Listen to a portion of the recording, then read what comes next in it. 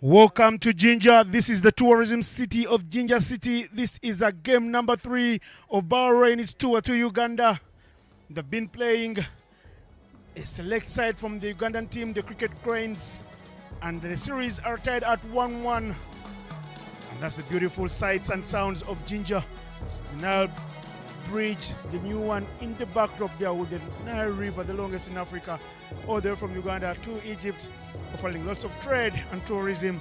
And that's the site of the Ginger town as you approach the school, famous for honing very big talents in Uganda, Ginger Senior Secondary School. Earlier on today, my mate Ivan Cyprian Sajabi was in the middle with the two captains Ali Haida and Rezat Alisha. And let's see what happened at the toss.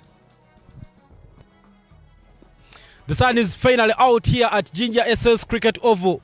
We are here for the final match between Bahrain and Uganda in the warm-up series. We shifted the focus from the T20s, and today we shall be having a long-format game, a 50-over game to be particular. But the game has been reduced because of a delayed start. Finally, we are here for the toss. I have the two captains right here with me. Rezat Alisha, the captain for Uganda. Haida Ali, the captain for Bahrain. And the third of the day, Simon Chintu. We are here for the toss. Simon, please hand over the coin.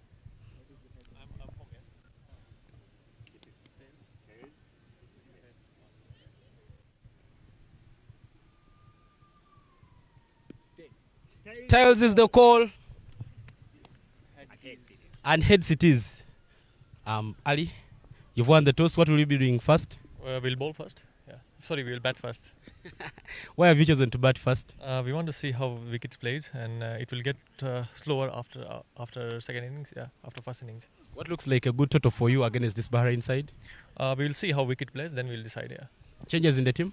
Yeah, we have a couple of changes. We're resting our bowlers, and we'll. Yeah. Thank you so much, Ali, and all the best. Thank you so much. Thank you. Ali, if you're doing the toss, what are you going to do first? Maybe I bat first. Maybe it's 3 days already, 1 wicket use. Maybe little low spin, but it's no problem. Is the task is losing. Maybe second time. Maybe. Now that you have to bowl first, what is the plan? Maybe is a plan is maximum 190s out in Uganda team. Any changes in the team? Maybe is a 2 changing. Is Ali Daud is an injury, little injury. Maybe is a rest, and Sachin in, and 1 batsman change. Umar Imtiaz not playing, and Junaid Aziz is playing. Thank you so much, and all the best. Thank you, thank you. Well, ladies and gentlemen, you've heard it loud and clear, and the news coming from the center. Uganda has won the toss and elected to bat first. You heard it all from Ivan Sajabi in the middle with the two captains, Rezat Alisha for Uganda, and from the Kingdom of Bahrain, those guys will be out there in the middle. Ali Aida's guys, the team that will be playing there, Shabazz Barda will keep wickets as if Ali is in the mix. Junaid Aziz will get a chance to play today, as well as Sohail Ahmed. They've been playing in bits and pieces. Ahmed bin Nasir has troubled Uganda with his fielding and his catching and the bowling, well as Imran Javid Anwar shined with the bat, was also good with the ball, is in the mix, as well as Sachin Kumar and Rizwan Bat. Imran Khan in there, as well as Abdur Majid Abbas. One man missing out from that team for Bahrain is Ali Dawood. Gone for an MRI scan in Kampala. Hopefully he'll be fit for the tournament. And now let's look at Team Uganda playing today.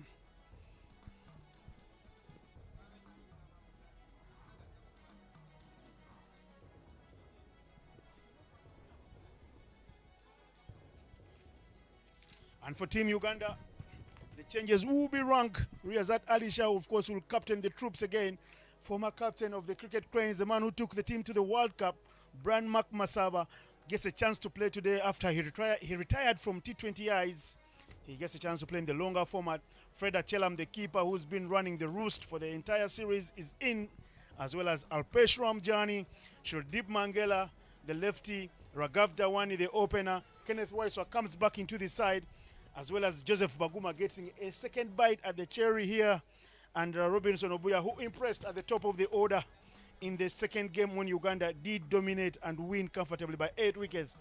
The National Crony, he loves to hit a long ball. He won that game for Uganda with a huge 6 into Kampala Road, is in the mix. And there are a couple of local boys in the mix.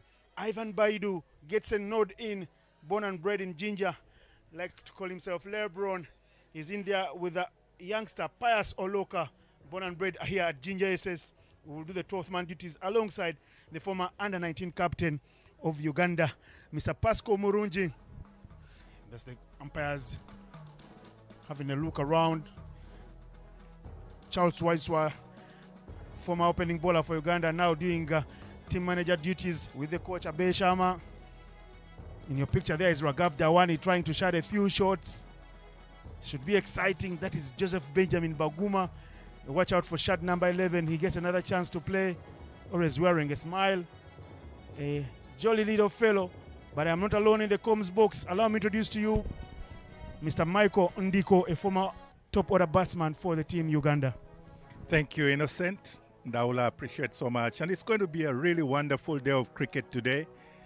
You mentioned Robinson Obuya impressing on Tuesday with the opening bat, and I guess he was already having a dress rehearsal for today's game. A little longer version, yes, reduced overs, but he will come in to open the batting together with Raghav Dhawan.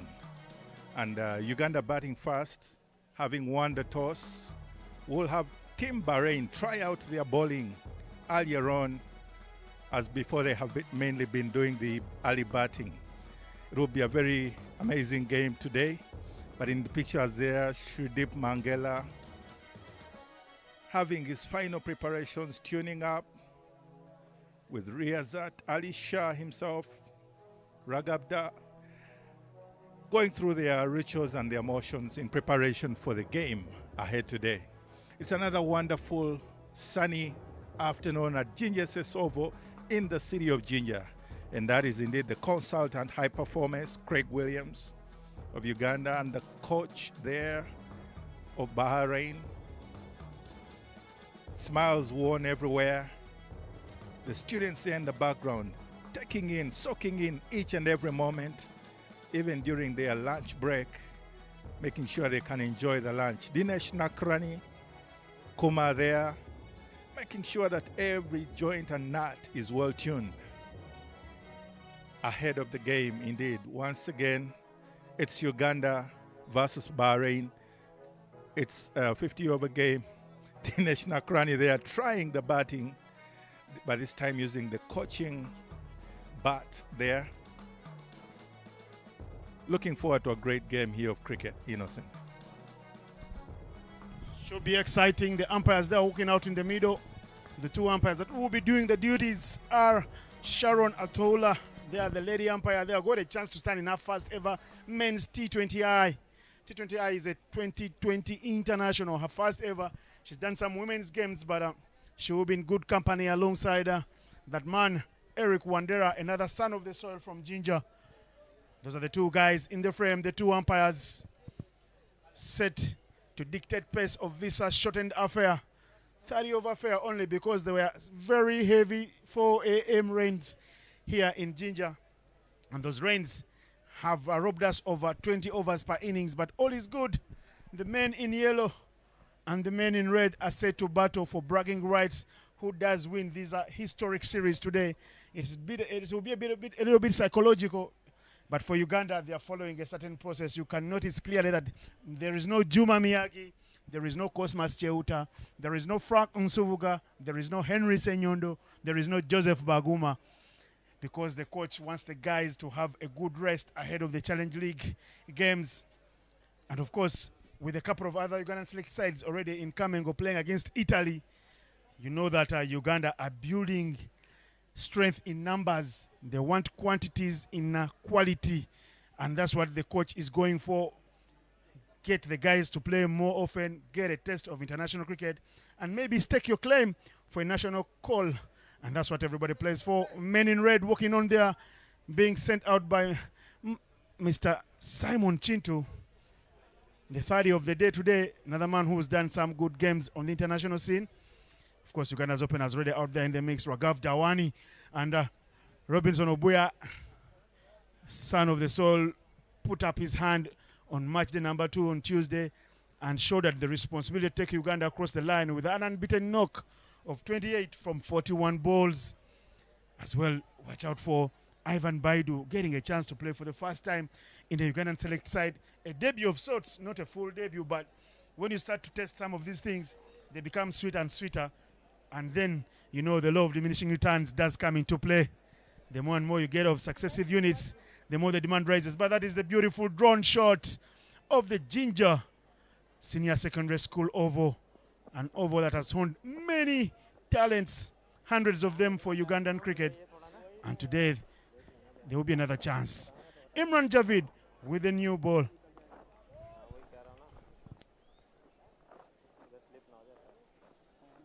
You know, Innocent, always interesting dynamics when you have a shortened game.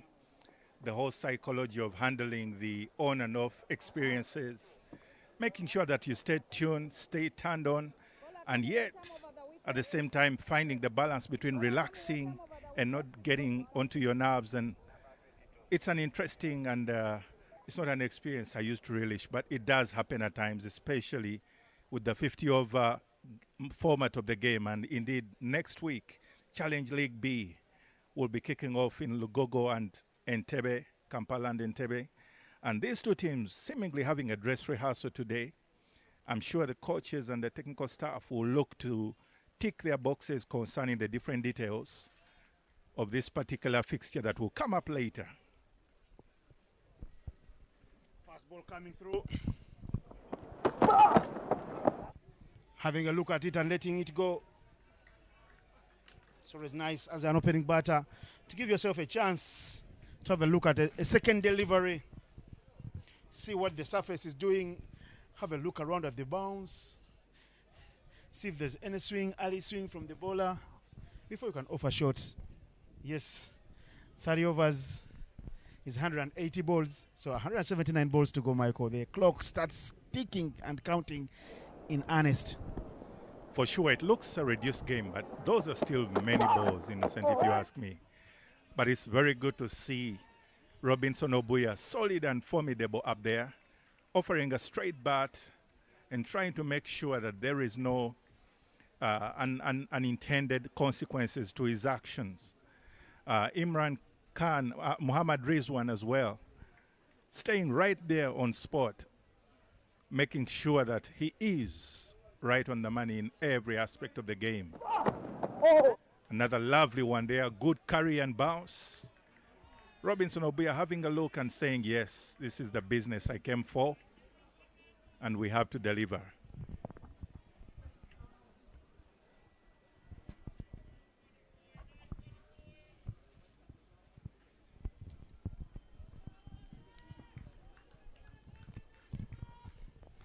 Sun has come out nicely.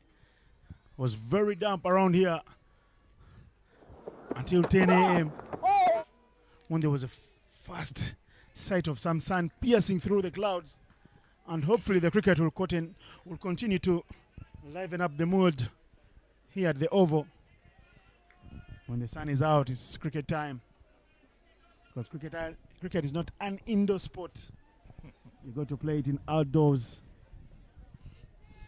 Good seam movement there from Muhammad Rizwan. A hint of outswing there, but Robinson Obuya equal to the task.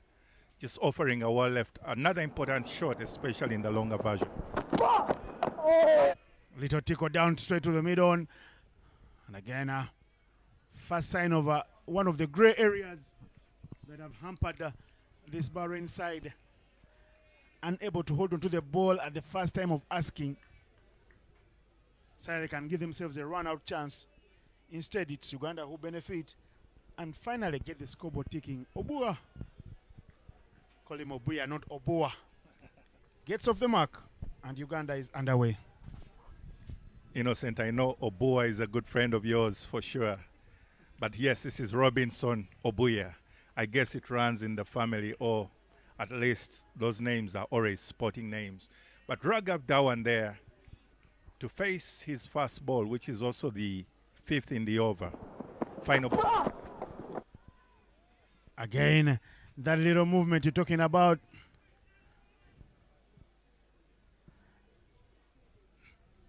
First over is done and dusted. The score is 1 for no loss.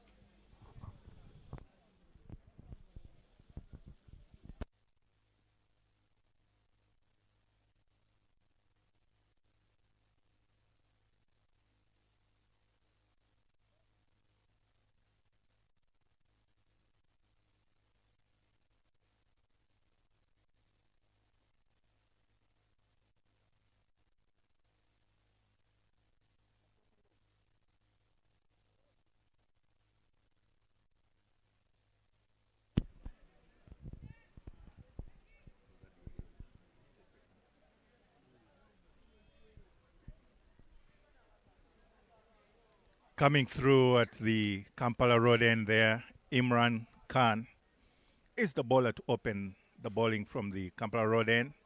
An exciting and quite disciplined bowler there. Of course, today, Bahrain missing out on Ali Dawood, another interesting and wily bowler. Great pull shot there by Robinson Obuya. Fast ball off Imran Khan.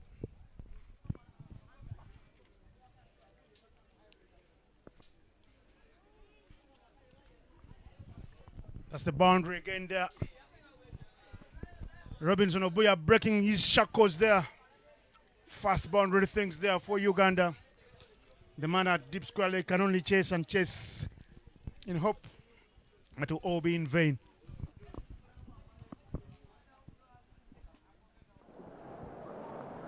Imran Khan again dragging it a little short. The ball shot early on in the power play. You're asking the batters to play many shots. If you keep it straight and simple and ask them to play with a straight bat, that's the way to go about business. Looks like Imran Khan is trying to experiment on the bounce of the wicket, probably trying to see how much pace he can generate. Better ball, better line from Imran Khan.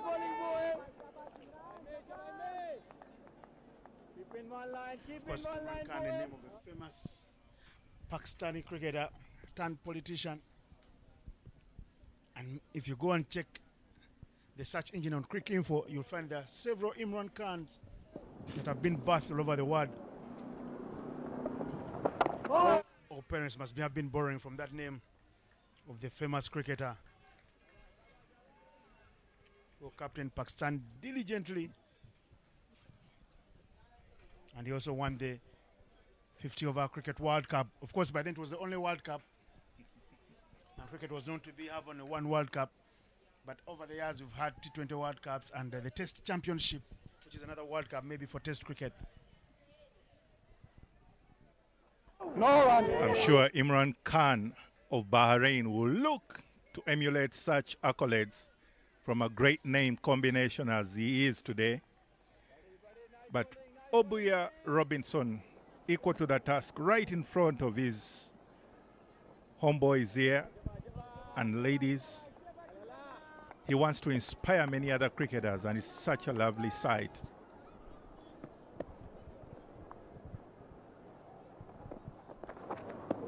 That one rolling all the way to the keeper. Keeper going for the long barrier there. Shabazz Badar does very well to keep it out, not to concede any buys. End of the second over, 5 without loss.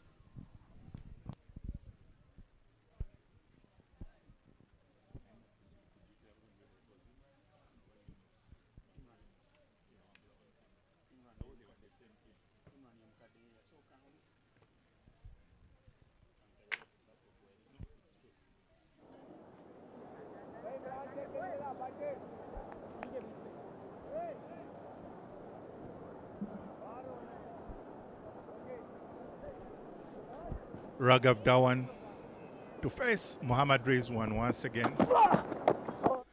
Very nice played round the square there. The call is 2 from Obuya. And if they run very, very hard, they'll get the 2 comfortably without much fuss. Scoreboard continues to tickle for Uganda, and that is the philosophy for Uganda.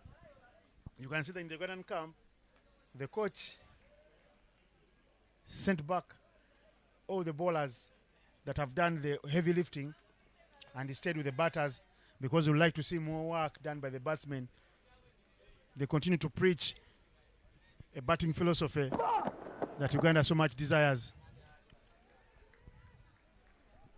That could explain why Riyazat Ali Shah, having won the toss, opted to bat first, especially in the reduced conditions where you would have thought there just might be something for the bowlers earlier on in the wicket, but it's good to see the psychology and the positive nature of the team Uganda to take on the challenge and the responsibility of batting early and looking to bat long.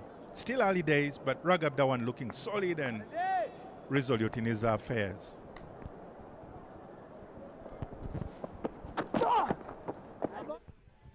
Lots of movement there. Raghav Dhawan shaping and trying to have a little glare at the umpire, asking, isn't that wide? But that's right in the corridor of uncertainty. Fourth stump line. You continue to ask the tough questions as a bowler. Bread and butter for the bowlers, especially in this, when it's a bit of the longer version. Every youngster is encouraged to bowl in that fourth stump line and let the batters answer the questions. Very good right in line and length there, but Raghav Dhawan offering an open blade, rolling it down to gully position for no run.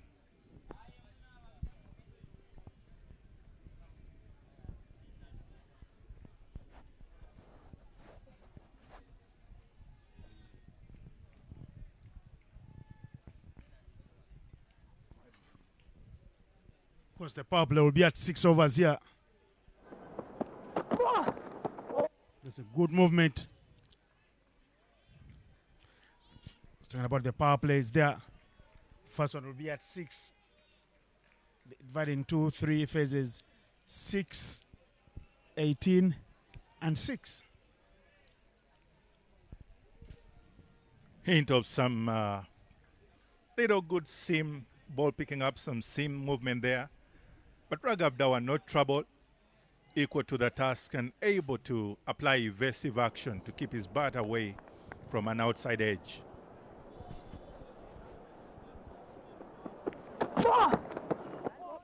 More good movement there.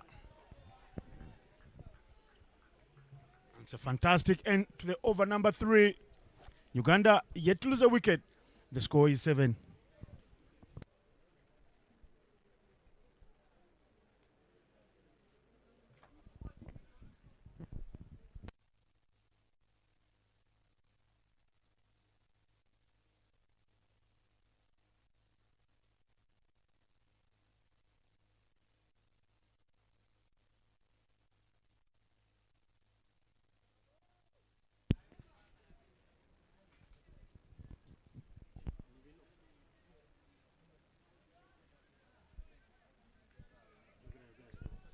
Good to see Hyder Ali wearing his smile with a bit of concern, but a smile all the same, trying to put together the field set very well, marshalling his troops to try and get an early breakthrough. But Robinson Obuya and Raghav Dhawan are looking to do their responsibility, the required of them, just batting through in this process of time.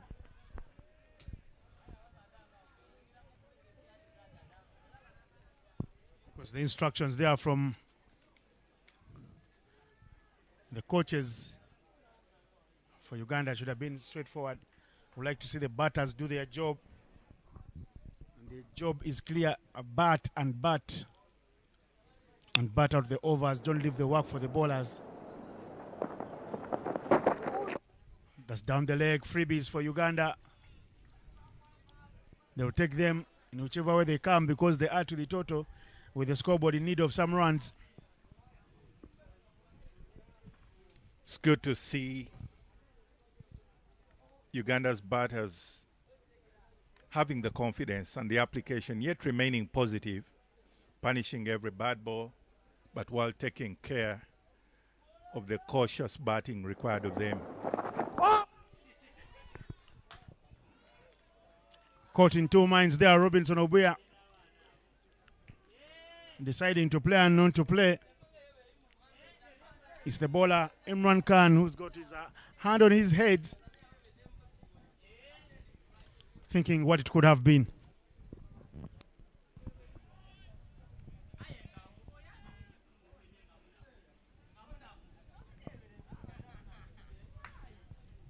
Imran Khan steaming in again.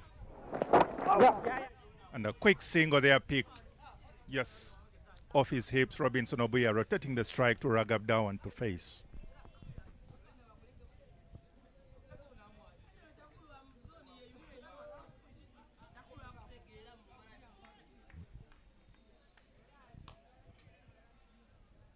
Many Ugandan fans would love to see these two build a partnership and, of course, get to know each other better in terms of building up a camaraderie at the top. Touch and go. Obuya pays back the faith from Radawani, who helped him get a single quick one last time round. And they sneak through almost silently without even calling each other, just a little stare at each other and they're off. You know, you speak of the camaraderie and just the whole chemistry between this partnership. It seems to be building up very well. You could notice right from the build-up tournament for Challenge League A, where Papua New Guinea was in Entebbe playing against Uganda, Raghav Dawan and Obuya. Another very good one there with solid defense from Robinson Obuya. Innocent, as I was saying, that between Robinson Obuya and Raghav Dawan, they seem to have struck up a deal that they need to begin to become the new top order. Remember, at the moment, Simon Sesazi, he's playing against Italy on behalf of Uganda A. So yes, some bit of call and caution there at the top order. But this partnership seems to be building up. Chance for a run out. It was hit straight to the fielder. The two thinking the diving effort would be in vain. Only they survive. Ball thrown to Dawani's end. That's the run out chance again. Hit straight to the covers. What a superb effort in the field from that man, Asif Ali. And Uganda will start thinking a bit. We need to be a little bit more cautious. With the run rate at now 2.75, the score is 11 for no loss after 4.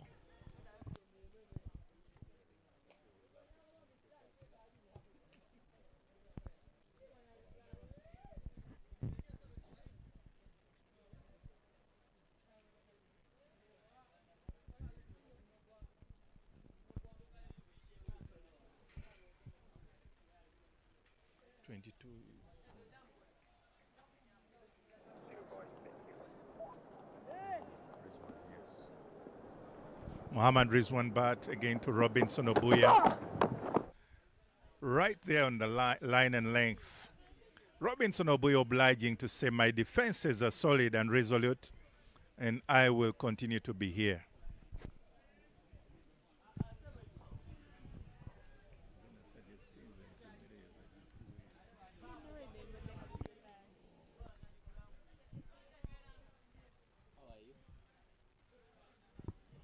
Obuya.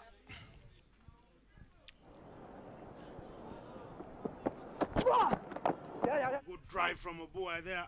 No power whatsoever. It's just the precision, the timing, inch perfect. And as it right to the boundary, yes, finally it wins the battle to the rope. Beautiful, straight, trademark shot there to give Obuya some little confidence.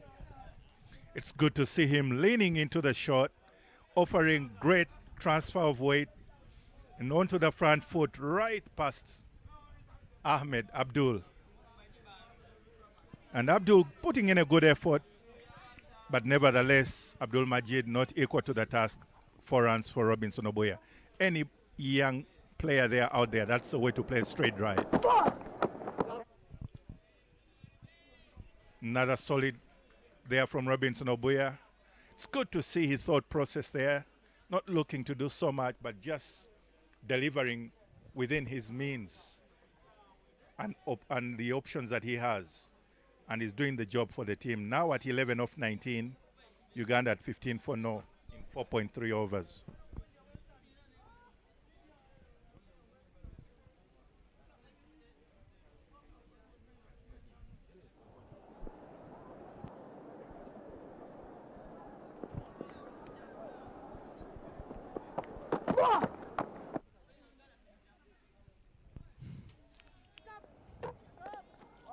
Good fielding effort there from Bahrain.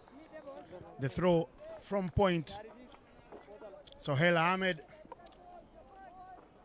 coming to the side.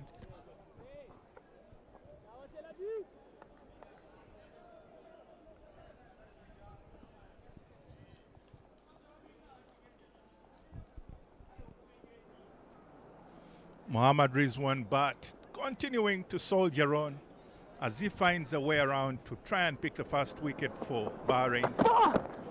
Robinson Obuya, equal to the task, just playing a wall left, a very good shot to be offered, especially in this longer version.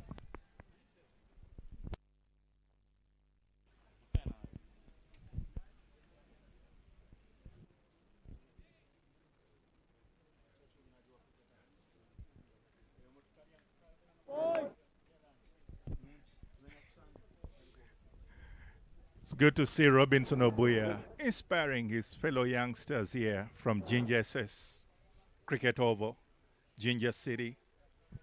Muhammad Rizwan just trying one or two psychological approaches there, taking his time. Robinson Obuya equal to the task, picking another single, nudged off his He wants the feet, second. and Robinson he Obuya. runs for two comfortably. And that makes a very interesting picture there, because the first run has always to be run fast, as any coach would tell you. But Uganda at 17 for no after 5 brings us to the end of that over.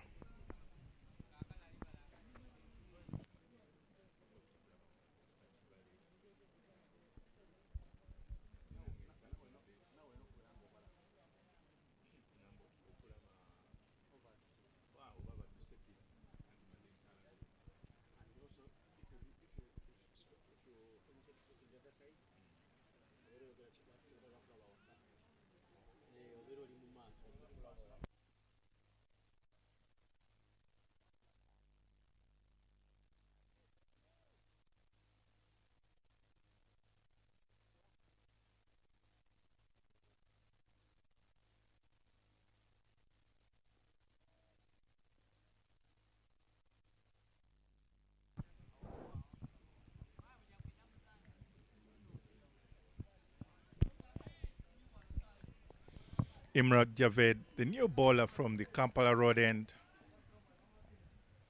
He'll have to redo that ball. But a change in bowling there.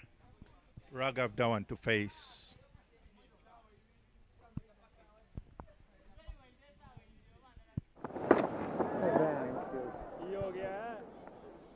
Second shy at it. Still the ball remains behind.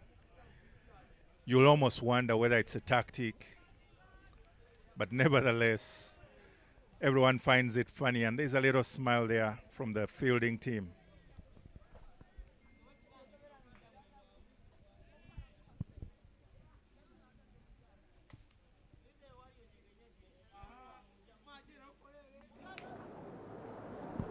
Javed now, first legal delivery.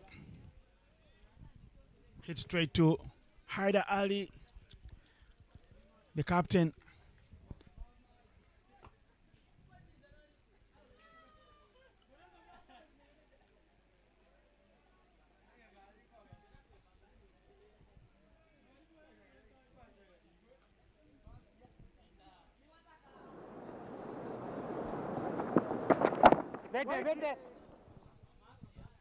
No run whatsoever there.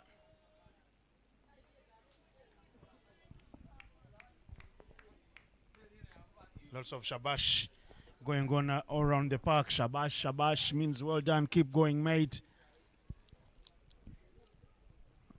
Because the Ugandans are getting a grasp of some Urdu. It will be famous if you're a cricketer.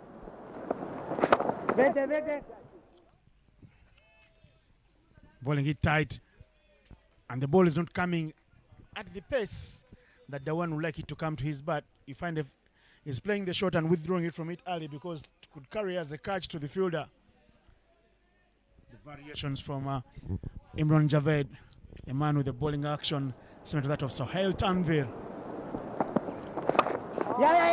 This time he hits it non-straighter, round a bit from Haider, the skip of Bahrain, and Uganda are able to get a quick single. You know, you mentioned the characteristic Sohail Tanvir action. It seems to give the natural variation, because some balls will tend to come a little later. But yes, Raghav Dhawan equal to the task indeed, picking that through the gap for another quick single. And Robinson Obuya is equal to the task, observing, gesturing there about the variation of the slower one back over the arm.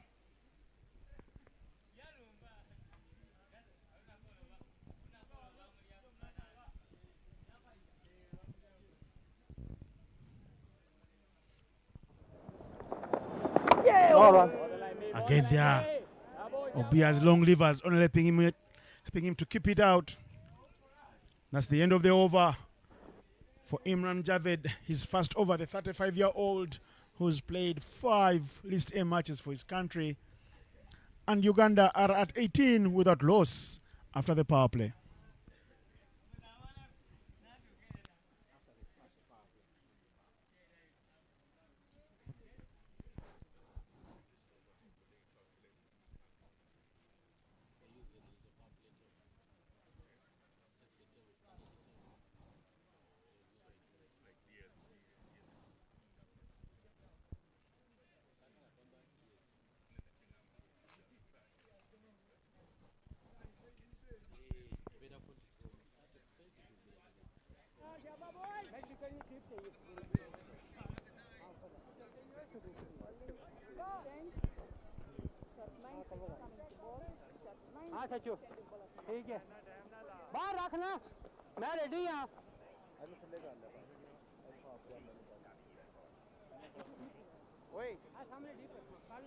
Abdul Majid will be the bowling change from the school end.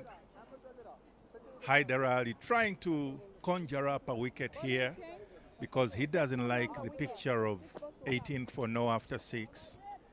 Yet it would feel like they are doing quite a good job already. But remember, Abdul Majid was getting some good overs in on Tuesday, including a maiden in the T20 International.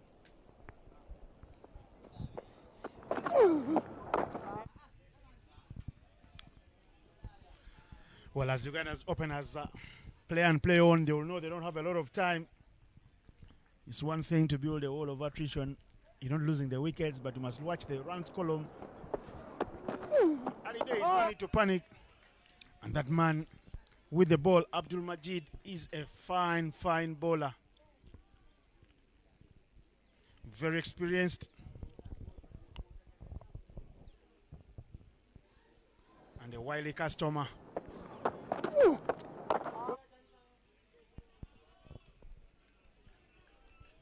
Raghav Dhawan equal to the task for the moment, but he is more concerned about rotating the strike, as clearly he is asking Robinson to try and be more proactive, ready to pick a quick single. Because Abdul Majid, very, very experienced. He's 32 years old. He's played in the Pakistani District Cricket League there, where a couple of these players have played. Creates room and then punches it down. Will they get two? No, it will only be one because that man, Imran Javed Anwar, picks it up well nicely. Chips in a quick throw. Our own Riyazat Alisha has played in the same team with Abdul Majid back in Pakistani. Alisha, of course, still a teenager then coming through the ranks. And that's the experience of the man. He knows how to have a good grip of the ball. And those guys, the Bahraini team, will be hoping for many things from him on the sweet turning wickets of Uganda when the Challenge League does start. He has the ability to single-handedly win you a match.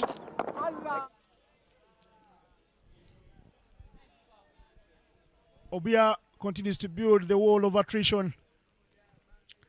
And the score is 19 without loss after 7.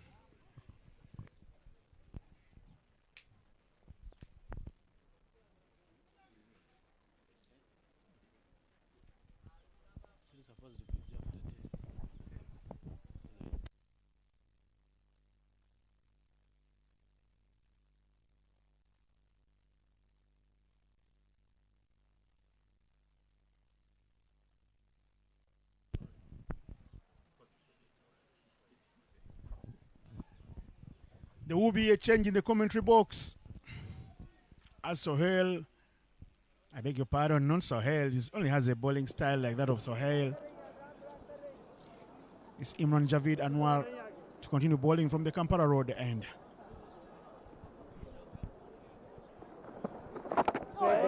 First one in the block hole. And allow me to introduce for the first time in the match. You saw him at the toss. If you missed, you can rewind your stream and watch that beautiful toss where Rezat Alisha won and called to bat Ivan Cyprian Sajabi. Welcome to the comments box. Thank you so much, Innocent. I'm very happy to be here yet again. Well, at the toss, the captain for Bahrain, Haida Ali, said that the limiting Uganda to a total of about 190 runs will be chaseable for them. Currently, the projected score for Team Uganda is only 81 runs as they are moving at 2 every over. Whether it's a point of concern, but early days here at Jinja Secondary School Cricket Oval. Of course, the philosophy and the idea for Uganda would be that they would like to have a lot of firepower at the back end of the innings because they know they have the ability to explode. He plays it with a nice little flick over the top and beats everyone in the inner circle. The welcome boundary comes for Uganda. Trying to release off the pressure, Raghav Dawani, a very beautiful looking shape of shot there. Managing to get a boundary for Uganda. Look at the way he just flicks it off the pads. Catch him was the call, but that was way, way away from the fielders. Boundary for Team Uganda to keep the scoreboard ticking.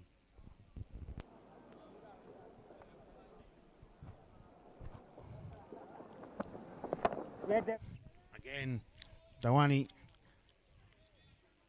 trying to be sensible. He just got a boundary.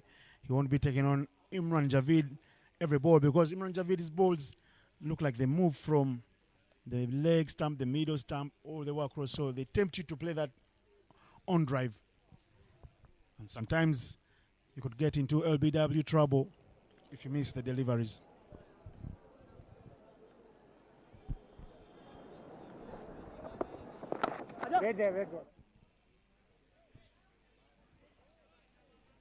Back-to-back dot balls there for Javed, showing his strengths after going for a boundary. Bahrain trying to put up a show in this game. They are trying to be more clinical compared to the way they fielded in the last T20 match. And they are keeping things straight here for Uganda. Beautiful delivery, beats him hands up. Beautiful end to the over for Imran Javid Anwar. His 2 overs have gone for just 5 runs. And the score for Uganda is 23 with a loss after 8.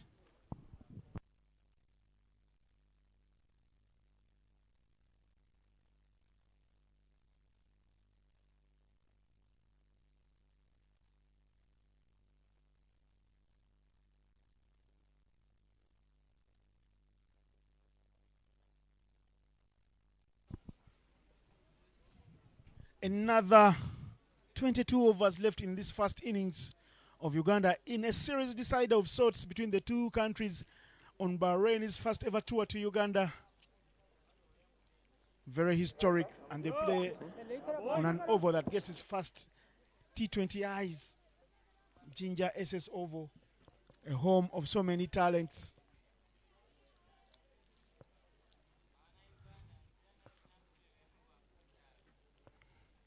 Or beyond strike to face the left armour, Majid Abdul. Nice little flick there from Obuya. Dawani asking him if he'll have a second. Obuya has no real interest in that one. Bia Robinson trying to look for that gap backwards of the square.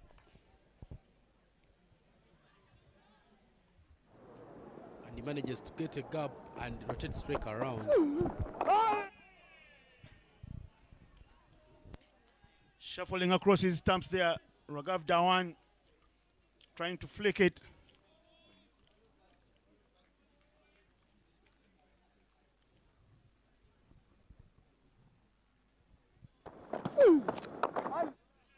Again, no runs whatsoever. And mean bowler Abdul Majid doesn't go for many.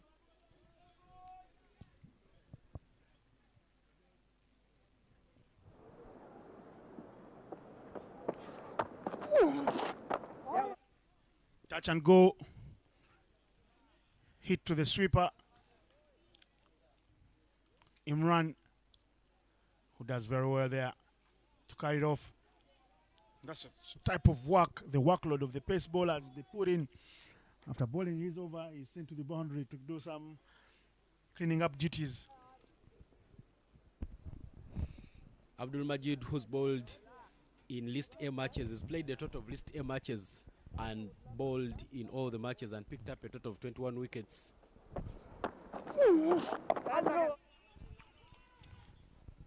Obuya, quick to send back his partner to his crease. He's worked so hard to play 9 overs till now and doesn't want to fall for a run out. The worst dismiss of a set batsman.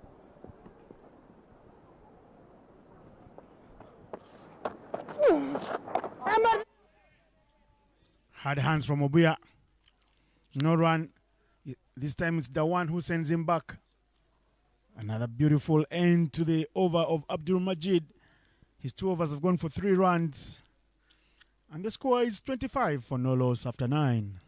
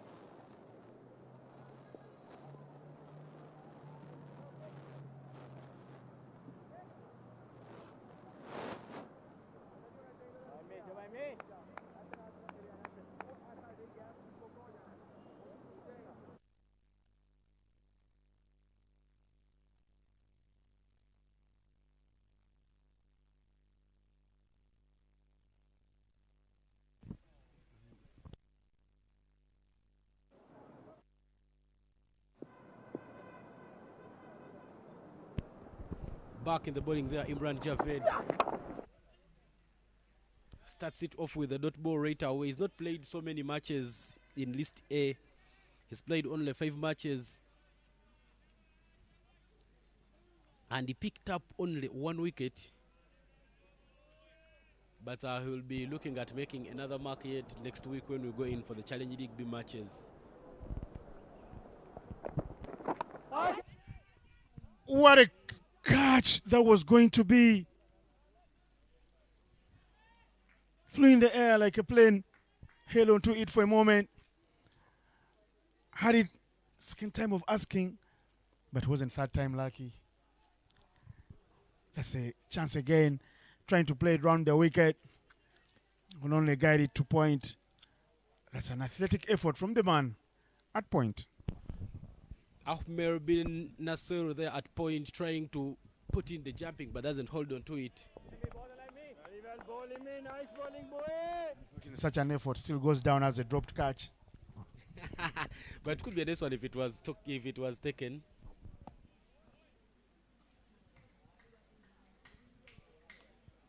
Imran Javed trying to bowl those balls that are trying to beat Robinson Obia. Some leading edges coming off Robinson Obia's blade.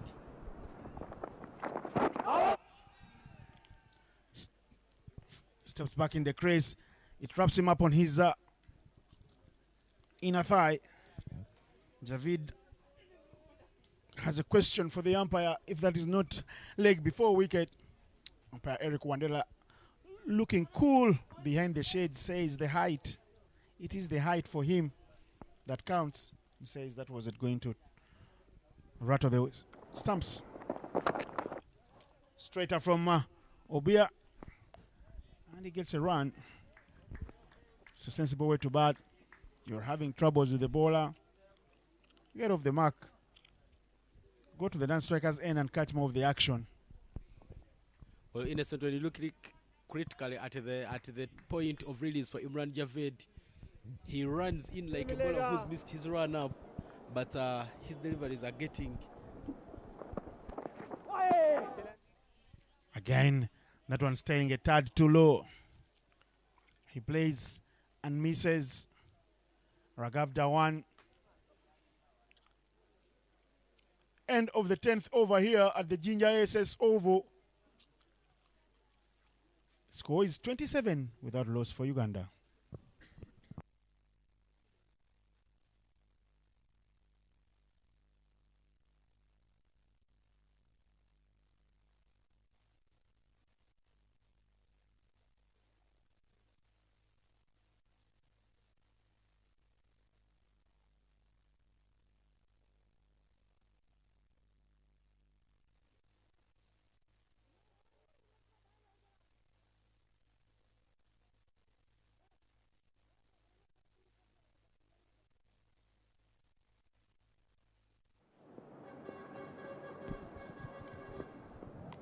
Here is Majid Abdul.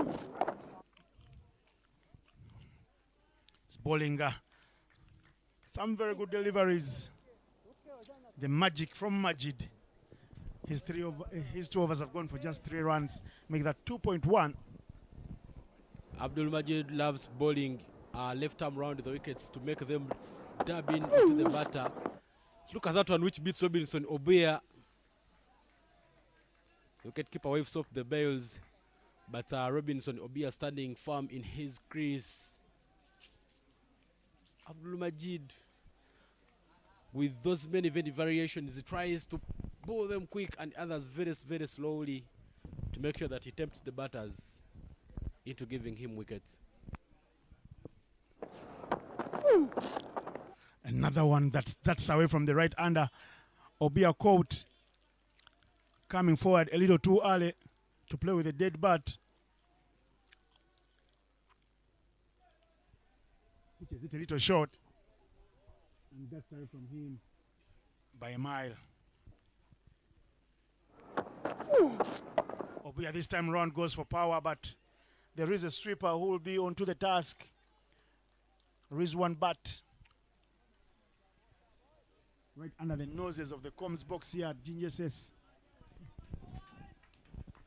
Well, Obuya Robinson has brilliantly executed playing an off drive, and he's been using it as one of his scoring areas. But at 28 in the 11th over should be a point of concern for the batters of Uganda.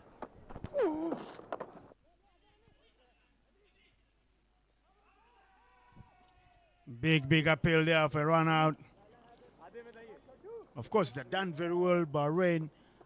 You've got to give them a little more credit than they deserve at the moment, only because they don't have a wicket. But by denying Uganda many runs up front, they are making sure they have something to work with when Uganda try to explode at the back end, because you could come in and try to step on the gas and then you misfire. Again, it's that line that has troubled Uganda's batters, from Abdul Majid, whose figures continue to impress. 3 overs bowled for now, 4 runs on board. It's 11 overs gone. The score is 28 without loss.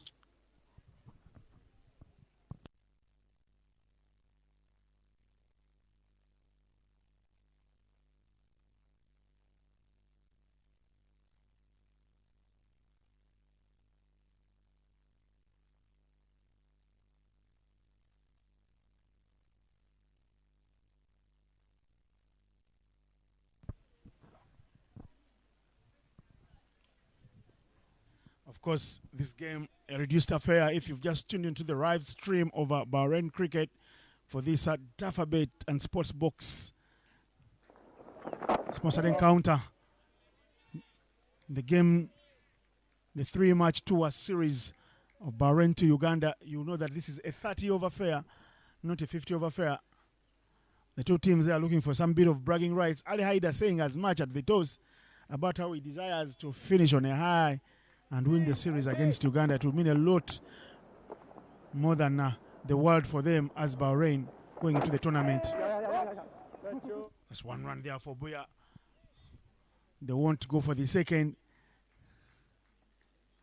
course, Bahrain doing a very good thing here, Ivan. They have denied the boundaries. And Uganda have got to work for every run. I would love to be a fly on the wall in the Ugandan dugout and sit next to the batting consultant there, Craig George Williams, from an Abian skipper, and listen to what the ideology is. When do they step on the gas? When do they increase the scoring rate? Or is it about playing out the 20 overs, the 30 overs for the two batters? Because there is a game to play and there is a game to be won. Again, good hands, good flicks. That boundary is just 4, but will feel like a 9 for Uganda. It's been a long time coming. And they managed to get one here thanks to the good wrist work there of Raghav Dhawan. It's the second time we are seeing Raghav Dhawani play the same shot against Imran Javed. Ball it to the pads and I flick it to the onside to pick up a boundary. Raghav Dhawani trying to step up there for Team Uganda, making sure that he keeps runs coming. Uganda now cross the 30 runs mark. Raghav Dhawan at 15 of 31, Robinson Obia at 17 of 38. Very, very brilliant there, Raghav Dhawani. In the entire series, he's been in a very good shape and he's been getting runs for Team Uganda.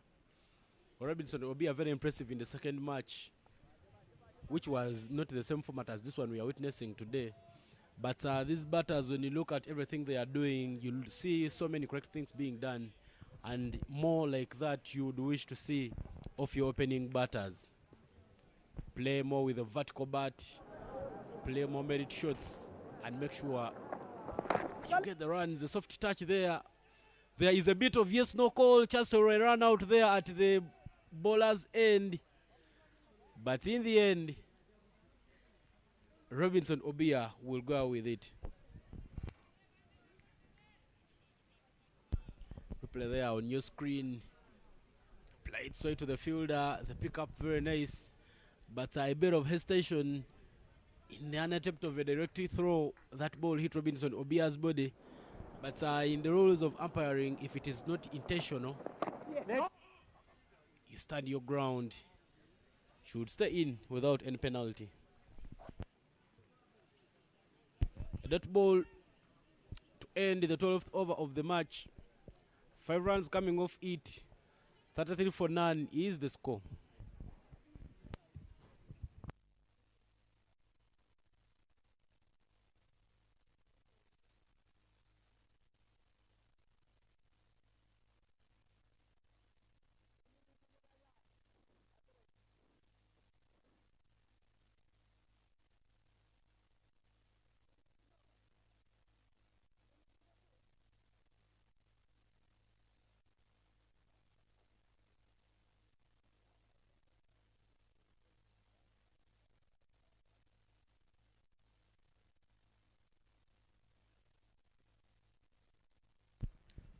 At this moment, Bahrain will take a change in the bowling attack as Sachin Kumar comes in to replace Abdul Majid from the school end.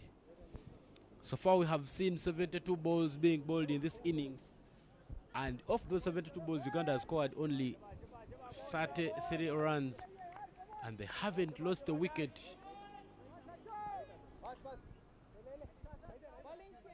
Bahrain using all the 4 fielders outside the circle. Extra covers, long on and long off, and deep mid wicket, trying to make sure that they keep hunting for a breakthrough.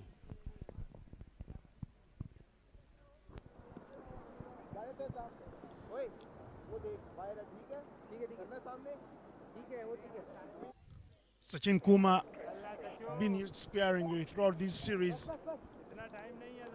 He replaces Abdul Majid from the school end. Obia just sitting back in the crease a little longer and using power to hit that one to the sweeper. Of course, the boundary here being manned by that man. Shot number 22, Rizwan Bat. He's done the job from over number 5.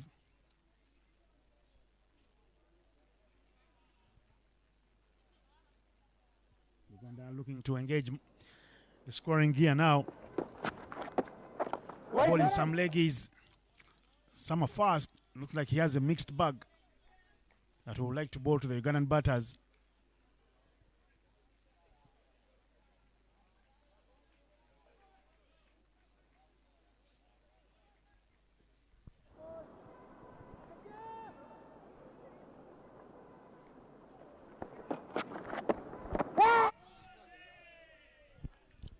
There is Raghav Dawani for you. Fast sign, fast shot played out of anger.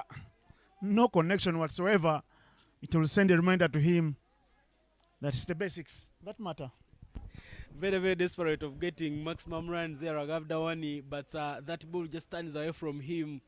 He tries to improvise and go hard for it, but doesn't get any evidence. Well, there is a subsequent field change as another man is introduced at Cow Corner area on the onside to try and make sure that protects the boundary and does the sweeper work for Team Bahrain.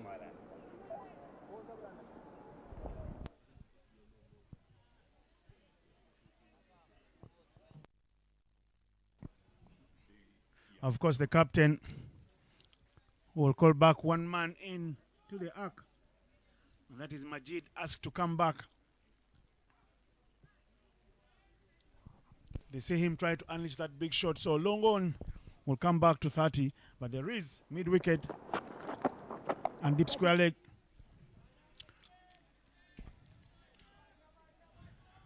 Going for a lot of power here. The deft touches would do a lot better for Dawan, who is on 15 from 37, scoring at less than 50%. His strike rate is below 50.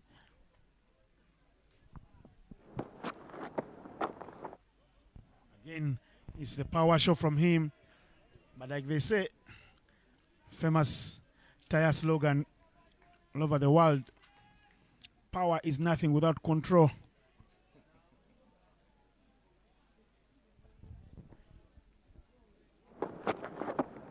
Dragging it short, asking him to unleash the big shot. Raghav Dhawan doesn't get the middle of it, but it rolls and rolls, but a fine stop there from Majid Abdul to cut it off. Uganda only get 2 to the total. And Sachin Kumar starts well with 3 of his first over. The score is 36 for no loss after 13.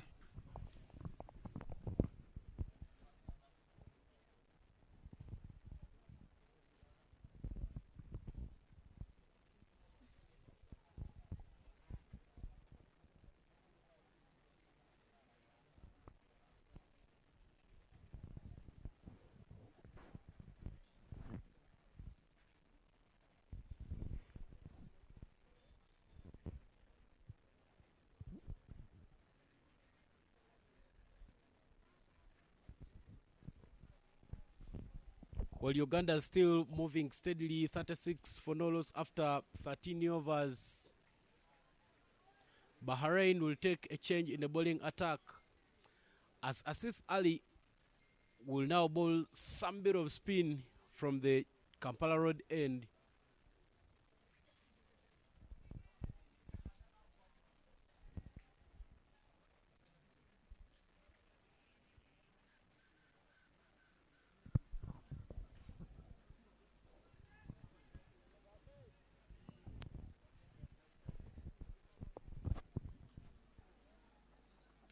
Obuya goes for power, will hit that one straight to the dugout of the Bahrain team. Was dragged short, asking to be hit. Obuya loves to feed off these because he's got them big muscles to power such short deliveries to the boundary. Well, Asif Ali, who is just yet to make a debut in the List A matches, bowls that one very, very short. And Obuya Robinson leans back into his crease to make sure that he gets enough bat onto it. Scores a very good boundary there for Team Uganda and puts the total to 40 for none after 13.1.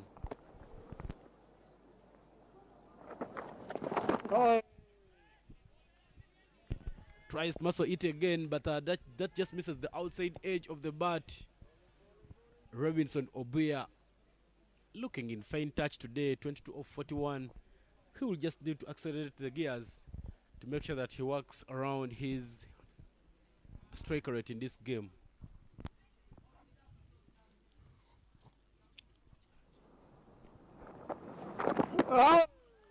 Scoring slightly just above 50.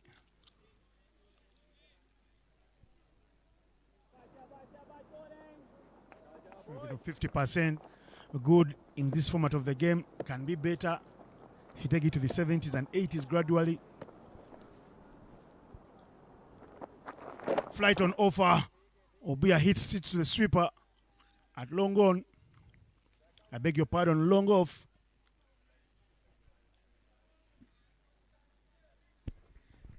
Well, Innocent looks like that ball was there for the hitting, but with his big muscles, Robinson Obia just didn't get enough baton to hit. Nevertheless, he rotates straight to make sure that Raghav Dawani takes guard. Their protection on the yon side of the pitch sees a man standing at deep square leg to see if Raghav could fall for the trap. Of course, they run very quickly there. Obia is quick onto it. The keeper doing very well there. Shabazz Badar to react and get the ball that deflects off the stumps quickly, because Dawan and Obuya were looking to scamper through for another second.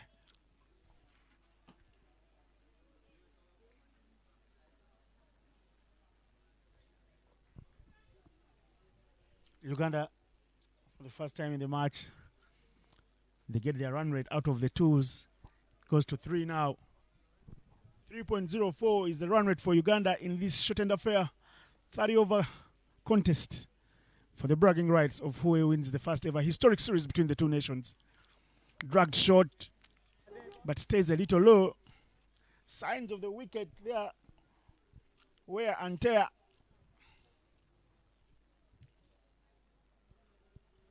It is the end of the 14th. 42 without loss for Uganda.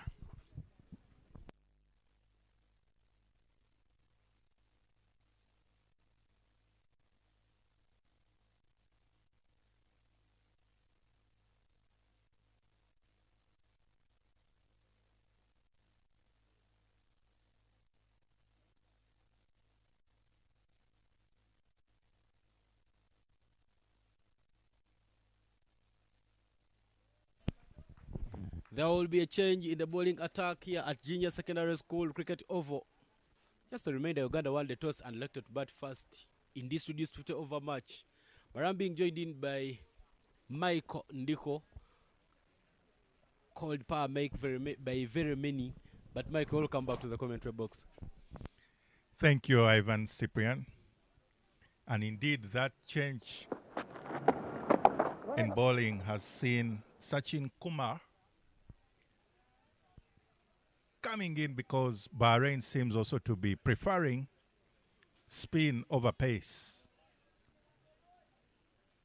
But Uganda's two batters continue soldiering on in trying to pile a respectable total. Ivan, what would you think would be in the mind of Uganda's batters? What would be their projection? Well, they have brought in Bahrain has brought in slow bowlers to try and make sure that tempt the Ugandan batters. That is full to the blade. Tries to put his hands there. A return powerful shot there from Robinson Obuya. Sachin Kumar tries to stop it, but just doesn't get hold into it. And Robinson Obuya will get a single. Ivan, that was quite a scary sight, as you almost thought Sachin's finger was gotten off that ball. I should have been a bandage off the fingers. A bit short, placed nicely there, cover area, and Uganda keeps runs coming onto the board. Well, Sachin Kumar has bowled very, very brilliantly. His first over went for only 3 runs, and he is back there to bowl. Better, of course, and there from the umpire. But I think all is well, and we are ready to continue the proceedings. Well, Robinson seems to send the message very loud and clear. He wants to tear the leather of the ball. But as Innocent would say, no one has ever done it. Another single there from Robinson. Well, these two have now tried to make sure that they keep this scoreboard ticking. As in the previous over, they managed to move from the required run rate of 2, and now it's 3.14. They're trying to make sure that they get runs on board for Team Uganda. Very full there to the pads of Ragav Dawani, who has been very, very strong on the onside. He flicks it off the pads again and picks up another boundary there for Team Uganda. Uganda will reach the half-century mark. Indeed, congratulations to Team Uganda. But Ragav Dawani, they are good balance and control, good transfer of weight, making sure that he just picks the gap and all the way through mid-wicket for 4. Great expression there from Ragav Dawani, who is now at 25 of 46, looking to up his scoring rate. That was full to the blade, and it is played straight down the track. There is a man, Abdul Majid, who collects everything and makes sure that Bahrain concedes only 2 runs, saving them a vital boundary. An expensive over there for Bahrain. 10 runs coming off it, and 52 for no loss is the score. The building partnership there, the first wicket partnership there between Robinson Obuya and Ragav Dawani. 52 runs off 90 balls. Ragav Dawani contributing 26 of 44, while Robinson Obuya has contributed 25 of 46.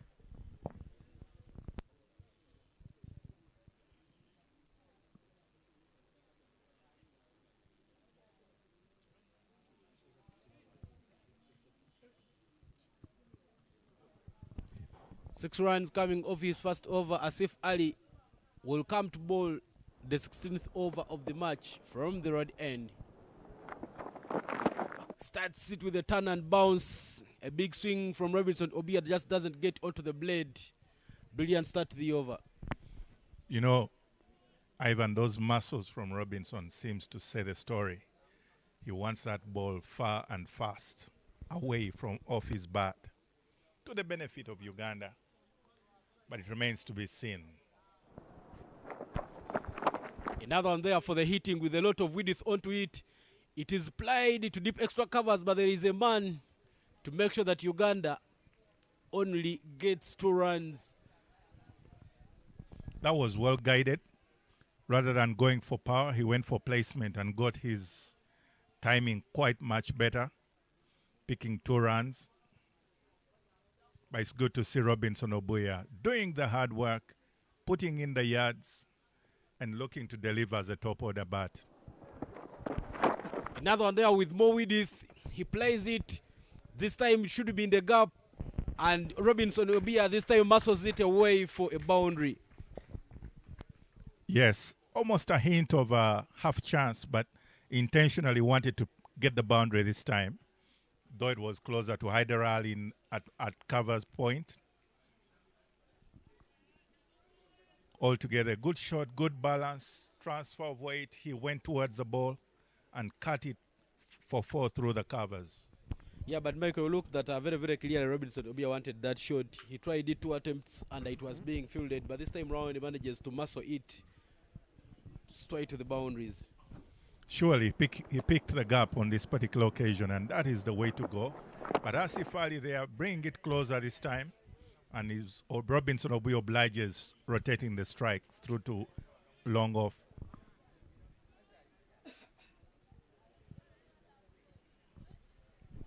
Ragav Dawani also with a chance to come to the party, as Robinson has crossed to the 30 end, to the right side of 30 this time concerning batting. Very, very full there, but not hit well. Ragav Dawani receiving a freebie, a full toss, but he just doesn't manage to get it over the ropes.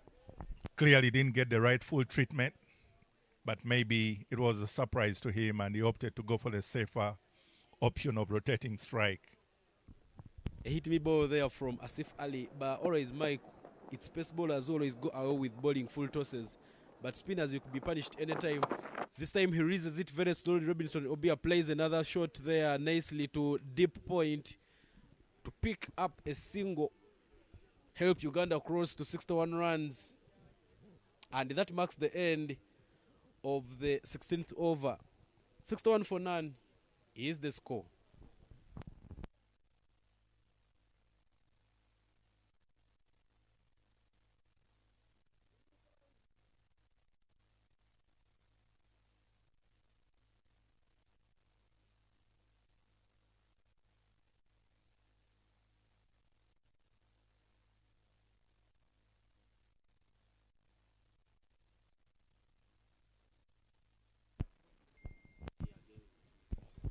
Pascal Mulungi there, seen in your frame, running very, very quickly there to the pitch to send in a bit of instructions. But there is a signal from the umpire confirming that we shall have the drinks break after this over. Well, Bahrain will take a change in the bowling attack as Sachin Kumar is replaced by the captain of the side, Haider Ali, a man who said that any score below 190 should be chasable for his side. We'll now get hold of the ball. You know, Ivan, you just have to love Haider Ali's attitude. He seems to always be the man that wants to get the job done. And today in particular, Uganda at 61 for no. You could say they are not cruising, but nevertheless, Haider Ali thinks he's the man to break this partnership. He is a brilliant all-rounder at the back of a half century in the most recent concluded T20. He starts with the short ball and Robinson Obia picks it up very nicely, sends him to the cleaners, scores the first maximum of the match. Loud applause all over the pitch as Robinson Obia plays a nice shot. Haider Ali trying out a thing or two there up his sleeves, but Robinson Obia equal to the task for the maximum. You just have to love this brilliant young man. He wants to get the job done too. Well, Robinson Obia just getting down the ball and he raises up with it. Muscle it away to deep mid-wicket. Nice looking shot. This one is short again. Robinson Obia flicks it to the off the pads down short fine. They are running very quickly for a couple, and in the end, they all get 2 runs. That's the way to run between the wickets. The first run has to be very fast, and that is accurately and succinctly done by Robinson, giving himself a chance for the double, and he's back on strike. He's chancing and favoring to take on Haider Ali, and he does send the message across. He's there to do the business as a top of the bat. Well, the first 2 deliveries from Haider Ali were a bit short, but now he's bowling it a bit full. That one trying to crumple him for room, but Robinson Obia tries to look for the room at mid-wicket, and he will keep the scoreboard ticking for Team Uganda, putting another vital single. It's building up into an interesting over for Team Uganda with already 9 of this over with 2 balls to spare. But Raghav Dhawan on strike, and he is observing and inspecting the changes in the field just to make sure he's ascertaining his scoring options. Raghav Dhawan on strike, 3 fielders outside on the onside, balls it quick, and Raghav Dhawan manages to patch it into the gap to deep mid-wicket, and they will only take a single. But when you look at the moments when Raghav Dhawan is on strike, there is too much protection on the onside, because he's been very, very impressive with flicking the balls off his pads in this game. As the saying always goes, that the subcontinent players will be very strong off their feet. I wonder, but it seems to be the truth today as well. But Robinson Obia there again, picking a quick single and opting to have a comfortable 2. And he's looking good, as in this over at least, Uganda again is on the 10 mark. A bit expensive there from Haider Ali. 12 runs coming off that over. This is the time. Has been the most expensive over so far in the innings, coming from the skipper. 73 for none is the score after 17 overs. A very short, and we will take a drinks break.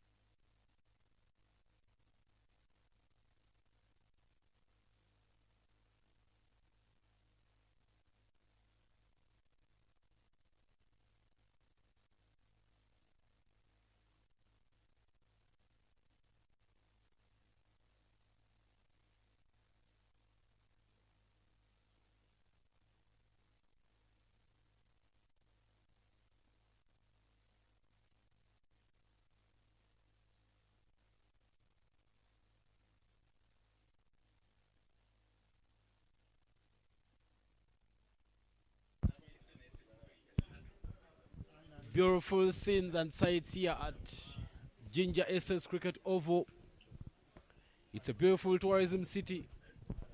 Back in the years as we were growing up, it was the most industrialized city in the country. But things changed as Ginger City was overtaken by Kampala City to become the most industrialized. We are done with the drinks break and we are back. Only 17 overs have been bowled, and remember, it is a reduced match. We are only remaining with 13 overs to complete the first innings of the game. It should have been a 50-over game, but due to a delayed start, that was as a result of a wet outfield following yesterday's night heavy rain pour. The game has been reduced to only 30 overs aside. Robinson Obia, who opened the batting alongside Raghav Dawani, are still in there for Team Uganda. Robinson Obia at 44 of 46, just 6 runs shy of a half century, while Raghav Dawani has 28 of 46. Mike, welcome back from the break. Thank you, Ivan. Welcome back too. As you saw earlier on, there are some students clad very smart in their uniforms, looking on pensively, expectant to see what their old boy would do in the middle together with Raghav Dhawan. But yes, Abdul Majid, the magical Majid, back into the fray. Balls it with some bit of width. Raghav Dhawan goes for power to cut it away, but there is protection at point to make sure that things are yet silent there for Team Bahrain. If I was the coach of Team Uganda, if I was Abey Sharma, this should have been the moment where I'll tell these two batters try and accelerate, try and make sure that they score as much as they can, because I have the resources in my dugout. I would agree, naturally, Ivan. But I'm imagining probably coach also is glad to see some good display of fortitude as well as prowess on behalf of Uganda's openers. So he may request them to do the job, yes, but not so much as it's okay to lose your wicket, because that seems to be the picture out there. But a quick single there between Raghav and Robinson. Fortitude and prowess can only be complemented by a victory. But if in Vine they don't give Uganda a win, many questions will be put on table, because surely we all play for victory. Beautiful there to the blade of Robinson Obia, straight to the fielder. I beg your pardon, straight to the bowler. But Abdul Majid, at 31 years of age, he can still put his body down to the ground to make sure that his country, the Kingdom of Bahrain, doesn't concede easy runs. Great diving effort there, and a show of also character from Majid. You know, I was thinking another very wonderful straight drive there, leaning into it. Robinson Obuya picks another single. But Ivan, I'm just thinking with Uganda's previous batting wars at the top of the order, and a bit of psychological affair there, because Uganda are playing against Italy, the other openers already out. So I'm sure the openers here in this Team Uganda will look to demonstrate that Uganda can have a top order that can bat for long.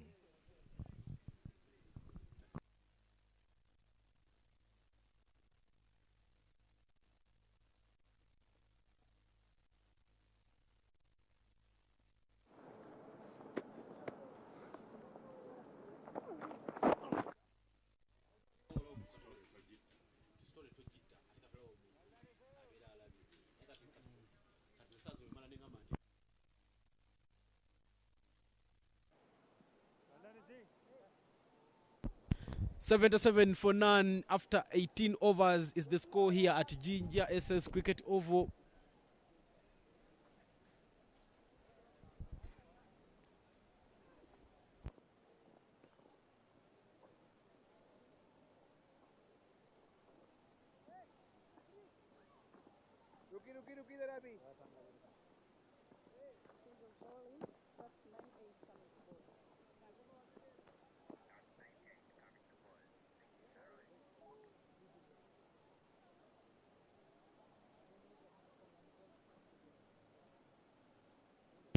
The beautiful sight of the Nile Bridge right here in this beautiful city of Jinja. The drone shot there, but the captain for Team Bahrain putting himself out of the attack. Imran Khan will replace Haider Ali from the school end. Imran Khan has 4 ball 2 overs in this match and only conceded 80 runs. So he will be coming in to make sure that he keeps dotting for Team Bahrain. Starts with 1 to the blade of Robinson Obuya. Robinson Obuya has brilliantly played the off drive very, very well, but this time round he just doesn't find it into the gap. The dugout for Team Uganda right in your frame. Brian Makmasaba, Pascal Murungi. They seem to be a bit relaxed. That laid back position seems to say the batters are doing a good job for the team. Nevertheless, the expectations are still high. Well, Uganda will need to make sure that from now on they are moving well in the game. They just need to make sure that they continue building the same momentum to make sure that they see off a victory, as this is the last match in this series between Bahrain and Uganda.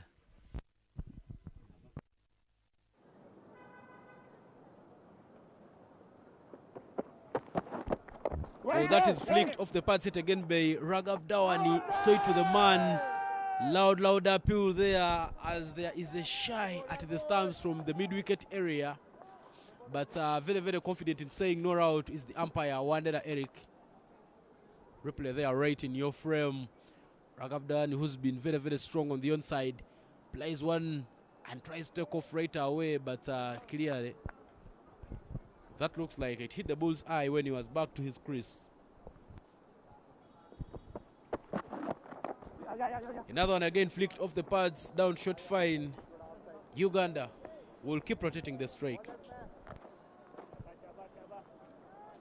It's good to see some little battles there ongoing. Imran Khan versus Raghav Dhawan and Obuya Robinson for bragging rights on who has delivered for the team. And Team Uganda quite satisfied with the display of the openers, but you seem to feel. And there goes the wicket. Robinson Obuya trying to up the rate altogether, just pulls it for an easy one to mid-wicket and is caught. Perishing trying to go for a big one. Well, Robinson Obuya falls 3 runs shy of a half century. He tries to muscle it up, but that just doesn't get enough bat onto it. Look at how he tries to create room, leaning backwards. That has been his skill, but this time round it hits the top end of the bat, straight to the fielder, and Robinson Obuya will walk back to the dugout. Uganda loses the first wicket. 79 for 1 after 18.5 is the score.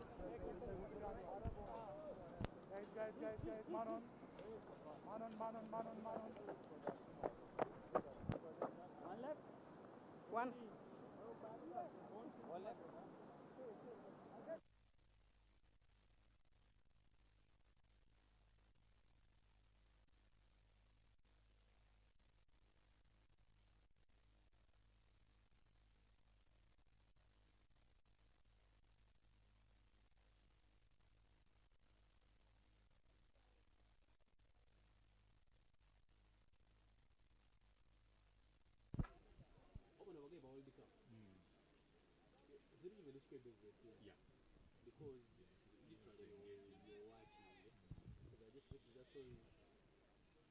Newman in for Team Uganda. Shurdeep Mangela, left-handed batter. He looked to be in a fine touch in the recent T20 match.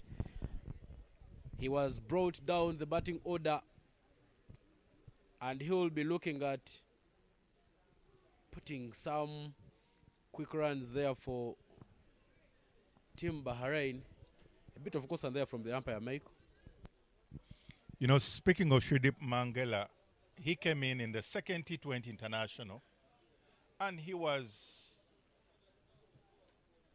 quite a prolific run getter as he partnered with Robinson Obuya, picking quick singles there and trying to get boundaries earlier on. So, yes, in the first game, he was came down the order in the batting order, but he's back to his one down.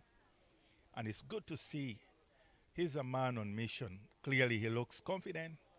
His body language speaks volumes about what he's about to do, and that is to bring joy to the hearts of many a Ugandan. A bit of interruption there, some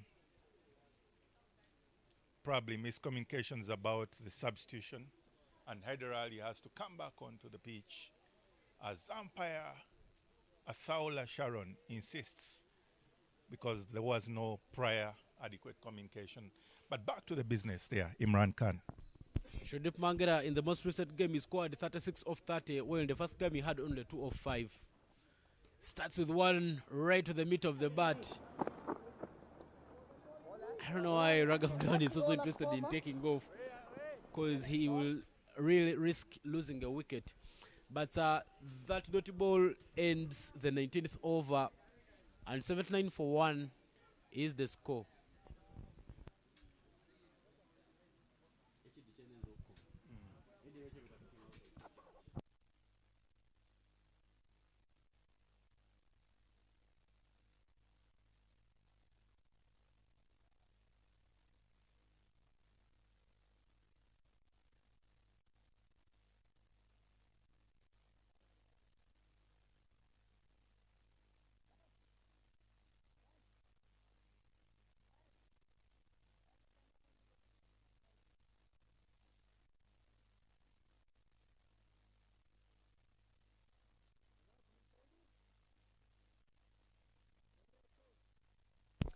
Well, Mayko, the most recent over there from Imran Khan, the 19th over, very, very economical, conceding only 2 runs and picking up a wicket for Team Bahrain.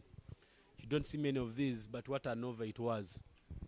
Little breakthrough there, you would ask.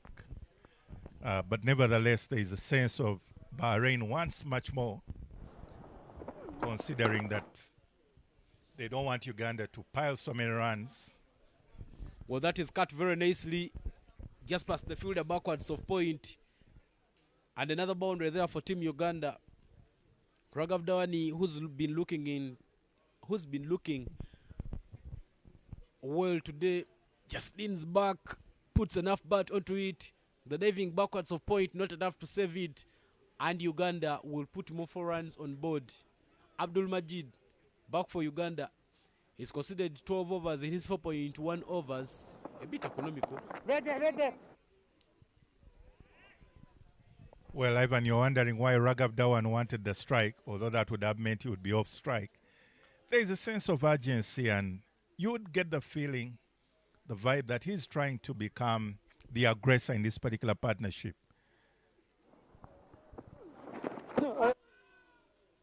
Very, very known for leaning onto that knee and going for the big hit. He did it often in the T20 matches, but at this time where Uganda needs to be accelerating the scoring rate and putting up the gears, he tries to get down but just doesn't get it onto his bat. But the shots that Raghav Dhawan is playing at the moment, he looks to be trying to up the gear. He cuts it again. A bit of hesitation between the batters, but in the end they managed to pick up a single. Ivan, you would imagine these two have a better understanding of each other in the middle in terms of their running. But yes, Raghav Dhawan, they are caught ball watching after an impressive cut shot, although he cut it while on the move. But yes, Abdul Majid still with very impressive figures of 13 of 4.4 overs. No wicket yet, but he's doing the business for Team Bahrain.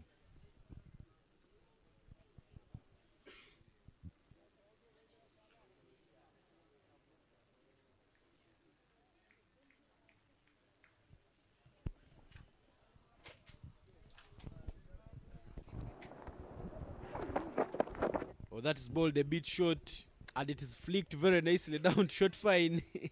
a bit of football techniques there. You don't see Ronaldo techniques often in cricket, but he just does very, very well, Imran Khan, to stop that one. I guess that's why many coaches have the football for the warm-up as well.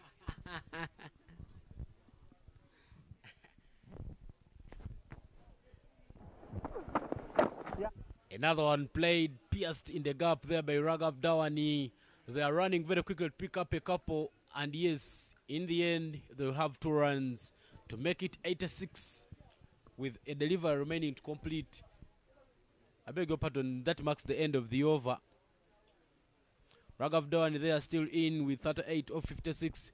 Well, Shudip Mangera has 1 of 2, and 87 for 1 is the score after 20 overs, and we are remaining with 10 overs to complete the first innings of the match.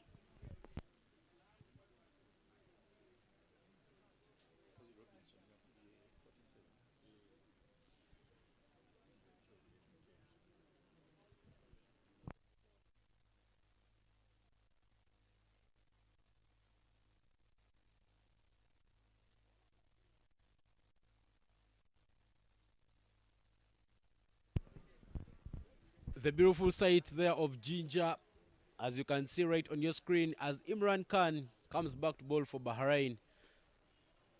Imran Khan, very, very impressive so far in the game. And he's kept things yet again silent here for Team Bahrain, cramping the batters for room and making sure that they don't score freely. Shudip Mangela there, quite pensive, looking to get his scoring tally going, but all the same, knowing that he still has to be there to the very end. Well, that is worked down to square leg. And a single there very, very quickly between the 2 batters. But at the Serente Park, the Serente Oval in Kamengo, there is a game between the boys of Italy who will later participate in the Challenge League B tournament next week. They are taking on Uganda A. Italy batted first and scored 251 runs for a loss of 7 in 40 overs. Uganda is on the chase and they have 82 for a loss of 3. Knocks him over, bowls it straight to the stumps and through his gates. Raghav Dawani trying to go for his flick, but this time round he misses it. That hits middle stump and Uganda loses the second wicket. Ivan, you would have seen this coming because Raghav Dhawan felt and gave the impression of he's really now in a hurry to try and make sure he ups the scoring rate. But all the same, yes, perishing in his attempt to go for a big one with 38 of 57. And that will bring on to the wicket Kenneth Waiswa, another interesting and exciting young Ugandan batter. But now you feel the sense of breakthrough for Team Bahrain, as their body language suggests that they were looking to just break that partnership totally. Well, Bahrain will have a breather, but look at that replay. Raghav Dawani moving very, very early to the offside, trying to play his power shot of flicking balls to the onside, misses it, and that just knocks his middle stump. Bahrain getting the second wicket. Students from Jinja Senior Secondary School have all come around to make sure that they see this beautiful action unfold. It's examination time around, but no matter, they will be around because this would be the questions coming in the new curriculum. Yesterday I had some students in Lugogo who do cricket as a course, cricket as a subject, and they were asking me a couple of questions while I went back to Kampala a bit at Lugogo. So most of the students could be getting some answers right here at Ginger SS Oval. Absolutely, Ivan. With the new curriculum, a student has to be all round and they have to be quite knowledgeable with a vast perspective towards life. So yes, they are not in class today, but I mean, who would be in class when you have international cricket right in your backyard? But not to excuse that, yes, finally, our production team is able to make a change of the stump with a microphone and camera because Raghav Dhawan decided to let his stump go flying, cartwheeling through to the wicketkeeper. Of course, Ragavdani trying to improvise, but not getting the reward. Trying to improvise and move on the onside to work balls down to the onside, but this time around it doesn't get dividends. But two new men are the crease, Kenneth Waiswa and Shildip Mangera, to do the batting for Team Uganda. Balls it into the surface. Kenneth Waiswa with a soft touch, and he gets off the mark right away. It must be quite a feeling for Kenneth Waiswa right here at the cradle of his cricket. And he's playing, performing for Uganda, picking a quick single there. And indeed, Shudip Mangela now will look to up his scoring rate too. Left-right combination in for Team Uganda. Shudip Mangela, when you look at the way he brings his bat, he plays with a more vertical bat. Very, very correct in everything he does. I believe he's one of the batters who just needs some bit of time. But he is adjusting very, very quickly. The condition is right here in Uganda. And I believe in the Challenge B tournament, he'll be one of the players to look out for. He's certainly a correct batsman. And he forces himself to play correct cricket. And that will be definitely his hallmark in this Challenge League B. Because yes, even the technique and the accuracy and the application will be tested in this upcoming tournament. A dirty ball to end the 21st over. I beg your pardon, a single to end the 21st over. 90-2 is the score after 21 overs.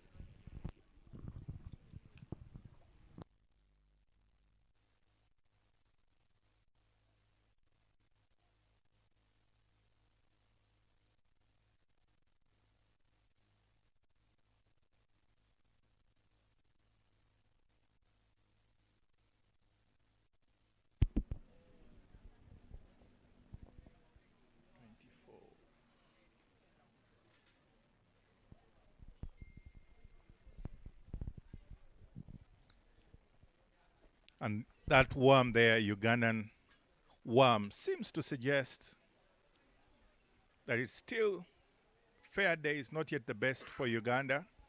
But with 9 overs to go, Javed will be coming on. Imran Javed will be coming on. And indeed, with that change, also will mark a change in the commentary box here. Innocent Ndaula coming in. Imran Javed will come into the bowling attack here with a beautiful boundary just over the infield. Shudip Mangela going for it all. What a correct shot there, right out of his feet, leaning into it and hitting it over mid-on for one bounce four. Shudip Mangela's mission is set out, mission which he has accepted willingly.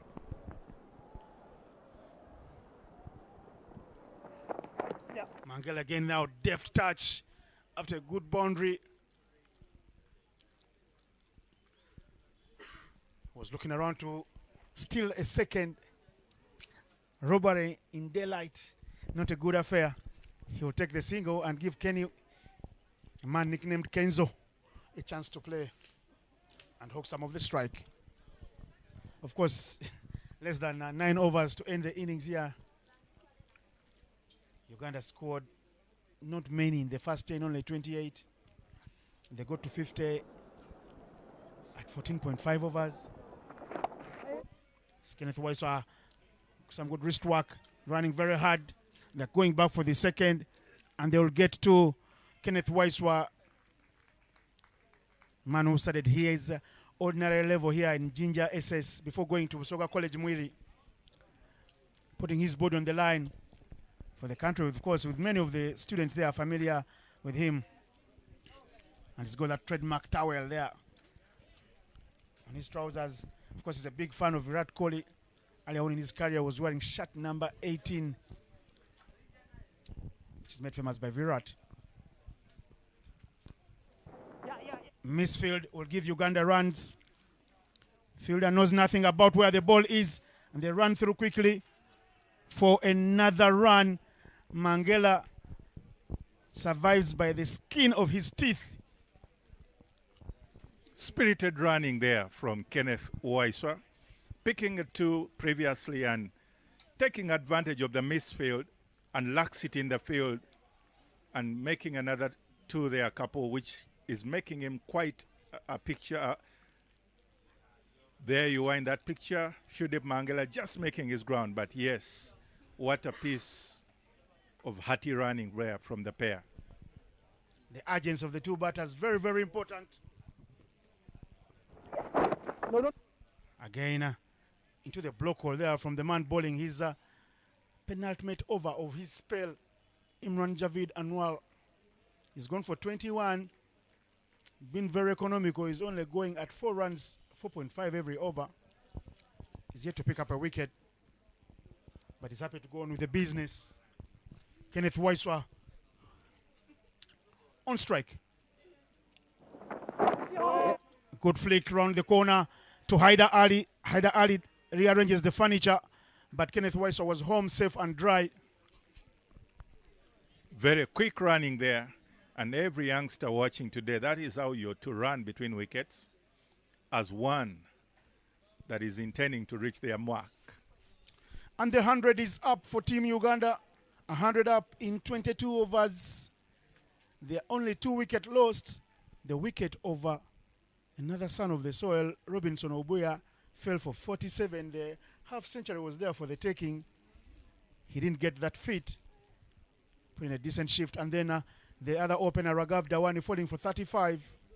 It was Robinson Obuya, the busier of the two, with a strike rate of 75. For Raghav Dawani, his strike rate not as good as that of Obuya, but he will be happy. Raghav Dawani going for a strike rate of 66. Now, at the back end of the innings, touch and go is the name of the game for Uganda, and they'll continue to show Bahrain a clean pair of heels.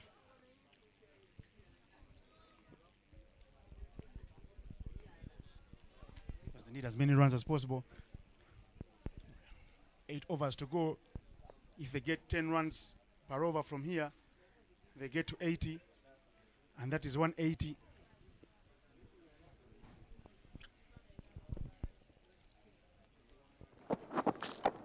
That is a good shot from Shurdip Mangela. Look at the misfield. There's a little step between the two, and Mangela is ruining a missed chance for another second run.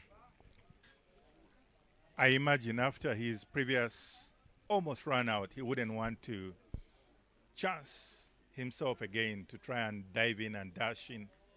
So yes, quite a prudent decision there to let Kenneth take the strike. But yes, Imran Khan trying to make sure that Uganda doesn't get off to a fly in terms of setting a high score. Hit straight to the fielder. Fine, fine stop. Rizwan Bat being very sensible, the two batters there. And they're playing with purpose and showing urgency. They've sent the message to the fielders. If there's any fumble, any misfield, we are on to it. You get the feeling and the sense for Kenneth, they've given up on trying to run him out. When he hits the ball, they are more concerned about making sure they collect it well. Mangela, his favorite shot, hitting that one straight next to Uganda's dugout. The students here at GSS will do some collecting, because the boundary that Uganda do desire. Straight to the advertising board there, Dafabet. Quite a picture initiated from Shudip Mangela and really well applauded by his dugout. Sponsors value for money. Mangela engaging the gears here. He's moved on from a strike rate of 50 to 130 now.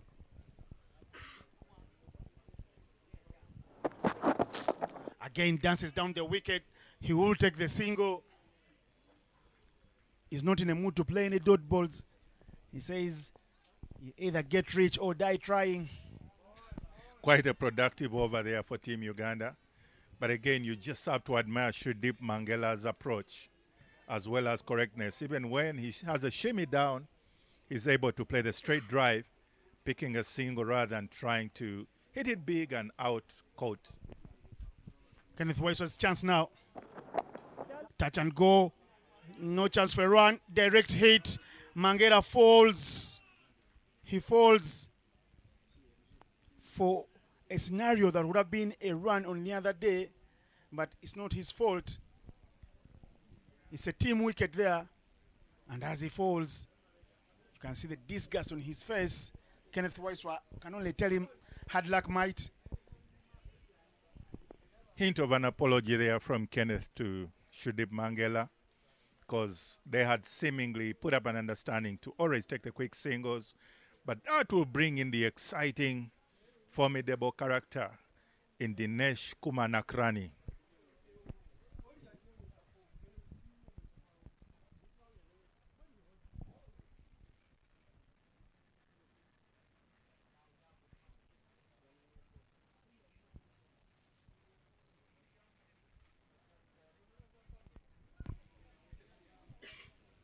Direct hit there for Team Bahrain. They're increasing the volume with their fielding standards. And that's what needs to be done. Because, yeah, the production crew stepping up their game a notch higher. It's not every day you see stumps with microphones, with cameras. So once the stumps are uprooted, many times that stump gets broken and the microphone has got to be replaced. Top class production from a top class crew here. But you must give credit also to the fielder, because that was almost one shy at 90 degrees and he aimed for the one stump he was seeing, not only to dismantle it but to actually break it, with no chance for Shudip Mangela recovering his ground. And you will see Dinesh Nakrani there in the picture with Kenneth Waiswa having some final observations and agreement on how to go about the last part of this business in Uganda's inning. And you would seem to think they are having in their minds a target maybe of about 160, 150, between 150 and 160, which would be quite a commanding score on this particular wicket.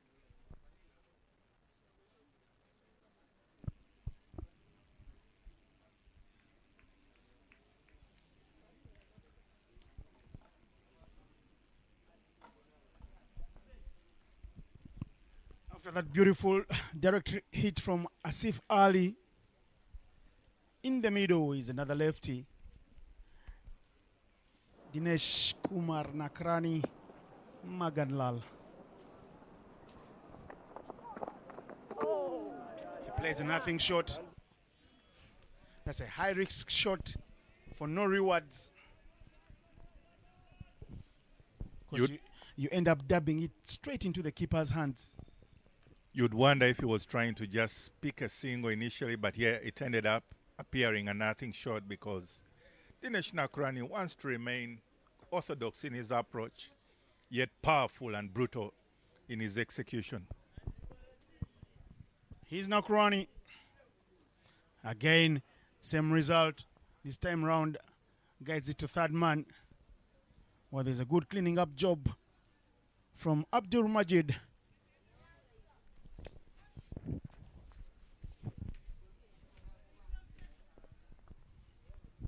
Earlier on in the inning, Dinesh Nakrani wants to first have a couple of singles before he gets himself well poised and going big, and he likes to hit them big.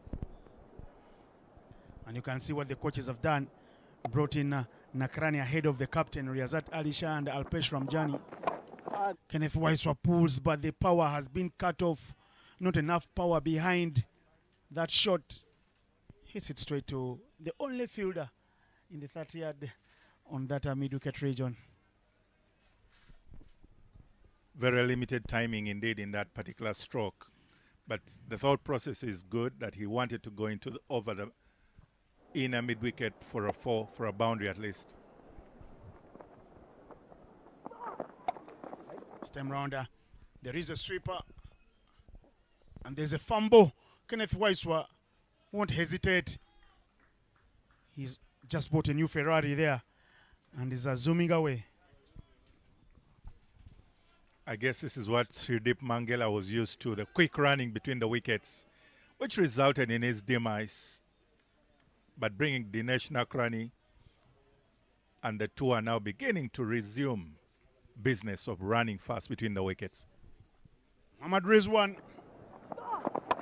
Kenneth Waiswa, touch and go things. The throw will be good. At this particular moment in the game, you look to see all the two teams do the basics right. Uganda will need to get quick runs if they can't get the boundary. And for Bahrain, they would like to stop the balls first time and grasp any chance they can get. That back lift there and will tell the story. Indeed, Dinesh Nakrani wanting to go big.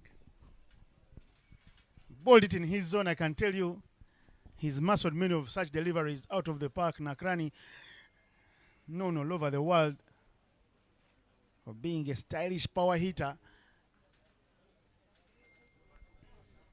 You know, Innocent, you'd notice his bottom hand gripping quite firmly, and there's a bit of a gap between the top hand and bottom hand, and he's saying anytime through to the traditional. He signals a wide to the umpire, Dinesh Nakrani. But it's a good line there, ball to him. Mike Ondiko, you would know as much about the backhand being the one with the powerful grip because you were such a power hitter in your heydays for the national team. And it's the end of the over. 24 down, 113 for 3.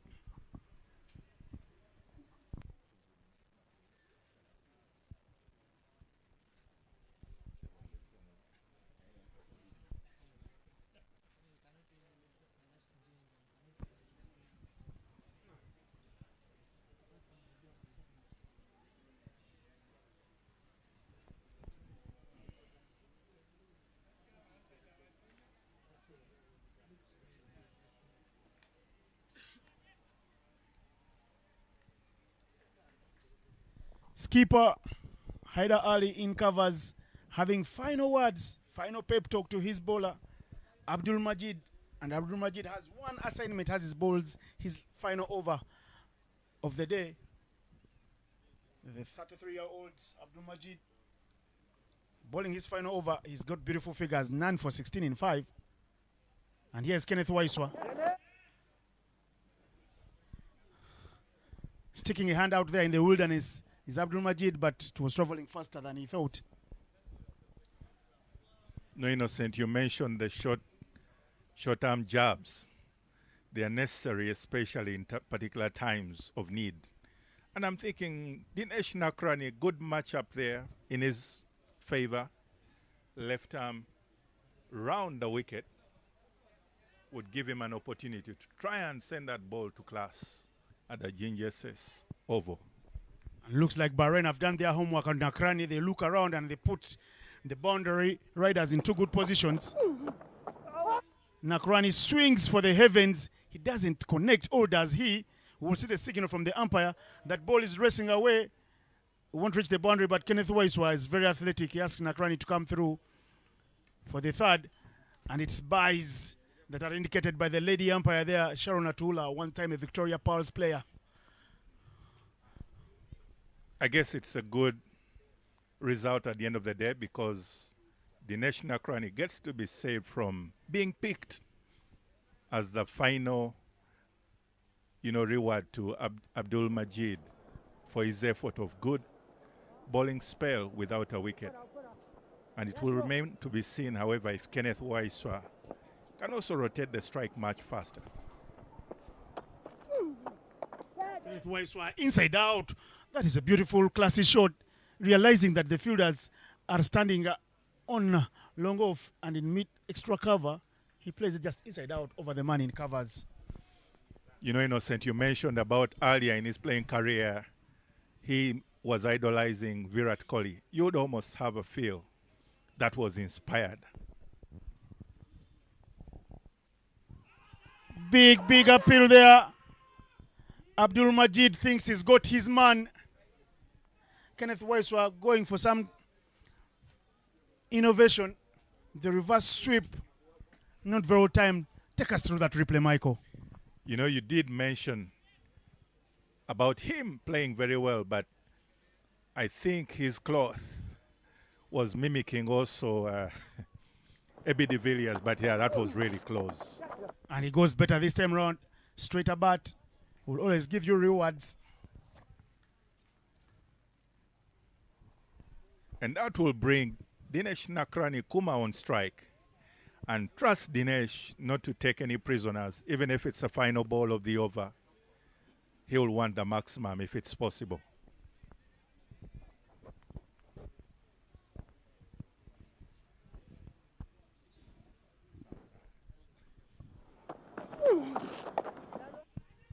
Nakrani looks at Kenneth.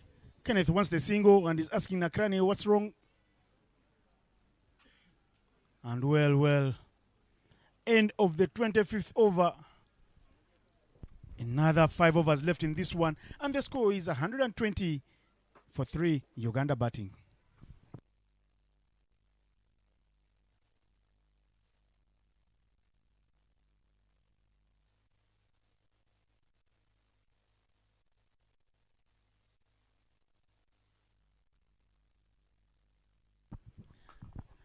Mike Ondiko will go take evening tea. He's a big boy. He needs as many meals as he can. And I'll welcome Ivan Sajabi back into the Combs box to take us through to the tail end of the first innings. Ivan, welcome back. What do you make of the match? Thank you so much, Innocent. Good clip there. The call should be to Kenneth Wise, who asks Nakrani, what's wrong? Why don't we get it? And Nakrani finally obliges. There is pressure onto the fielders. What do you make of the match as of now? Well, some bit of fumble there to gift Uganda 2 runs. But this is really a time for Uganda to try and make sure they step up onto the gears. And when you look at the way Dinesh Nakarani is swinging his bat, just shows you that he has the interest of getting runs. And this should be really the time, because we are just remaining with 5 overs, 120. Looks like a small score in my opinion. They need to be getting something above 150. Then that could be a score they would fight around and defend. So in the last 5 overs, you're giving Uganda 30 runs? Yeah, if Uganda gets more 30 runs in the last 5 overs, basing on the most recent bowling display that they put on in the recent match, they will be in a good position to win the game.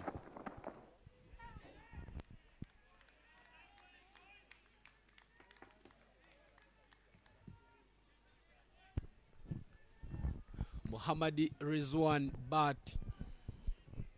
He has a similar name to the current captain for Pakistani's white ball team. Another Rizwani there. But this one is more of a bowler. He so far bowled 4.3 overs and conceded only 16. Kenneth Waiswa creating room and hitting this one down to the sweeper. The call is 2 with Kenneth Waiswa. There's no second guessing. He's added a lot of urgency to this innings, and the wish of the fans watching was like, could he have played a longer innings with all building a bigger partnership with Shradip Mangela, because the two were businessmen and they played with a lot of purpose and there were fruits for them to offer until that ran out. Sometimes your strongest weapon is your weakest. And it's that run out that ended their little cameo in the middle. But bygones are bygones. The fans have got to do with what Kenneth Waiswa can do now with Nakrani. Rizwan, another of the tight bowlers, and Haida Ali, very good skipper, brings them now with Uganda looking to step on the gas. Click. Wicket time. The timber has been rearranged in Kenneth Waiswa's house, because he was looking to give himself room and cut.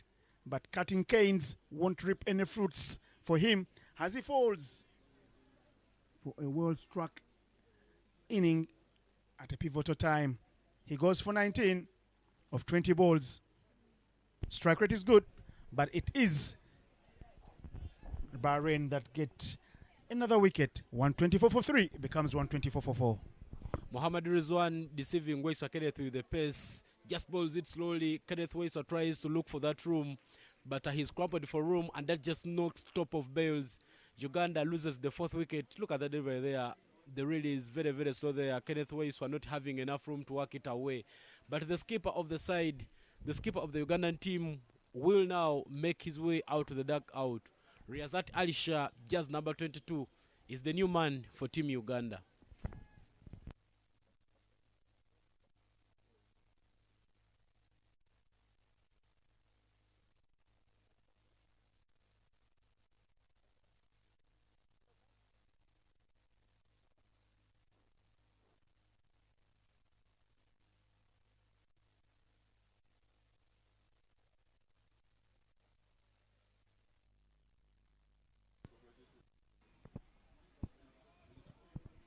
One ball left in this over by Rizwan, who's gotten rewards for a fine spell.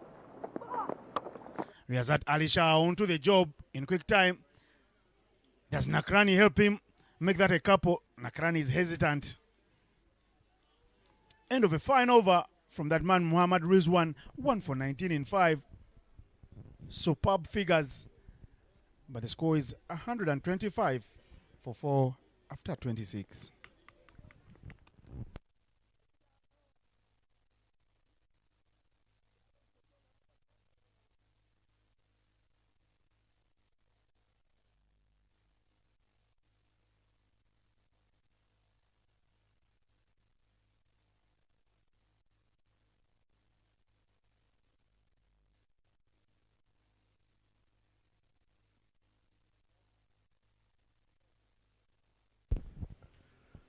Back with the ball to continue the bowling there for Team Bahrain. Sachin Kumar. He will be bowling from the school end. He had a brilliant spell. His first 2 overs went for only 13 runs. And now he'll be the man up the task. He comes in at a time where the Ugandan batsmen are very, very aggressive, and they are taking on everything that comes to their blades. Starts with one very, very slow to the blade of Riyazat Alisha, who just taps it to point to make sure that there are runs being added onto the total. Uganda will need to maximize as much as they can. Current run rate at 4.82. And I will be just looking at putting it a little bit high. Sachin Kumar will now change the bowling side as a left-handed batter. Dinesh takes guard for Team Uganda. Well, Dinesh leans back and hits it hard, hits it in the gap. Welcoming boundary there for Team Uganda. Dinesh Nakrani has been looking for the boundaries, and now he gets one to keep the scoreboard ticking for Team Uganda. Look at that one. He just creates a bit of room, leaning backwards, and hits it with a lot of power over the field that covers to bring dividends for his side.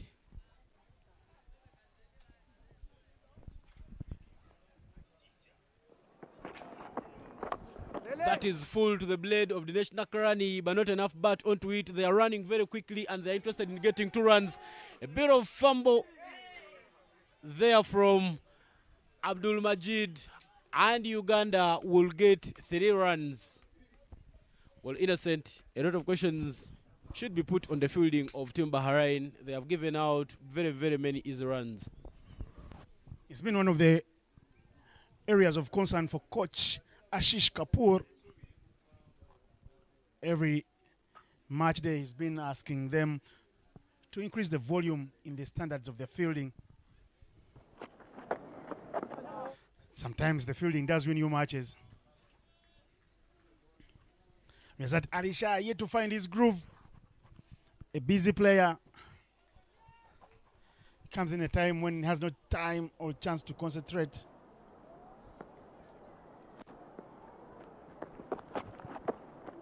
Riyazat Alisha goes for power. Chance for a catch. No catches will be taken because the cricket field can only be 60, 70, or so many yards. But one bounce to the boundary. Riyazat Alisha improvising and creating room, leaning back to get on top of the ball. He muscles it to the onside. Well, there is some attempt of a catch there in the deep, but that will just go one bounce for 4 runs.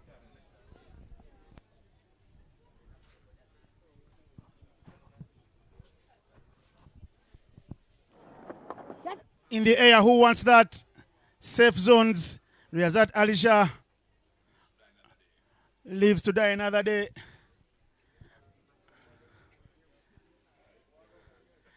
They almost run into traffic, him running into the partner, Nakrani. And that is the Skyer. Yeah, but that ball was released very, very slowly, and looks like Riyazat Alisha had already committed to the shot. Just doesn't get it, gets to the top edge of the bat, and spent some time in the air, but no one was interested in taking the catch. Well, that brings the end to the 27th over with the score reading 138 for a loss of 4 wickets.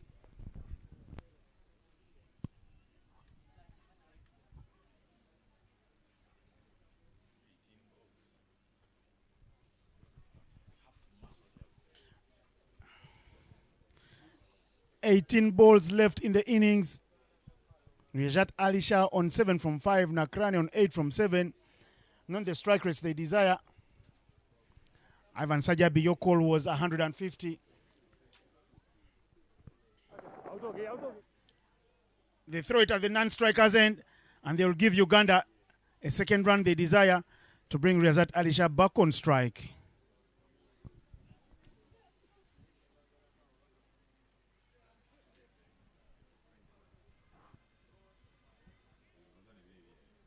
Last over for Muhammad Rizwan.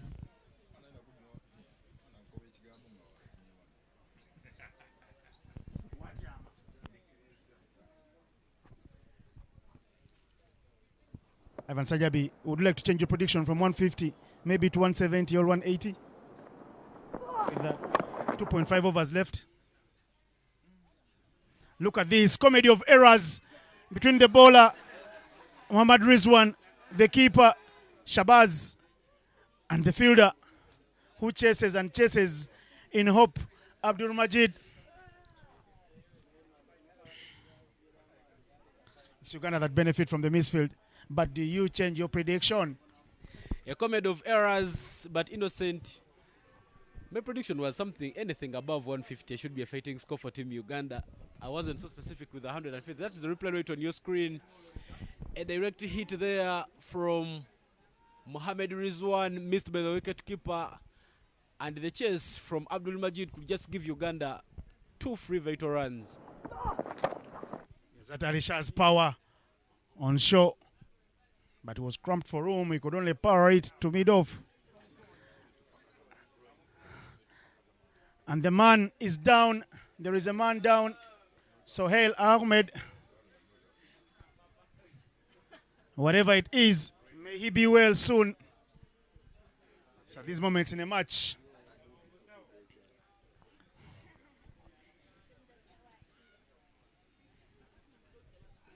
Not good signs there for Team Bahrain. They already have a player who's going for a scan, Ali Dawood, and looks like now they are at the verge. But look, that injury there looks like some bit of grain, some bit of muscle pull. He misjudged the ball, but I had to try and make sure that he holds onto it.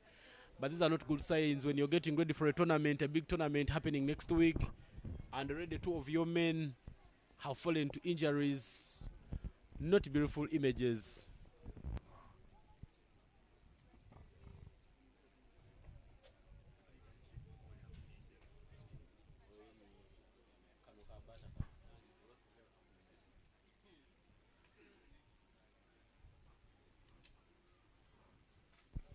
A couple of fans from the Indian community here right in Jinja coming around to watch these beautiful games as the action unfolds here at Jinja Senior Secondary School Cricket Oval.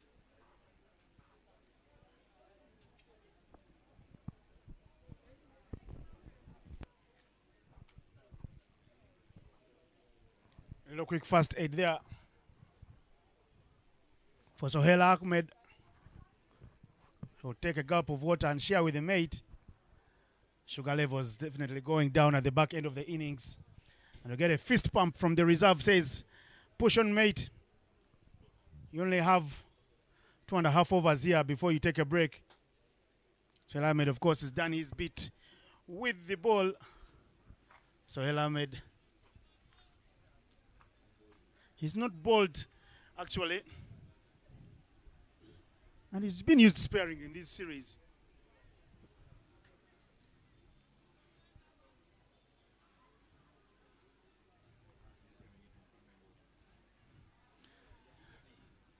If you'd like to get a little info about what's happening in Kamingo, where Uganda is playing, Italy, Uganda A or Uganda Select, 251 for 7 is what Italy got in 40 overs, and Uganda 96 for 4 as the national Krani, his wrist work gets him to French cut 1 to third man. Well, in that match happening at Kamingo, you cannot rule out Roger Mukasa's brisk knock of 48. Papa not making to the squad playing in this challenge league, but he's still keeping the hard work in. Also, under 19 youngster Olipa Gerald making his mark. Try to make sure that he also puts his name in the books right there for Team Uganda. So Olipa still grinding it out there, and it's looking solid. 29 from 45, just the 2 boundaries. It tells you he's been running hard between the wickets.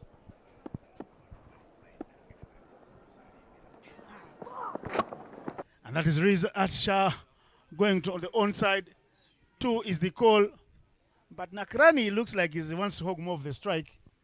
He won't be taking the second run. Of course, the 2 batters, there's no science about it. There's no second guessing. They're trying to go for the big ones. None of them able to time or to get the timing from the sweet spot. At this moment, the plan looks to be working very, very well for Team Bahrain.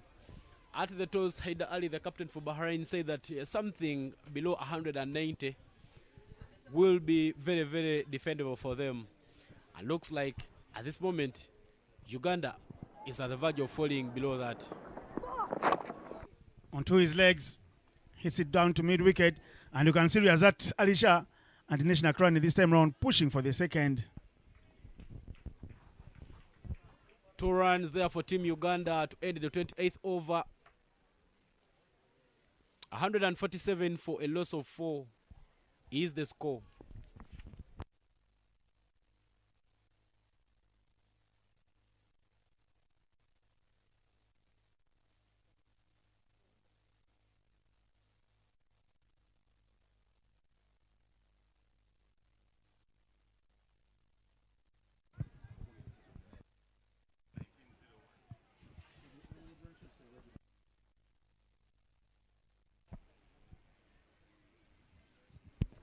We are into the penultimate over of the match, and Imran Javed is the man to bowl the penultimate over of the match. He's bowled 5 overs so far in the game, and he's gone for 22 runs. Imran to Ali.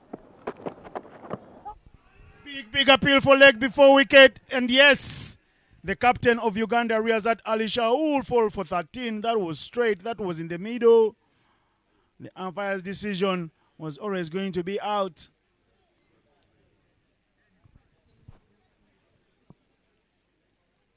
$147 for 5 now. Ali struck plump in front. Well, Riazat Alisha trying to improvise and trying to go for the big hit, making some bit of early commitment there in front of the wickets. But he misses it, and the umpire, Sharad Athoula, makes no mistake, but shows him the way back to the dugout.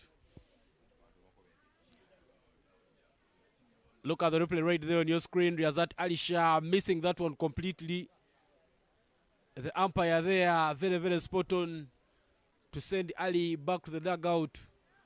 As the current captain for Team Uganda leaves the crease, Riazat Alisha, he's been replaced in by the former captain of the side, Brian Mark Masaba, who led the team in the T20 World Cup just a couple of months ago, will be the new batter in for Team Uganda.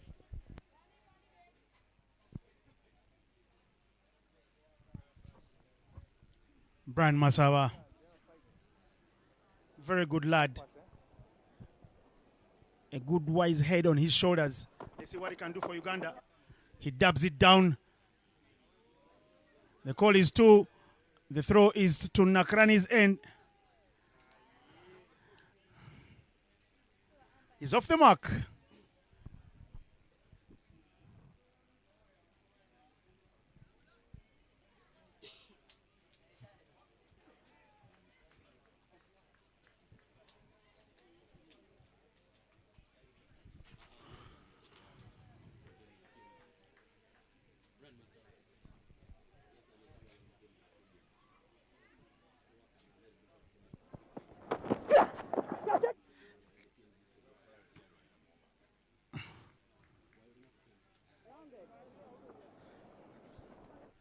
Well, there is a chance there. They are appealing and appealing, but looks like he didn't carry.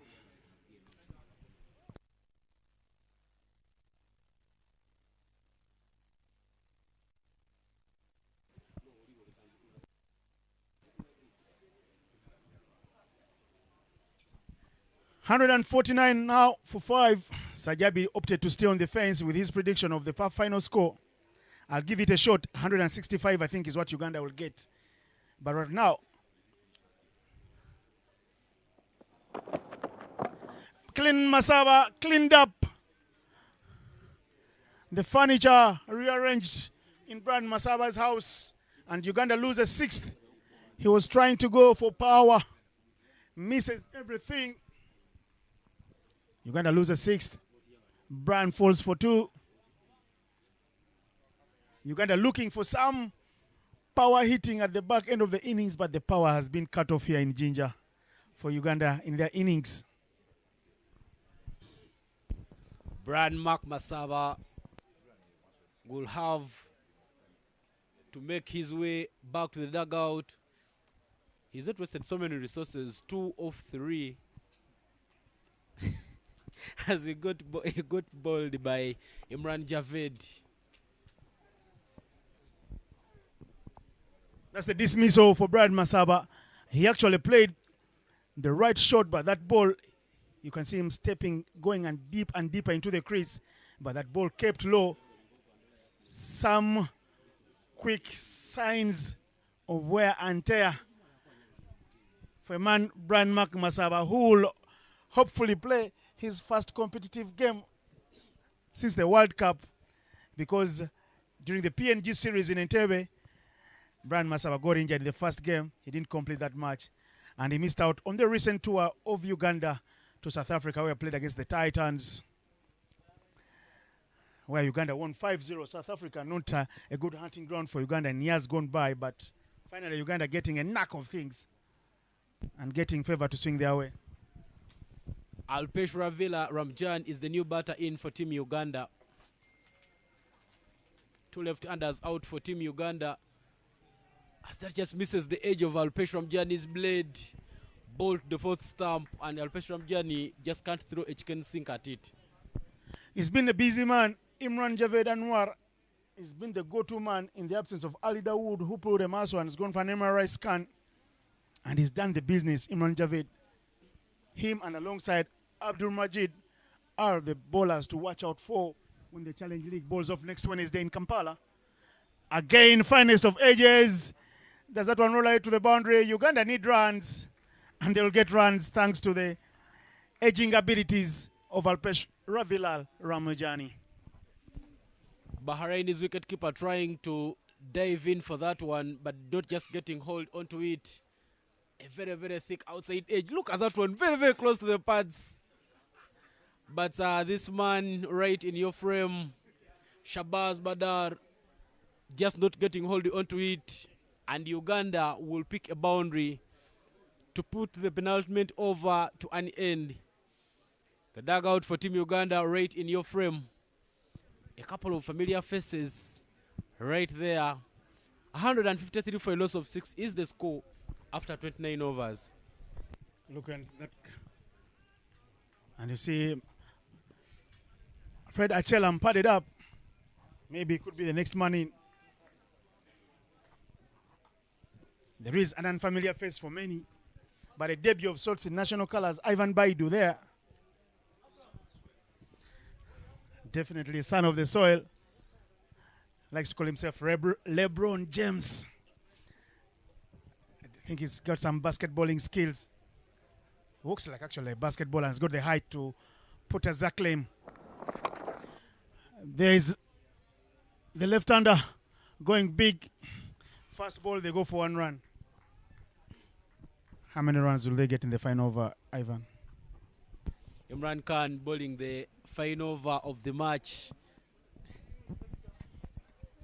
1 run already off the over, but your question stands innocent. How many runs will Uganda get off the final over?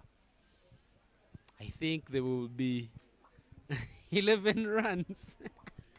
Ivan, to make it 165 as you did predict. Ivan, you fear so much.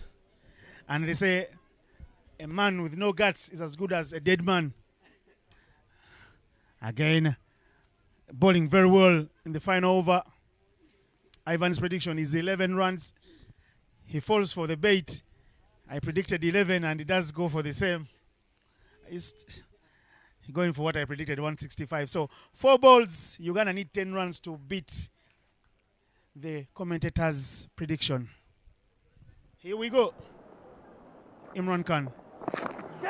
Nakrani trying to tear the curve off the ball. Again, because the wicket is double paced and because some balls are keeping very low, you can see Nakrani's backlift is a bit lower than usual because they want to fall the same way Brian McMassaba fell playing over the top when the ball is a tad lower. Yeah, but Innocent, we expected to have a pitch which is a bit slow because of the rain power and the wicket could have been damp maybe in the morning for some time. There he goes, Mr. Alpesh Ramjani. They'll get only 2 runs, Uganda. Whichever way you look at it, all they want is runs. Quick update in Kamengo. Yango Lipa falls for 30 from 49. Just the 2 boundaries in his innings. Uganda are 110 for 5 in 22.2. They need another 142 from 106 balls. Should be Italy's match to lose. Chance for a catch. Does it carry? Yes, it carries, but goes over the fielder, Haider Ali. And look at the running.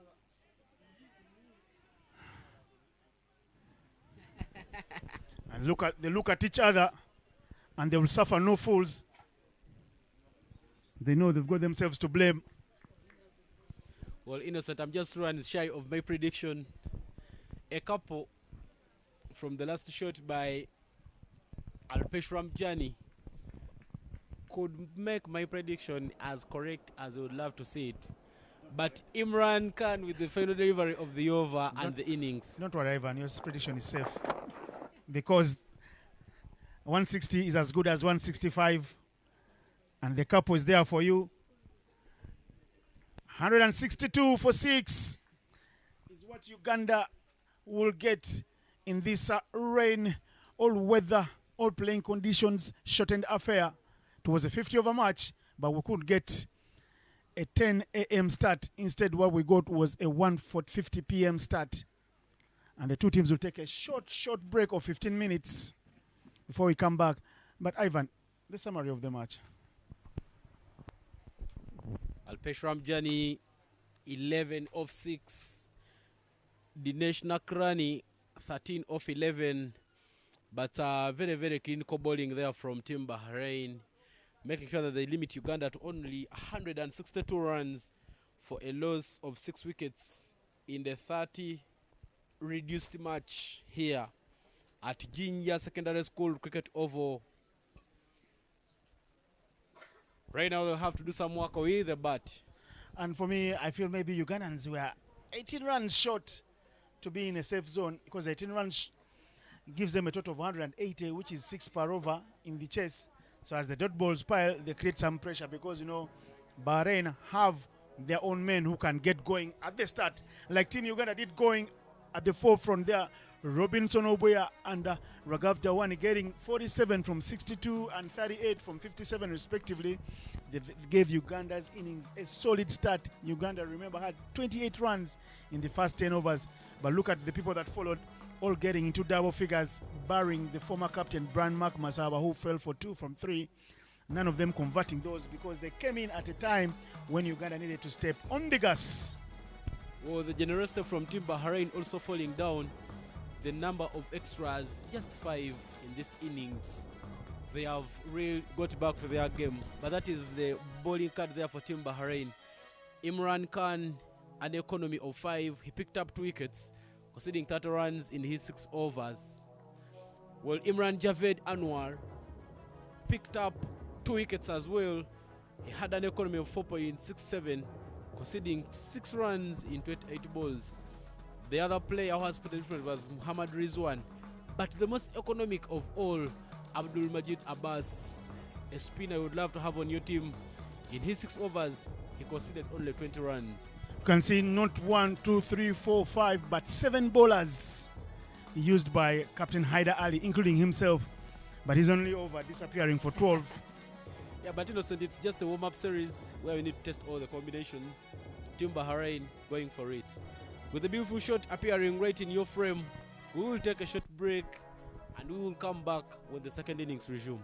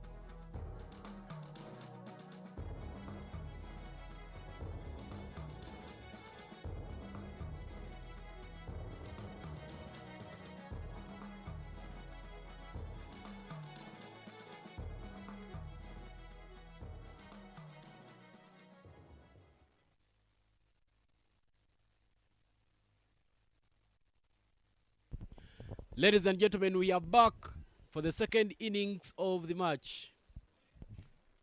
Bahrain will need 163 runs if they are to walk away victorious in this game.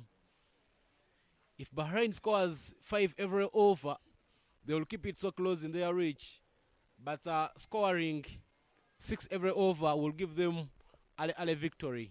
The two umpires are back in the middle. Wandera Eric and Sharon Afoula. My name is Ivan Cyprian Sajabi here in the commentary box, and I'm joined in by Innocent Ndaula. Innocent, welcome back. Happy to be here. Happy to be in Ginger, of course, for the last 1 week. And happy to reminisce the memories.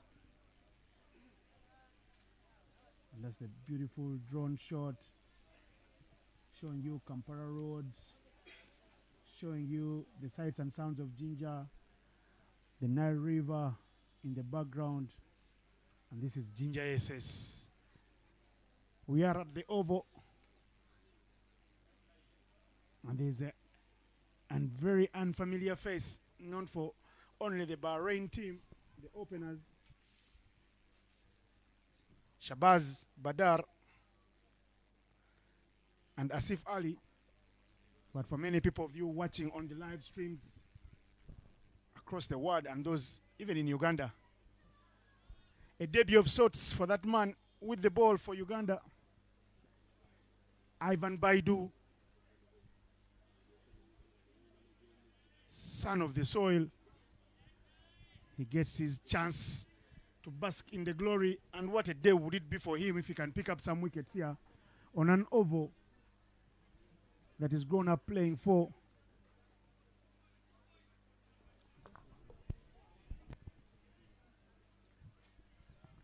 He plays for the home team here, the team that has this ground as its home ground, Ginger Association of Cricket Clubs, Jack.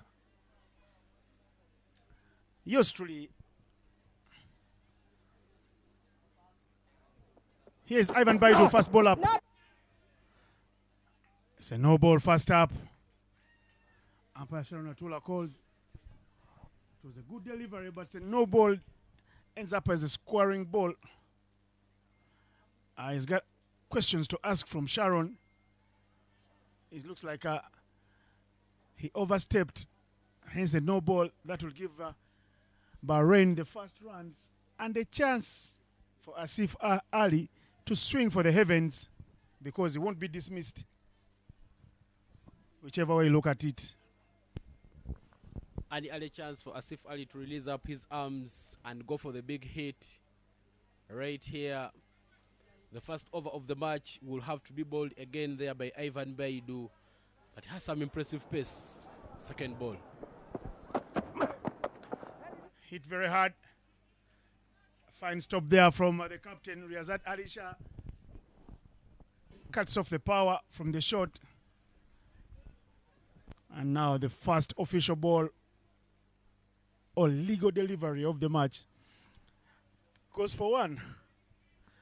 Still a good start for Ivan Baidu in international colors, in that famous black, yellow, red stripe of the national team, the Cricket Cranes.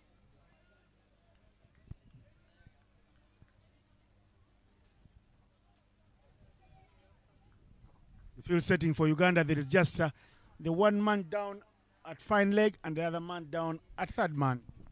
Traditional field set there.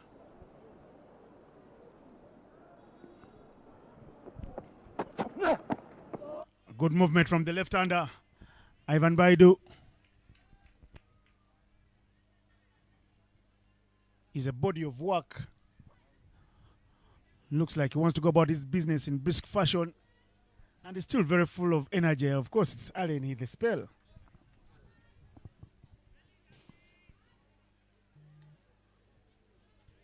Notice that it's not Juma Miyagi opening the bowling. It's been, throughout the series, been bowling and opening the bowling from the school end.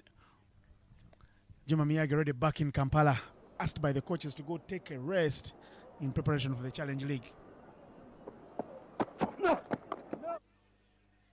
Chance to run, running very quickly. Masaba patrolling that area. I beg your pardon, it's not Masaba. Masaba is much shorter than that. That's Robinson Obuya. Looking so smart, Robinson Obuya there. He's been batting very well the last 2 games. He's done the business for Uganda. Man nicknamed Robo.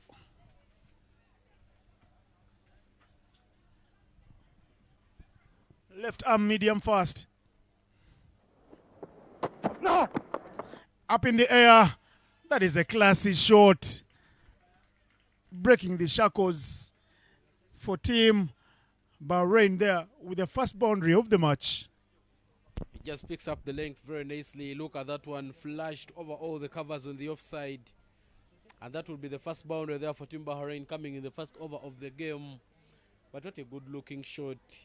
Just getting on the bounce of the ball, not overhitting it, but some good timing. Straight in the meat of that bat. And Bahrain already has a boundary.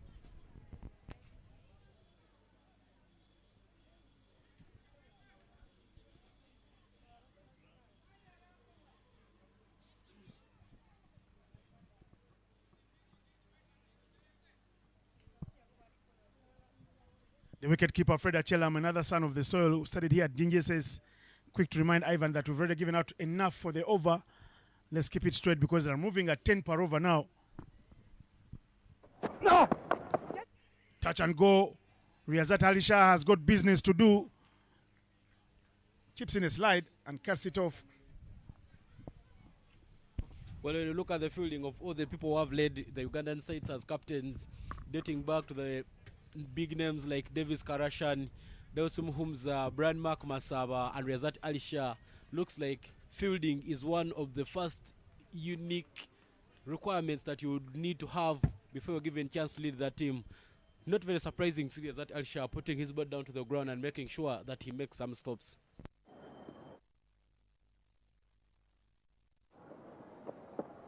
No!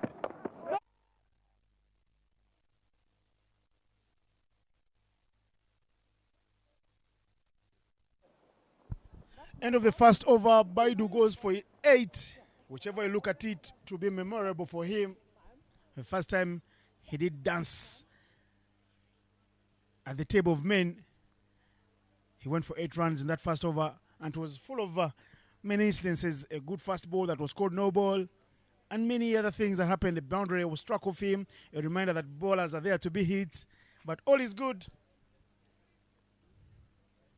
8 for no loss after 1. Bahrain batting.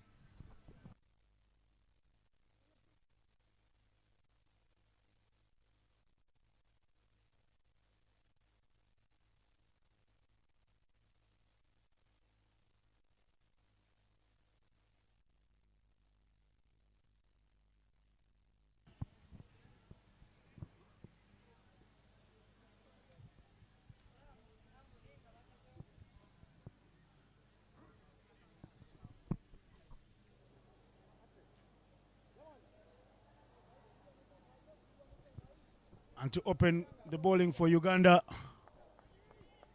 from the Kampala Road end is a man who wasn't bowled in this series as well. Normally we've been seeing the touring frame 6'4" of Cosmas Cheuta. This time around is the man that opened the innings for Uganda, Raghav Dhawan. Brian Masaba with a dive at point, but Baguma cleans up nicely, running from third man to cut it off.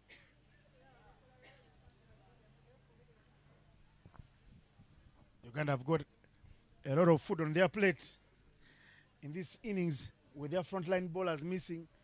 Henry Senyondo not in the building, Frank Msubuga not in the building, Cosmas Cheuta not playing today, as well as Juma Miyaji.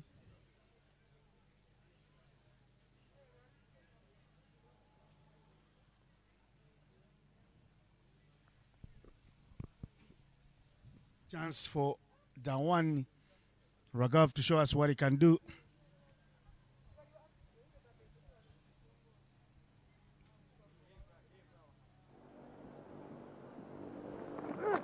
No. Bowling gentle medium pace there. The Ugandan fielders there having some fun time as they pass the ball around to each other. Freda Chelam is the keeper for you. In slips with him, enjoying some stories, is Shrodip Mangela. Here's Raghav.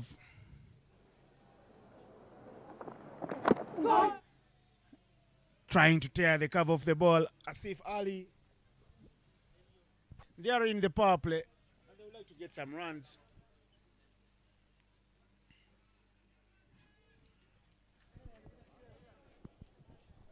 Chipping in some dirty balls. Raghav trying to make sure that he reduces down the required run rate. The first over went for 8 runs, putting Bahrain in a very comfortable position because they needed 5 every over. Right now, Raghav Dhawan is trying to pull it down to about 6.6 to make sure that he keeps things silent in this first power play of the game. Here is Dhawan, Raghav. It's wide. The batsman having a look at it nicely.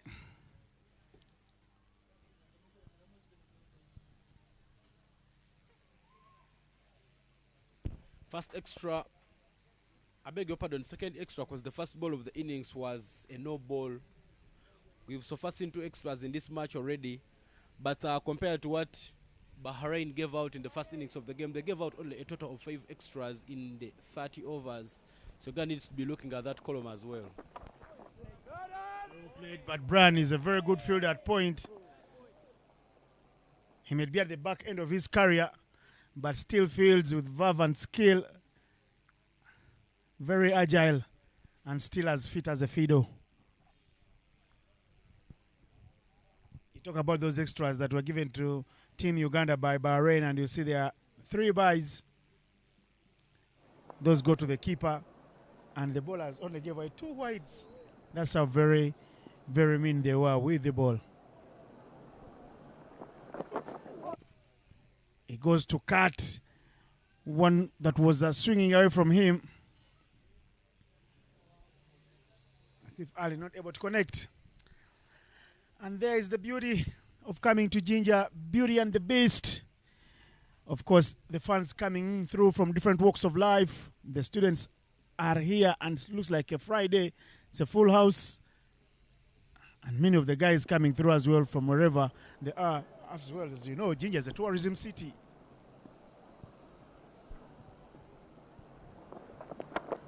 Touch and go. Nowhere to run, nowhere to hide. As if Ali get back on strike because Brian is quick onto it. And that is the end of over number 2. Bahrain are 11 without loss.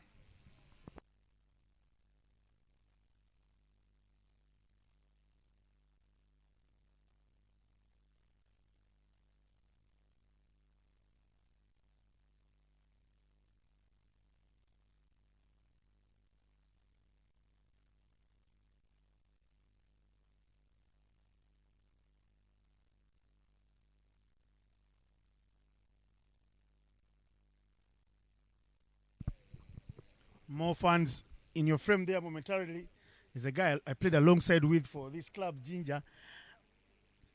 Bob Wali. I beg your pardon. Yes, he's called Bob Wali, if I pick the name right. He's the Rugby Africa manager now.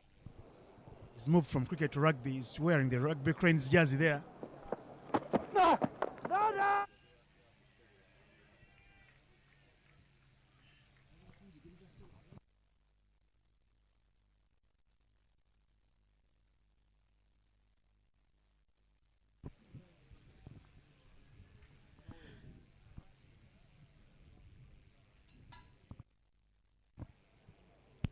Ivan Baidu back right away with the ball there for Team Uganda. His first over went for 8 runs, but he's started his second over very, very nicely there. Starts it off with a dot. We'll be looking at bowling more of this as he enjoys the better and controlled lengths from Ivan. And if he continues to play like this, don't be surprised if you see more of him with the team in the training camps in Entebbe, in Kampala, in Kamengo, in Jinja.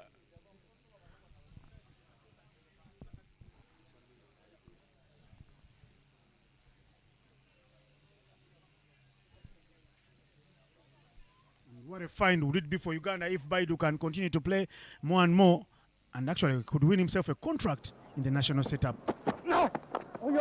Punched hard, but it's quick on Riazat Alisha, who was looking to go for a shot at the stumps.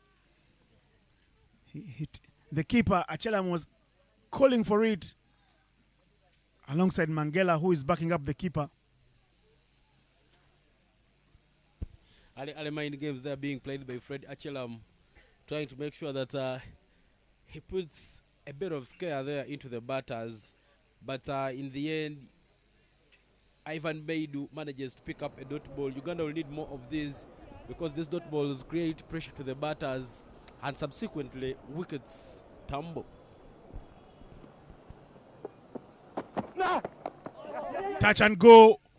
Yes, they take a very good run there.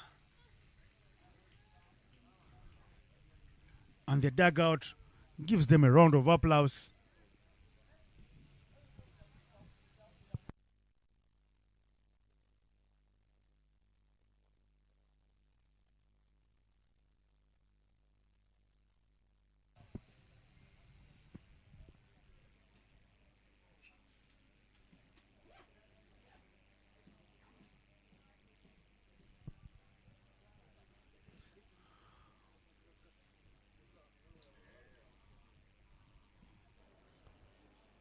Baidu with a job to be done.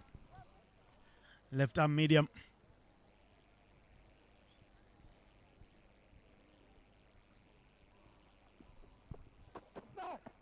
Touch and go. But Uganda's fielders onto it quickly.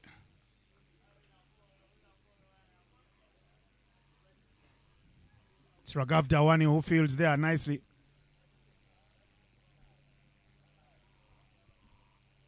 It's been a good week of cricket here with the national team camping in Jinja and staying at the Jinja Backpackers. Many of the fans, many of the tourists there are coming through to support the cricket cranes as well. I've seen the management of Jinja Backpackers as well. So they've made lots of friends there. And may those friends continue to follow the team when it goes to Kampala. Good shot, top class shot. That is in the zone for the lefty, Asif Ali. And well, he says, I'll mete out the rightful punishment to such a delivery. Top drawer stuff from Asif Ali. A nice looking shot there from Asif Ali. Picks up the length very, very nicely there. Ivan Beidu tried to keep it silent when he had Shabazz on strike. But the touch that brought Asif Ali saw a beautiful shot to give Bahrain another boundary. That marks the end of the third over, and the score is 16 for none after 3 overs.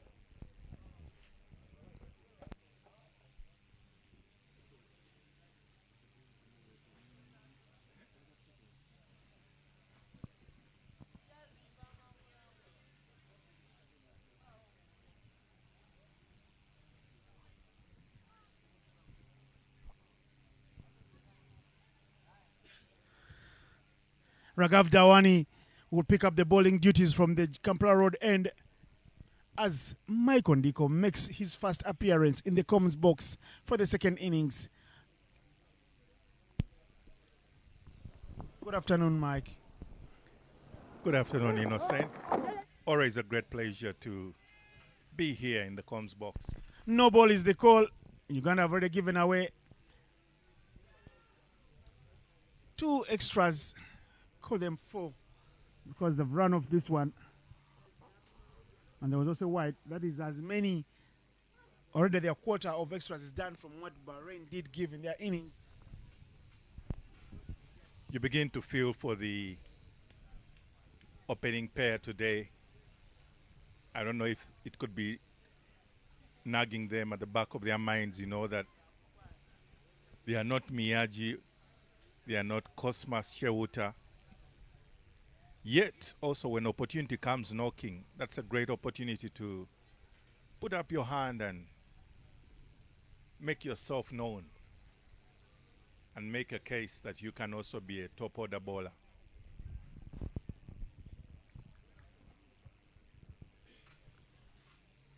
Asif Ali and Shabazz Badar looking to continue to grind it out there and stay within touching distance of the required rate. Right now, the assignment is clear for them and they're spot on. That's the free hit. He hits it straight. And that is good fine work from Uganda. Alpesh Ramjani and Dawan. Almost a chance of a run out, but Asif and Shabazz pulling out of that effort. And so they remain at the middle. After 3.1 overs, Bahrain at 19 for no. And going at 6 and over definitely puts them in the commanding seat.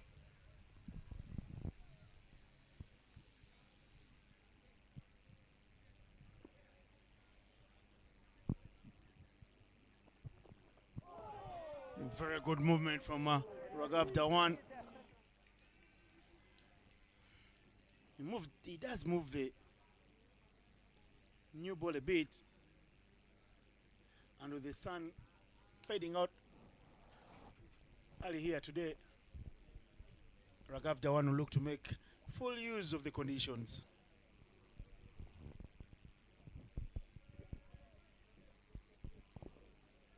Raghav Dhawan, one of the new finds for Uganda's all-round performance. And we saw him with the bat. He's now delivering with the ball. Remains quite an interesting prospect for Uganda. Some smiles there in that picture. Good to see wicketkeeper Fred Achelam chatting up everyone and making sure everyone is enjoying the business. Dinesh Nakrani also making his voice heard. Altogether good to see for the contingent to Uganda.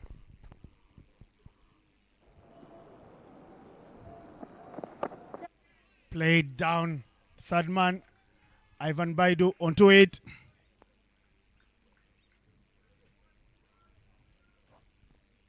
Reaction time. Very key on an outfield like this one. Not the flattest of decks. I guess Ivan Baidu has the advantage of home ground advantage because he seemed to pick up a little unorthodox, but very effective. He knows all the potholes or any challenges on the ground. Bahrain continue to score at a quicker rate than Uganda.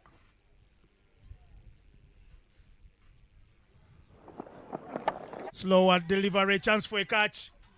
And he drops it. Dinesh Nakrani puts down a chance that would have given Uganda a little bit of an edge, considering that Bahrain are scoring at a quicker rate than Uganda did. That would have been one for the history books indeed, because it was a very well lofted drive.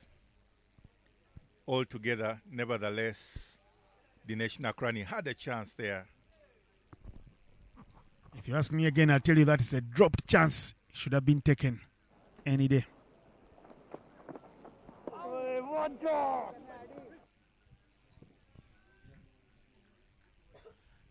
For the standards Team Uganda does set, there is no excuse for putting down such a chance. And the coaches will demand as much. Couldn't agree with you more, Innocent, because the fielding in the past has already spoken for itself. And really, Dinesh Nakrani got himself into a good position, but finally didn't pick up on the height of the ball.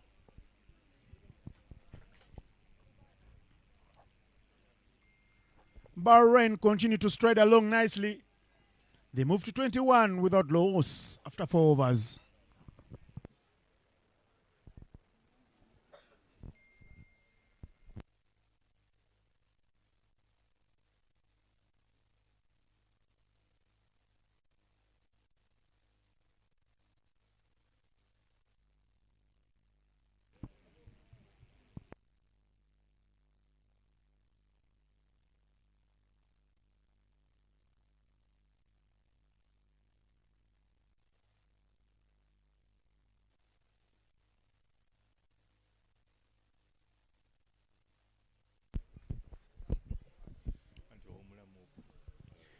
Ivan Baidu continuing at the school end. The previous over was a little chance here, but Ivan Baidu will look to build on that almost opportunity of getting Asif Ali, who is more of the aggressor because Shabazz is only at 4 off 12 balls. But Team Bahrain seems to be well set in this run chase. However, 1 wicket only could make all the world of a difference in this particular run chase.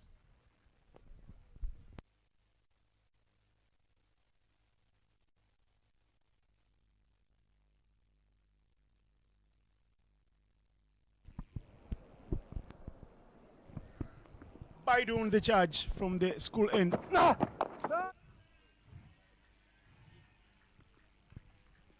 can see every rock solid defense from Shabazz Badar.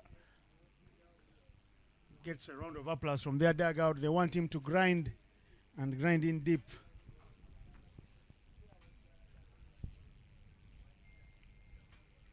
Formidable partnership they are building between Shabazz and Asif Ali. And that is definitely the kind of picture the dugout of Bahrain seems to prefer.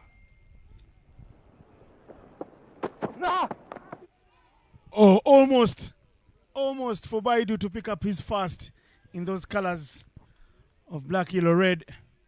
But like they say, the old English adage, almost doesn't count. Inside edge there.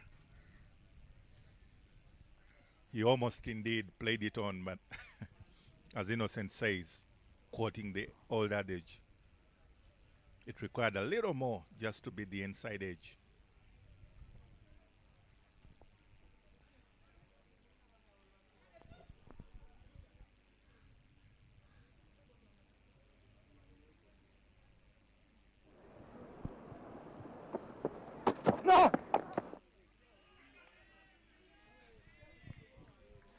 Onto it quickly. Baidu continue to ask the questions and continues to do well. It's the odd boundary that he gets hit in every over that is spoiling those good bowling figures of his. You know, I must say, Innocent, seeing Baidu Ivan donning those colors today, what a great privilege and opportunity. However, yes, he'll be required even more than his good pace and good lines to have the more consistency to get at least those 4 balls in the good areas and cutting out that boundary ball, which is so far. He leaves him driving with no driving license. And everyone in the slip cordon there had their fingers up in the air, and finally that ended up on their heads because it missed everything. That's the delivery again, Michael. Good shape on that ball indeed. Your orthodox ball leaving the right hand bat, and indeed Asif Ali has to walk over to Shabazz and say, hey, come on, we have a job here to do. The partnership so far, 22 of 25, means we're just halfway the job and we need to go all the way.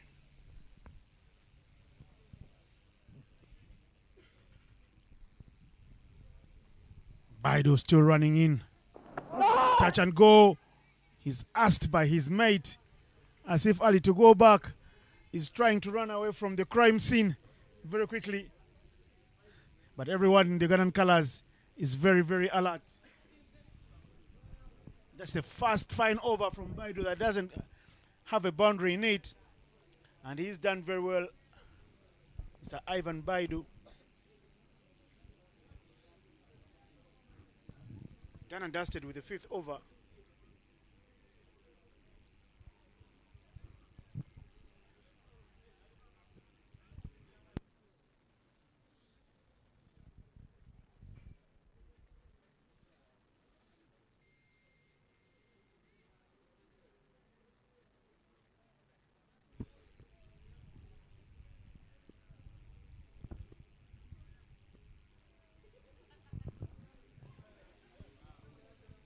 Skipper Riyazat Ali Shah will continue with Raghav Dhawan from the Kampala Road end. Don't worry about those graphics on your screens. The technical team. And look at that finally. He rearranges his own furniture. Would be interesting to see. As he went down, man went down, fell over. And I guess it looks like it is fate for him. Well, Innocent, that still will count as hit wicket.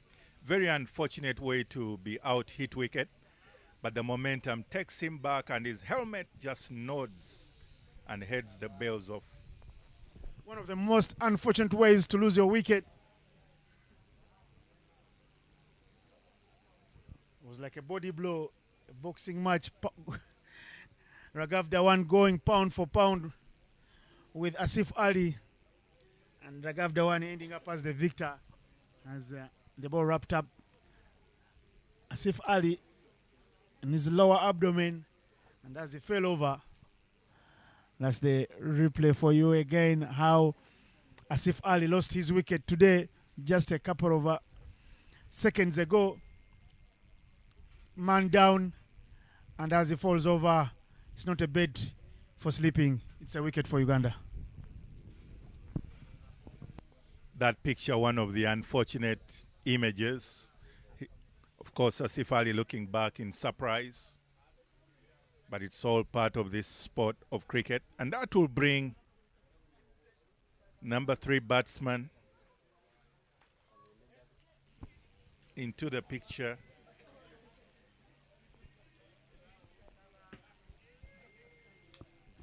Junaid Aziz is the new man in.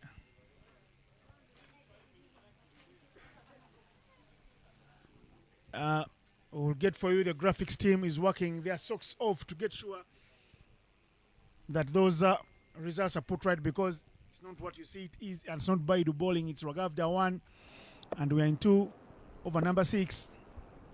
And there's a wicket down.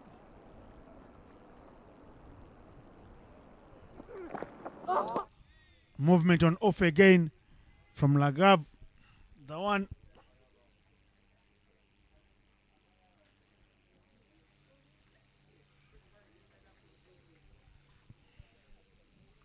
Kind words there. Kind words, a few smiles in the sleep cordon. Where Chelam Freddy, call him Big Freddy. His other mates call him Black British. He's having some good little chats with Shudip Mangela. Goes flashing hard. You know, Innocent, that surprise wicket of Asif Ali seems to have completely disoriented the dugout of Bahrain, because they seem to have their work plan and going well cut out, but now it brings into question how they can be able to recover from that and rebuild up. And that's exactly what happens. Exactly, that's what happens when you lose a wicket. Sometimes the scoring rate does fall. Obuya is at point, and he's onto the job.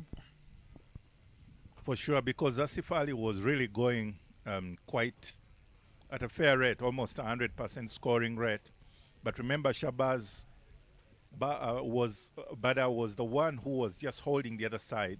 So he now has to take on the role of as well getting to accumulate, while at the same time Junaid Aziz has to come into the game very fast. So it's quite a torrid time for Bahrain. Again, hitting the covers, but look at the athleticism being shown there by Razat Ali Shah. Riyazat Ali Shah, an exciting fielder, energized, always high on adrenaline, quite a leader in his own mold. And like indeed has always been observed, Uganda's fielding is the mainstay, and the captain has to lead from the front.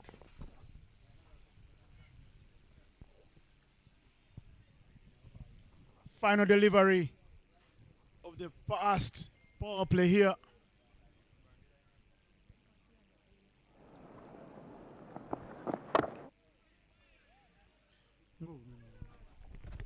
And that brings up a wicket maiden for Raghav Dhawan.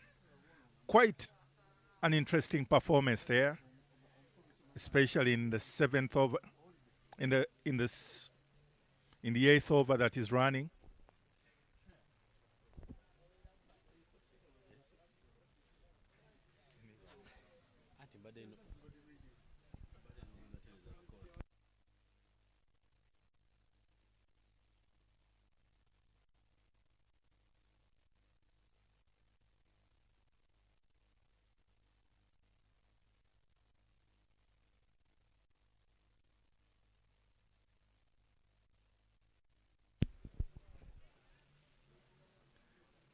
And indeed, Uganda there at being able to restrict Bahrain, who are just at 22 for 1 after 6 overs. Baidu Ivan will continue, and with that continuation also marks a change in the commentary box here. Cyprian, Ivan, Sajabi, you're most welcome. Thank you so much, Mike. I come in at such a time where Bahrain is taking so many risky runs, but just like a business philosophy is, every time you go for the risk, for the high risk ends, you receive the highest dividends.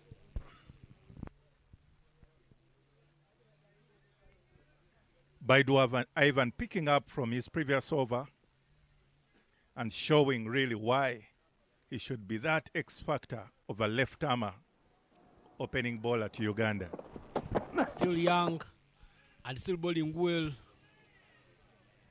just generating some good pace, steaming in so fast, born and bred from this very ground, and he's made straights around the world and around the country. He's played for the Sidon Lions. Later he came back and plays now for the Ginger Association of Cricket Clubs, Jack, a team that the entire commentary box has ever played for. Definitely the memories of Jack will be, for some of us, in times past, but quite an exciting time. There is a chance created there, but Robinson Obia misjudging that one. Should be the second chance put down in this match. And in the end, if Uganda doesn't hold on to pull up a victory, this moment and the moment of National Karani should be the moments of regrets for Team Uganda. Their fielding was on top in the first T20 matches that were played here, but this time round they are looking a bit sloppy. The National Karani, though, might be a little relieved because Ali Asif Ali was able to nod himself out as he was trying to play that time. Looking sure, just inserting the fielders on the offside. That will race very quickly like a bullet to the boundary, and 4 runs will be added onto the total for Bahrain.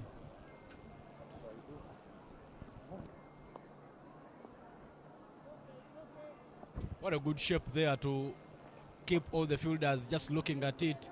It's a nobody move, nobody gets hard shot, reducing the deficit there for Bahrain.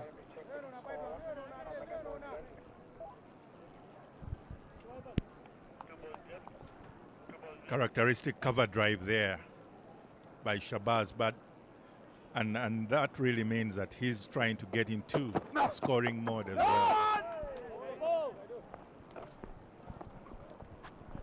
A nice comeback delivery there from Ivan Baidu. This time round he gets it right and he manages to make sure that he curbs down the damage. Uganda will need to squeeze in dirty balls if they are to pick up a victory in this match. So you can see there are students around the pitch right in your frame, try and make sure that they see how the game goes here at Ginger SS. Another soft touch and go, a risky run. Brand Mark must have right at covers, tries playing forward. But the running between Shabazz and Junaid very quick, and Bahrain will pick up a single. A little moment of recovery there in this over for Bahrain, especially after the previous maiden from Raghav Dhawan. Almost a run out there, but brilliant in a way, yet regrettable that he didn't pick it up.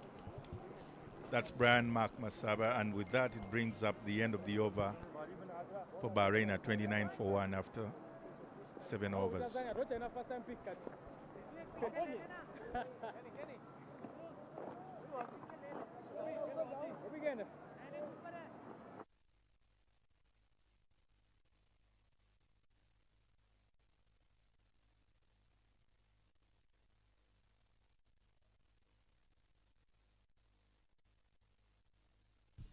The beautiful sights there of the tourism city. The narrow bridge right on your frame. It's a beautiful city of Jinja, home of cricket and talent. But Raghav Dawani back in the bowling attack. That is uppish, but falls short of the fielder in the gap. They are running quickly. They only take a single. Raghav Dawani at the back of a maiden. He's bowled 3 overs and considered only. He's bowled 3.1 overs and considered only 9 overs and picked up a wicket as well. Good bowling figures there from Raghav Dawani. Good figures indeed. And quite an interesting picture for him because in the absence of Cosmas Chewuta and Miyaji Juma, as well as Henry Senyondo, Uganda demonstrating that they have also bowling depth.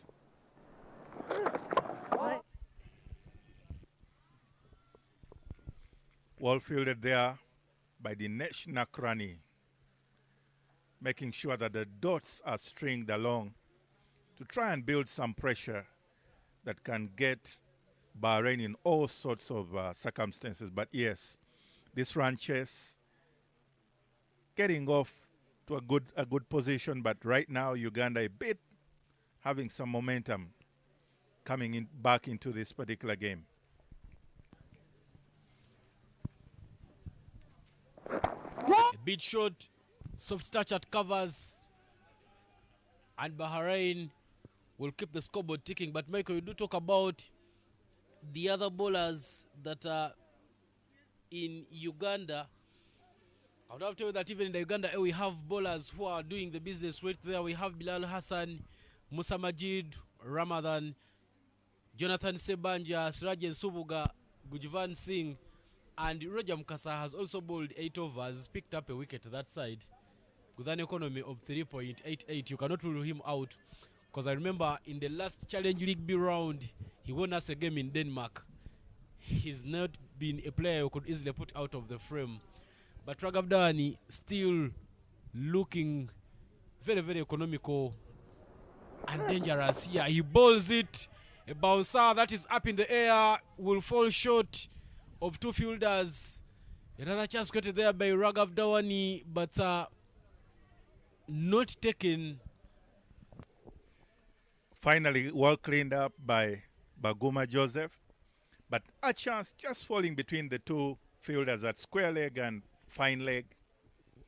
That was very intentional from Raghav Dawani, trying to have the short one. Bouncer to Junaid. I beg your pardon, to Shabazz Bada. It will remain to be seen what thought process Raghav Dawani is going through to try and find another wicket for Team Uganda.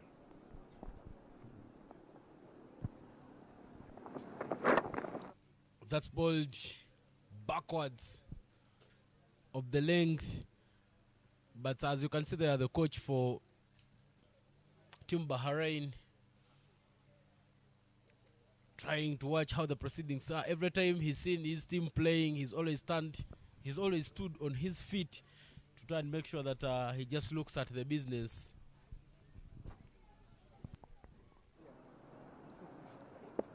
Quite a tense moment. Thoughtful, pensive reflections there. As Raghav Dawani tries to make sure that he can chance another wicket for Uganda.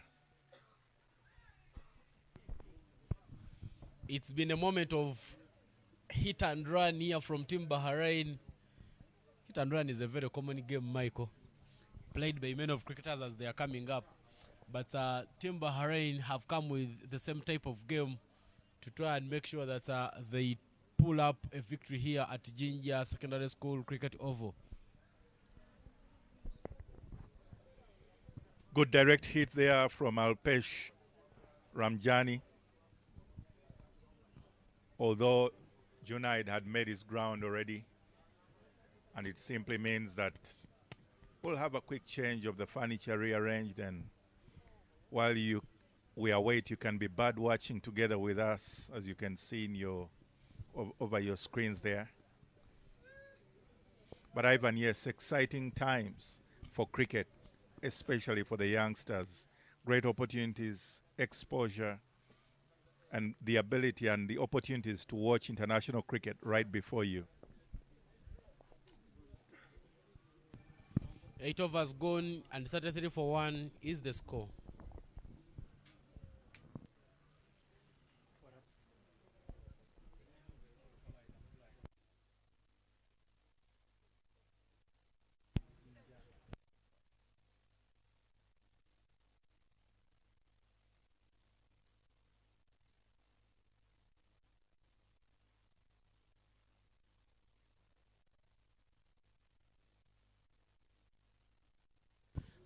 Uganda will take a change in the bowling attack. That is the replay of that direct hit there from Alpeshram Jani, which didn't pay any dividends. But the new bowler there coming in for Team Uganda will be Kenneth Waiswa. Kenneth Waiswa coming in to replace Ivan Baidu from the school end. Both of them both Kenneth and Ivan Baidu born and bred from this very ground. Both of them were coached by Coach Habib Mugalula, and it will be interesting to see how they make a mark in international cricket right here. Great indeed. And what a story. Right here in Ginger. Kenneth Waiswa, fast ball. He's drilled all the way through extra cover for one bounce 4 by Junaid Aziz. Well applauded by his dugout. Junaid Aziz just flashing his blade over the fielders at covers, and he picks up a boundary there for Team Bahrain. Team Bahrain needs only 126 runs from 21.5 overs. If Uganda is to defend from here, they will need to squeeze in dot balls and try and make sure that they put an attacking approach to get quick wickets and keep in the game. Well, that's worked off the pads straight to mid-on. The fielding very nice there from Ivan Baidu, and Kenneth Waiswa manages to recover with the dot ball. Good comeback indeed for Kenneth Waiswa. But surely there has to be a stringing of some good dot balls there. Otherwise, with that run rate that is oscillating between 4 and 5, came in a very interesting position. Kenneth Waiswa looking quite serious and focused on what he has to do. Kenneth Waiswa bowls it a bit full to the pads. Loud appeal, but that will go down to square leg. And the signal there from the umpire will be leg by. Very, very coming there for Team Bahrain. At the moment they need runs, and they don't care how the runs are coming.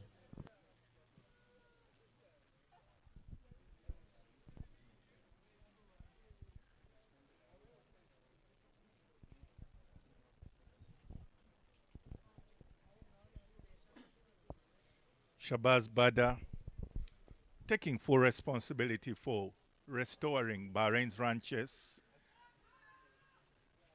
And it will be good to see, especially after the second T20, that Bahrain now wants to recover their, if you would want to call it, their confidence facing Uganda, especially earlier on in the innings, because after that early scare of losing 11 for 3 brought some bit of doubts into the batting echelon of Team Bahrain. But Kenneth Waiswa will not relent. He continues to look for that wicket too. Soft touch and go. I told you it is a hit and run affairs, a direct hit. But the umpire there says that is not out, and Bahrain will scamper very, very quickly there for a a couple. Will be interesting for us to have a look at that replay. But Bahrain has a couple there. You know, Ivan, direct hits are always very close, but I guess the umpire was in a better position. Would be good to see the angle of the square point. Brilliant umpiring there from Eric Wandera. That was not out, but it just gave Bahrain a chance of picking up a double. Right on the money, but right in a very good position to make a judgment. Bahrain will now cross to 40 runs at this moment. 40 for 1 is what they have. Kenneth Waiswa with the last delivery of the over. Balls the pads, and it is flicked down to short fine. There is a man, but Bahrain will take a single.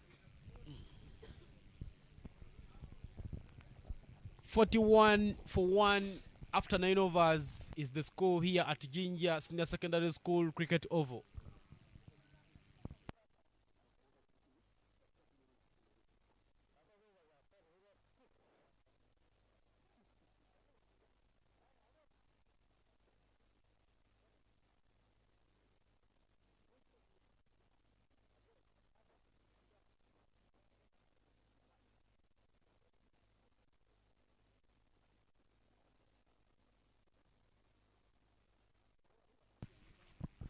The former captain of the side will now be the change in the bowling attack. He will replace Raghav Dawani from the road end. The change that brings Brian Mark Masaba in the bowling attack will also bring a change in the commentary box. Innocent, welcome back. Thank you, mate. Good time to be back. At this same stage here, Uganda had 25 runs for no loss. It tells you how Uganda started like a truck on a hill. Very slow in their approach, very cautious, and they were happy to engage the gears at the back end of the innings. Brian McMassa being introduced there, umpire Eric Wandera having a chat with the 30, some reservations. Whatever it is, we can hardly tell from here, but tells you today Bahrain have got a mixed bag of bowlers. People they have not faced throughout the tournament, throughout this series. Brian bowling for the first time. You saw him at the World Cup. He was the history man, picking up Uganda's first ever wicket at the World Cup with leg spin against Afghanistan. And there are a lot of celebrations there in the West Indies as Uganda made their debut. Here is Brian.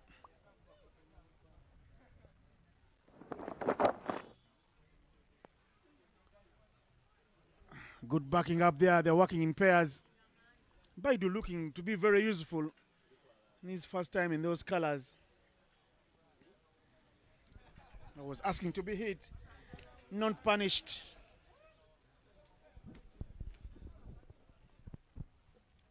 Full and darting away. Those will be wides, freebies for Bahrain.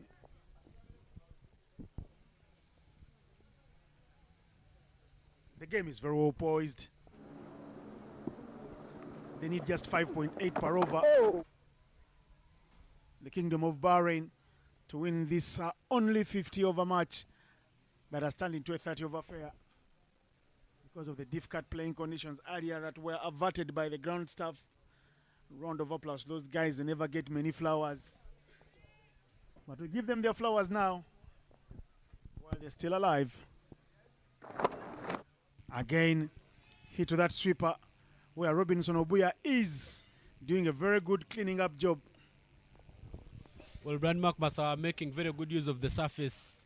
He bowls some good leg spin, but initially he was a pace bowler, a medium pace bowler to be specific.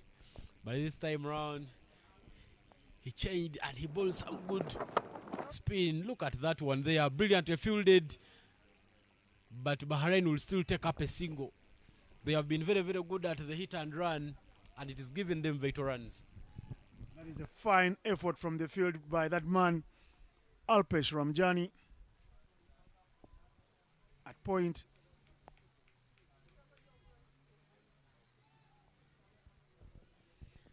Lots of work for Uganda to be done here. The Asian community in Jinja coming through to support. Flight on offer. No chance for a run. Some athleticism being shown by the Ugandans in the field. Brian Masaba's first over goes for just 4 runs. A fine, fine effort. The former captain of the Cricket Cranes will enjoy every moment he gets. Coming back from an injury, of course. And we're done and dusted with 10 overs. The score is 45 for 1.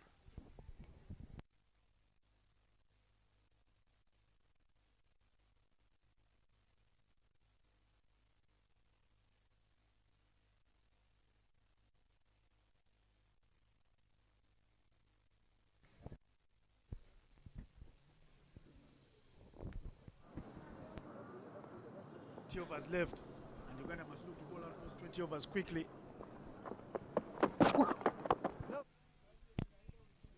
Kenneth Waiswa happy to do anything he's given to do. Every time he's called upon by the skipper. Every day for him is a working day, and he looks to put in the hard yards. Well, his first over went for only 7 runs. But a brilliant start to this one. Clearly he starts it off with a dotty ball. He'll be looking at getting many of those to make sure that he keeps Uganda in the game. Well, that is to the pads and flick down to fine leg. But there is a man. The pick up very nice and the throw very good. And Bahrain will only pick up a single. Pesh Ramjani is the man that cleans up there at the boundary. He's been used sparingly. It tells you that Uganda are not going just for the victory here today. They're also keeping the mystery beat intact, giving Bahrain a whole new set of bowlers for this match thus far. Touch and go. Achelam and Masaba. The combo not producing the gifts, but Achelam has a smile on his face. It's a sign of good things to come. Well, the replay there right there on your screen, just getting on top of the ball. Brand Mark Masaba would be a player who could take a shot at the stumps. He does so, but this time around he just misses the bull's eye. Bahrain has gotten evidence in taking the risky runs. Cramps him for room. Kenneth Waiswa was the vice captain of the Cricket Cranes for a long time, with Masaba at the helm. He lost his form a bit there. He lost that role as well. That role given to Riyazat Ali Shah as vice captain to Brian. And when Masaba said, "I am retiring as a skipper," there was only one candidate, Riyazat Ali Shah. The chase is on from Ivan Baidu. He chases, and they are coming back for the third. They'll get it. That's the man, Ivan Baidu, getting a first taste of what international cricket looks like. He'll remember this day. If he has a diary, he will go down, note it down, and save it in the clouds if he's got an iPhone. And say, remember the day, 31st October, I was with the big boys dancing.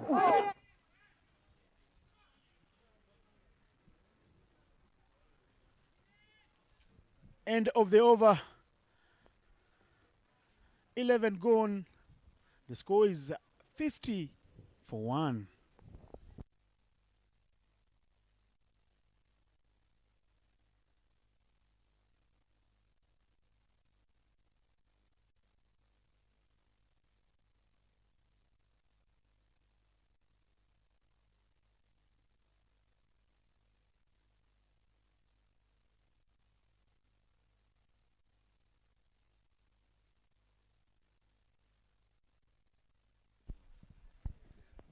The partnership between the two building on here nicely. They have got 28 from 35 Junaid Azim has got 9 from 8, scoring at 50%, whereas Shabazz Badar is moving and striking it along nicely on a runner ball. Yeah. Brian Masaba comes up, bowls a zipper up front. His first over went for 4 runs, but clearly he's gotten turn on that surface. Trying to pour it onto the onside. The ball is, sometimes you shudder to think what goes on in the batsman's mind. The ball is wide offside, off stump, and you're trying to hit it onto the onside. Oh. That is quicker from Brian. Dot ball things. Very, very experienced Brian Mark Masawa. You would expect him to play around the minds of these batters. This time round he gives it air. And there's a run on offer as that man, a local boy who will hopefully turn into a local hero, Robinson Obuya, looking stylish with a headband, stops it for 1.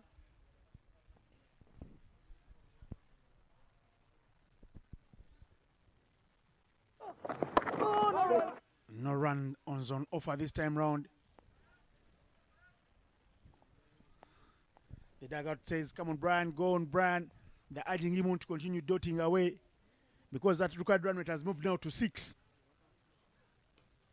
Cut very hard. Will they get a pair of runs? Obuya, there's a fumble in the field. The throw is not good, not up to the standards. Brown will let Robinson Obuya know as much. That man in the frame, falling short of the required standards. And it is the end of the 12th over. The replay for you again there. Cut Obuya runs quickly in time. Sloppiness in the field and a very poor throw from him gives them a couple of runs, and they'll take some much needed water with the scores on 53 for 1 after 12 overs.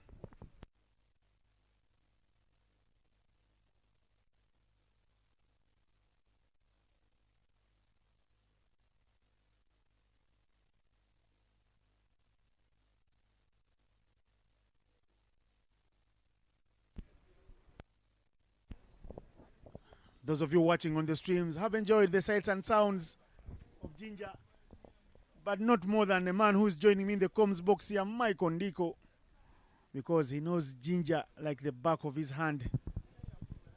And as Ndiko comes into the comms box, there will be a new man to do the bowling change to replace Kenneth Weiser from the school end.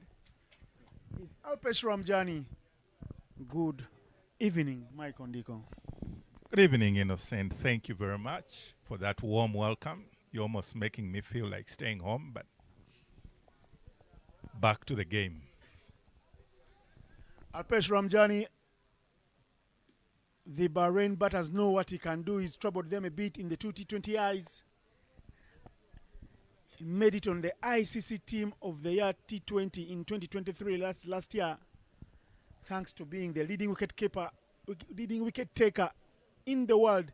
55 wickets to his name last year, and he was the hero as Uganda beat Zimbabwe to qualify for the World Cup. Big appeal, first up. Sharon Atoula, I will say it is going down the leg. That man also, Alpesh Ramjani, not only making it to the Team of the Year, he was among the 4 best cricketers of the year in the world, alongside a guy called Surakumar Yadav of India. Oh, he plays and misses. Chance for Dawan to clean up. And he starts by giving Uganda a few chances there. Amazing cricketer, great bowler, spirited batter, enthusiastic fielder, Alpesh Ramjani. A player you need on your team. I would have loved to watch the replay of that LB shot, but I think the umpire... What a stop. What a fantastic stop from the 12th man of the day coming into field. I don't know for who, but that is the former under-19 captain, Pascal Murungi, born and bred in Fort Portal, Nyakasura boy. Again, Pascal. No, not this time. It is Kenneth Wesso that cleans up at the boundary. But Pascal Murungi was the captain of Uganda as Uganda made a third appearance at the World Cup in 2022 January, just at the time when COVID was relenting. And he scored 2 half centuries at the World Cup, Pascal. Fine player he is. Exciting times for Uganda cricket, because we are talking about all youngsters in their early 20s, 19 years of age, and joined by the likes of Alpesh Ramjani. Quite a combination. Was Pascal coming onto field for Dinesh Nakrani. Hit with power. They'll only get one. Baidu runs round well to clean up. You can see that he's denying the ball pace and more pace. And it's a very good tactic from Alpesh Ramjani, whose first over is very beautiful. It goes for only 3 and pushes that required run rate to 6.2. The score is 56 for 1 after 13.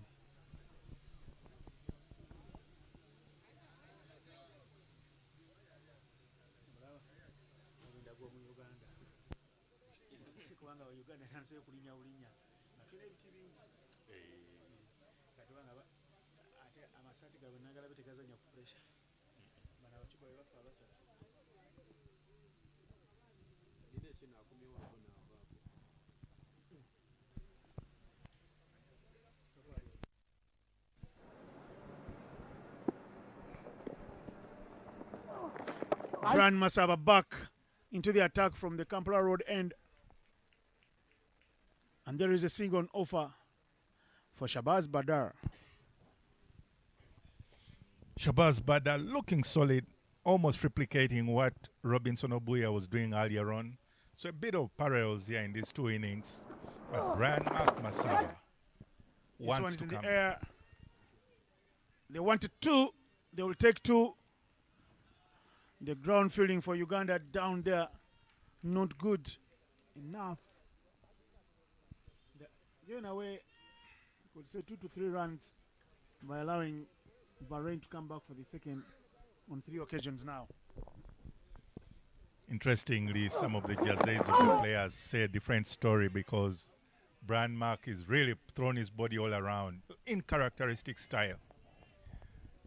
But another knows as here, Obuya looks like to take a break. Would like to visit the physio. Shot number 82, solid batsman. The leading run scorer in this series with 95 runs. Obuya is doing his reputation a lot of good.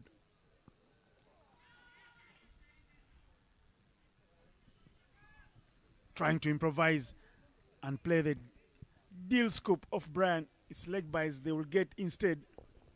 Brian not interested in the appeal for LBW, but yes, quite a tempting proposition there to see if he would fall for it. But he's lucky indeed to get a leg by.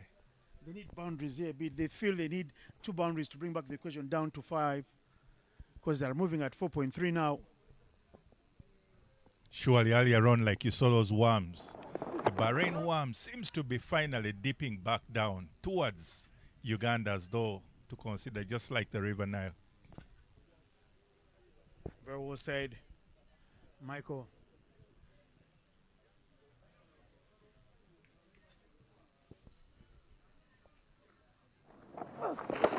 In the air, that is played with intention, and will give them a run they desire.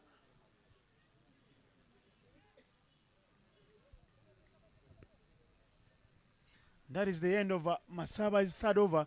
He's going through his overs very quickly. Brian. And the score is 61 for 1 after 14.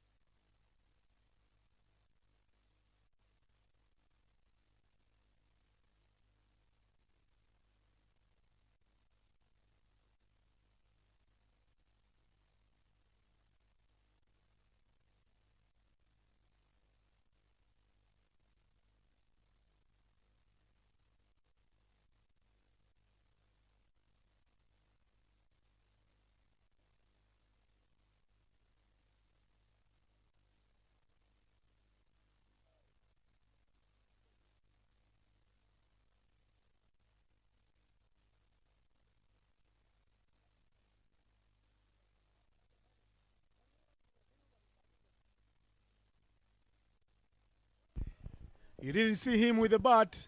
You didn't see him with a lot in this series. The only time he's played, Joseph Baguma has bowled nicely.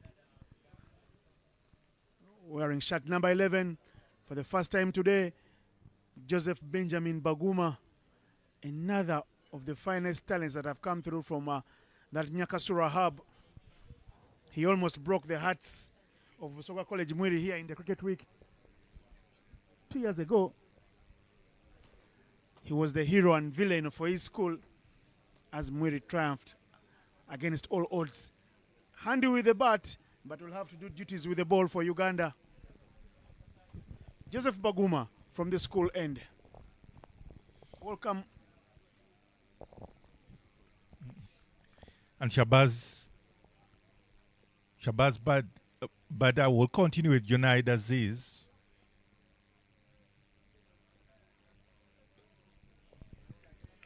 Showing signs there of popping a bit. Looks like he bowls a mixed bag. Raghav Dhawan has to come into the 30.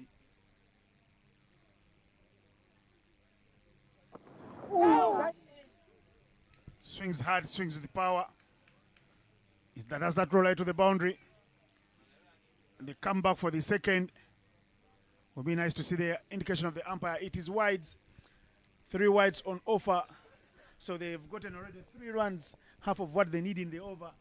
Thanks to Baguma's wide delivery there. Shabazz Bada doing the right thing, playing with the turn. Indeed, he had a big offer there, trying to sweep extravagantly, trying to get the maximum runs.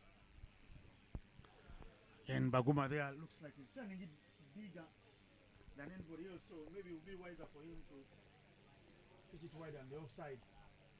Because I'm not seeing anyone, even Alpeshwa Mjani, who turns it a mile, turn it as big as Baguma is doing. Big offer. And there is a misfield, but you don't take on Riyazat Ali Shah and go away with it. They withdraw from the temptation of stealing a quick single. You know, the big turn from Baguma Joseph might just be also his undoing, because the batters right now in Junaid Aziz and Shabazz Bada are trying to just play with the turn, and he will really have now to vary it very well with the length, not bringing it into their arc. The field change there. Ivan Baidu sent to the boundary here, right next to the commentary box at long off.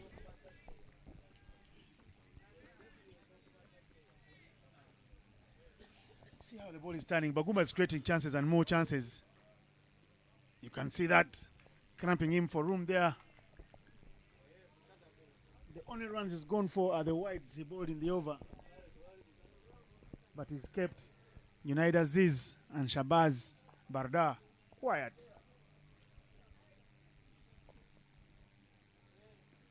Touch and go. You don't want to take a single when you hit it right under the nose of Brian Masaba. It is the end of the 15th. 65 for 1.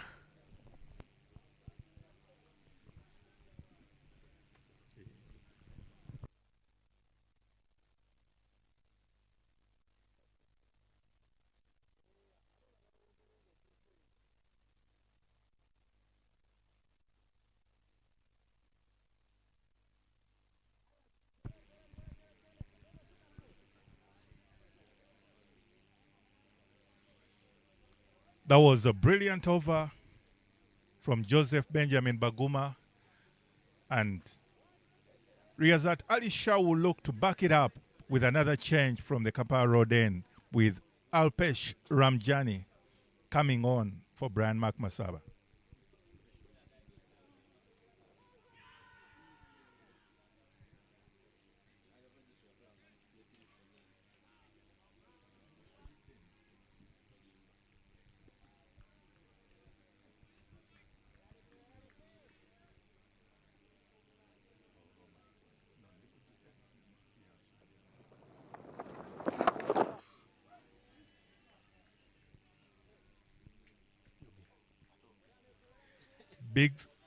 big hit there from Alpesh Ramjani for 6.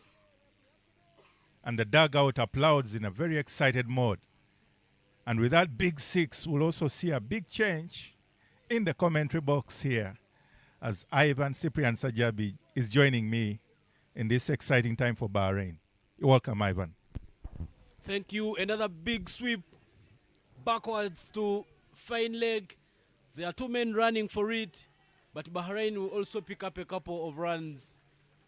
Shabaz Bada, who's been in his first 50 deliveries and scored 34 runs, looks like at this moment he's viewing the ball just at the size of a soccer ball. Look at the big hits coming from him. He shows you that he wants to get the business done right here. Well, that is dropped backwards of the length and played very nicely. A good looking off drive to rotate the strike. Shabaz now in 35 of 51.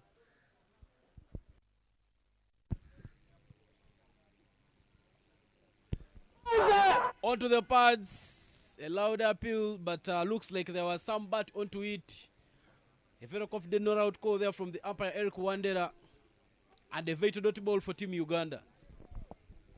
Alpesh Ramjani indeed doing the job for which he's come on to back up with a good performance in the previous over, and while keeping the team Bahrain batters at bay.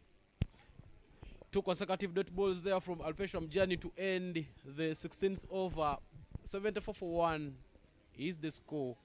Bahrain will need 89 runs from 14 overs if they are to walk away victors in this match.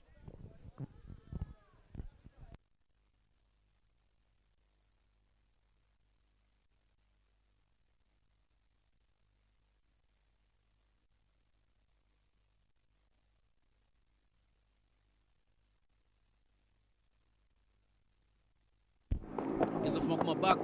A big swing there. Tries to fly up in the area as that Alisha, but that will be another boundary there for Team Bahrain. Shabaz Badar has been the man on fire. Very, very aggressive shots there from him. Clearly Shabaz Badar choosing the time to come to the party, and he has chosen on Baguma Joseph to try and take him on, and while turning around the innings at this point in time. Well, just makes a movement to the offside. Knows Baguma is building some off spins, gets to the ball and aligns his bat just behind it. Shabaz, very, very aggressive at the moment. Another one there onto the pads. Flick down, shot fine. Brilliant fielding, but they're interested in taking 2 runs. They are running very quickly. And in the end, 2 batters are home, safe and dry.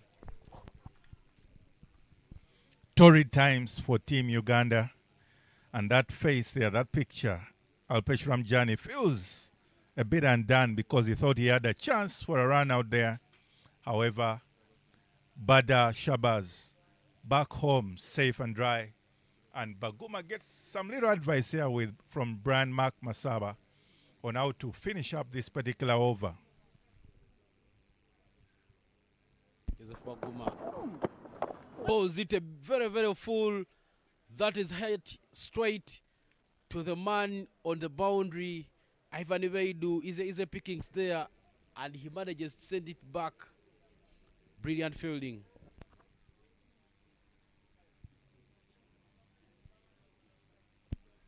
Well, that is picked up very nicely. There is a man running towards it.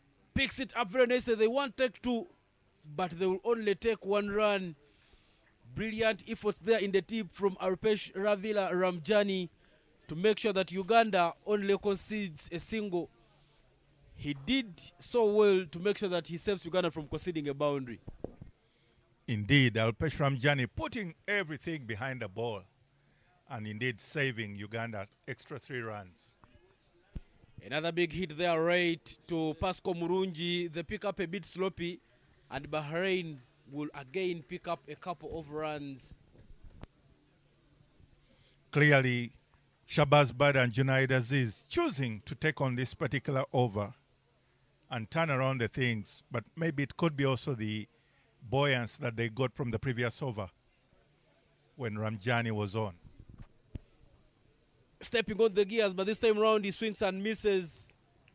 A dot ball there from Joseph Benjamin Baguma.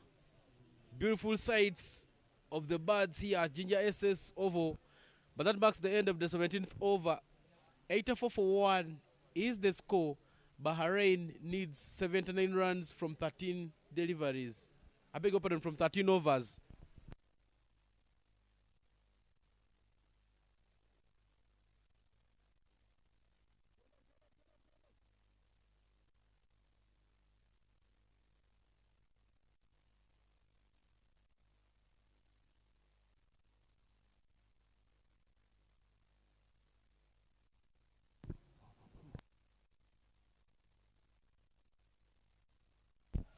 Wicketkeeper batter Shabazz seemingly very, very comfortable in the match. He is just 6 runs shy from scoring a half century. 44 of 56. While Junaid Aziz has 15 of 32. The captain there, Riyazat Ali Shah, having a brief talk there with Alpesh Ramjani as Alpesh comes to bowl the 18th over. A deep breath there by Shabazz Bada, speaking volumes about his intent and resoluteness to go after the bowling of Uganda in such a period of time. But Alpesh Ramjani will know better than to keep them quiet. A good thumbs up there from our friends in the Asian community, wishing Alpesh Ramjani all the best in his quest to pick that wicket breaking the particular partnership. Tries to take a shot to the stumps. Pascal Murungi misses.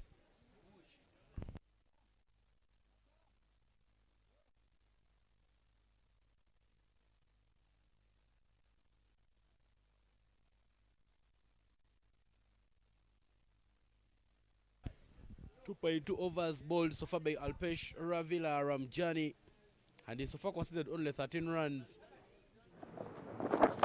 Pulls it backward of length, hit towards gully. Joseph Baguma there with the pickup to make sure that he keeps things sane there for Team Uganda. The man on fire there, Shabazz, on strike. Gets down to one knee, loud appeal. A shout of LBW, but looks like that is not out, as the umpire confirms leg by his squad. Indeed, umpire Eric Wandera there saying it's way outside off stump at the point of impact. But clearly, Shabazz Bada trying everything within his means to make sure that Bahrain are in a much better place. Another nice looking shot there to deep point. And Bahrain will continue milking the runs. Bahrain will now need 75 runs from 12.1 overs if they are to walk away winners in this match. Full to the blade, Apish and taken. Nice reflexes. He jumps like a cat. The captain of the team, Riyazat Ali Shah, to complete a nice catch there at covers. Junaid Aziz will be the man to take a long walk back to the dugout. What a great catch by Captain Riyazat Ali Shah. Totally athletic, right in the groove, and indeed congratulated by each of the players there. Why? Because this particular partnership was beginning to become a thorn in the flesh of cricket cranes. Well, Uganda will need to get hold onto these chances if they are to walk away winners in this match. But look at that replay there right on your screen. It just dropped backwards of the length. But look at that effort there from Riyazat Ali Shah. That jumping, flying up in the sky. Brilliant fielding there from the captain to make sure that he keeps his side in the game.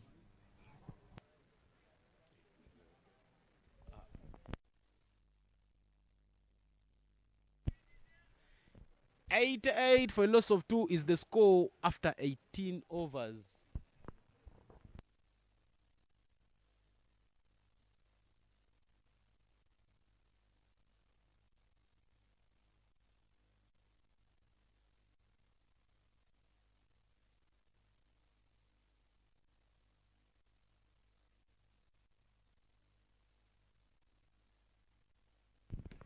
72 balls remaining in this innings, and Bahrain will need a total of 75 runs to win this match. Haider Ali at the back of a half century, and the captain of Bahrain will be the new batter to make his way out of the crease. A change in the commentary box here to bring Innocent Ndaula, and another change in the bowling attack where Brian Mark Masaba is replacing Baguma. Innocent, welcome back. Thank you. I come back at the backdrop of a wicket in the last ball. And look at that good stuff from the man called Fred Achelam. The magic, the combo of Brian Masaba and Fred Achelam bring up and spring up another wicket for Uganda. 2 wickets in 2 balls for Team Uganda. What a stamping. That is a classic glove work. Gifted hands from Fred Achelam. And Uganda have the big hitting Shabazz Badar back in the dugout. 2 experienced players just making a combination to make sure that they get rid of a man who had a strike rate of 74. Badar there falling shy, 6 runs shy of a half century. But look at that one. Sharp turn away, makes his early commitment and quick movement out of his ground. Look at the glove work there from Fred Achelam. Look at this. Very nice piece. No chance whatsoever. Shabazz will have to walk back to the dugout. Brian Masaba, very hard to keep him quiet in a match when he plays. Very hard to keep him out of the scorebook for the right things. He only got 2 runs from the 3 balls he faced. But he comes up with the ball, and look at his turning on the magic. 11 for 1 in 3.1 overs. If you thought this game was advantage Bahrain and you were planning to walk away early for an early dinner or for an early evening out, please stay around, catch the action. Hit hard, hitting the covers. This will race out to the boundary. A boundary against the run of play. Well, a nice looking shot there from the new man. And what a way to get off the mark. A shot of intent and power. Just gets on top of it. Look at that one. Get on top of the ball, hit it, and hit it hard. Past the cover fielder to make sure that that counts in favor of the team. Brilliant looking shot. The camera persons and the commentary box momentarily in trouble with that shot. But Sohail,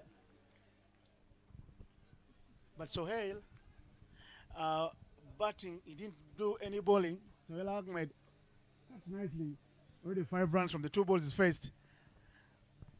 That man always busy. Haider Ali's got something to say to his players, to the umpires. And it's typical of many captains. They are always engaging. And here we look to engage the Ugandan bowlers in high gear. Like when he helped his team recover from 11 for 4. With a beautiful half century. Off the mark things for Mr. Captain. The 2 set batsmen gone. The 2 new batsmen out there in the middle have got to do it all over again.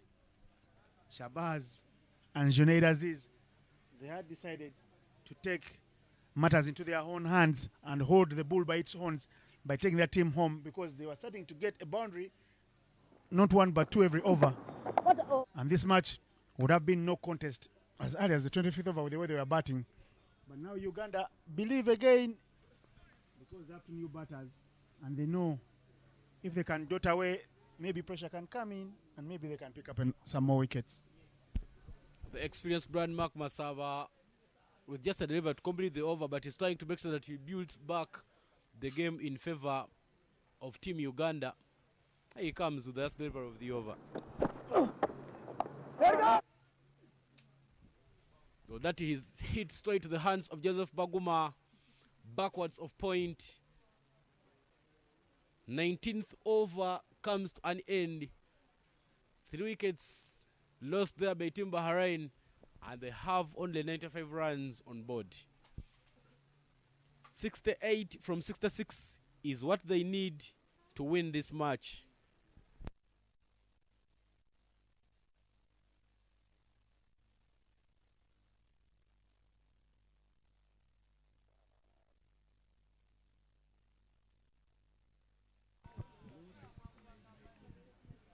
There as you were, the production team here continuing to outdo themselves. If you have flowers, there will not be enough. Buy them a bottle of champagne. Look at the beautiful sights and sounds of Ginger City. If you a local, we used to call it back in the day Stone City. Beaten. Keeper Chelam caught flat-footed there, like Onana in Manchester United. His posts. Yesterday though, Onana was looking nice. Manchester United, a big victory for Ruud van Nistelrooy. A rude awakening for Leicester City there. Conceding 2 goals couldn't be really a very good explanation. It couldn't be put in the same statement as looking nice. But we just feel it for the Manchester United, whose win came after a long time. There's Brian putting his body on the line. You need such players like Brian, guys who have big hearts. Guys throw their bodies around the park. And sometimes they do too much and get injured, and then you lose them for a couple of months.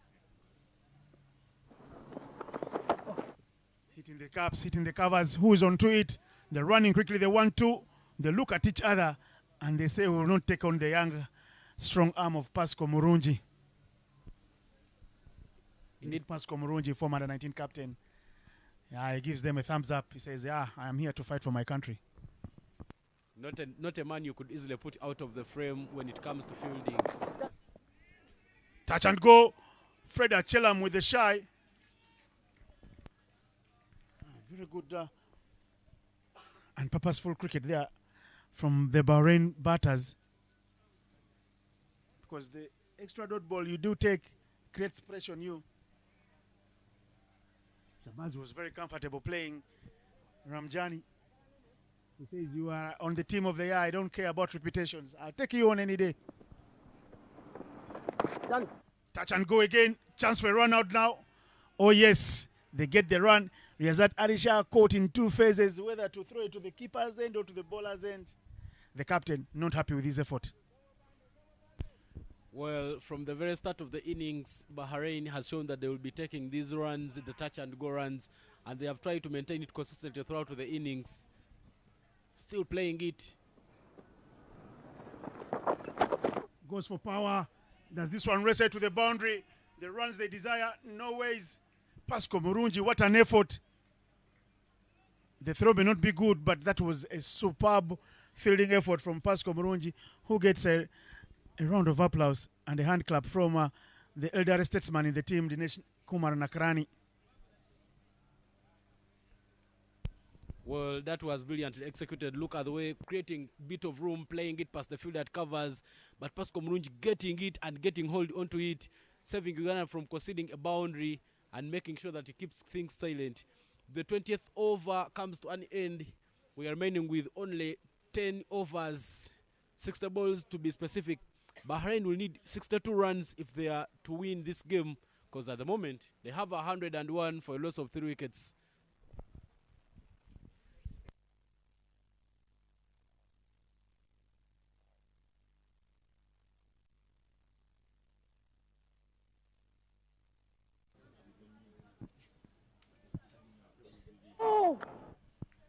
Keeps it out.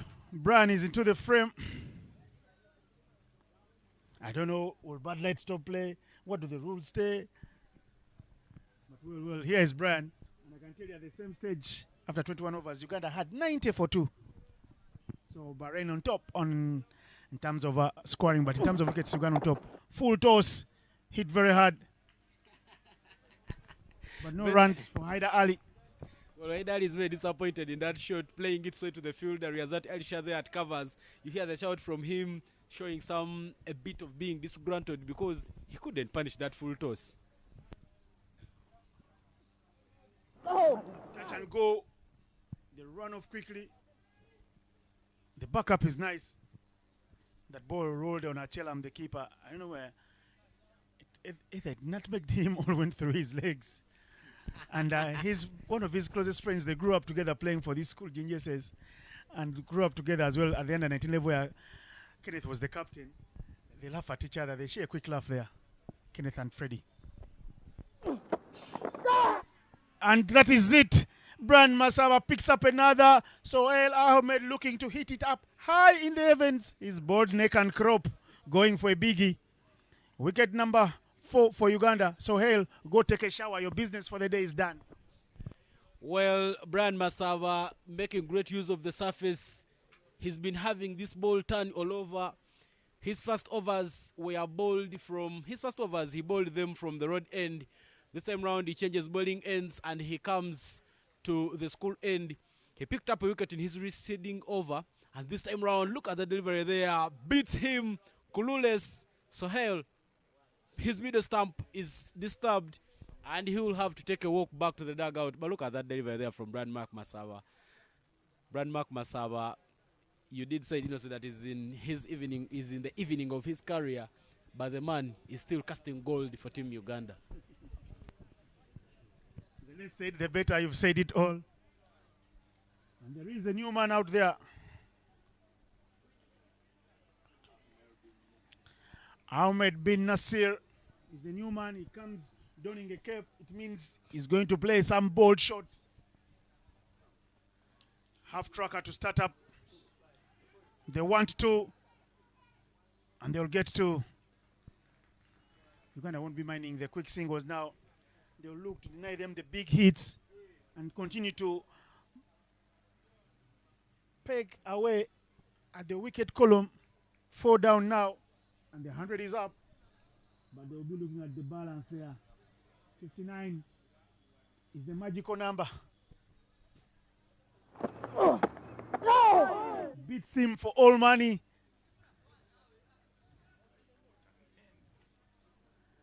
Fine end to Brian Mark Masaba's over. 21 for 2 are the figures for Brian Mark Masaba after 5 overs. And the score is 104 for 4 after 21.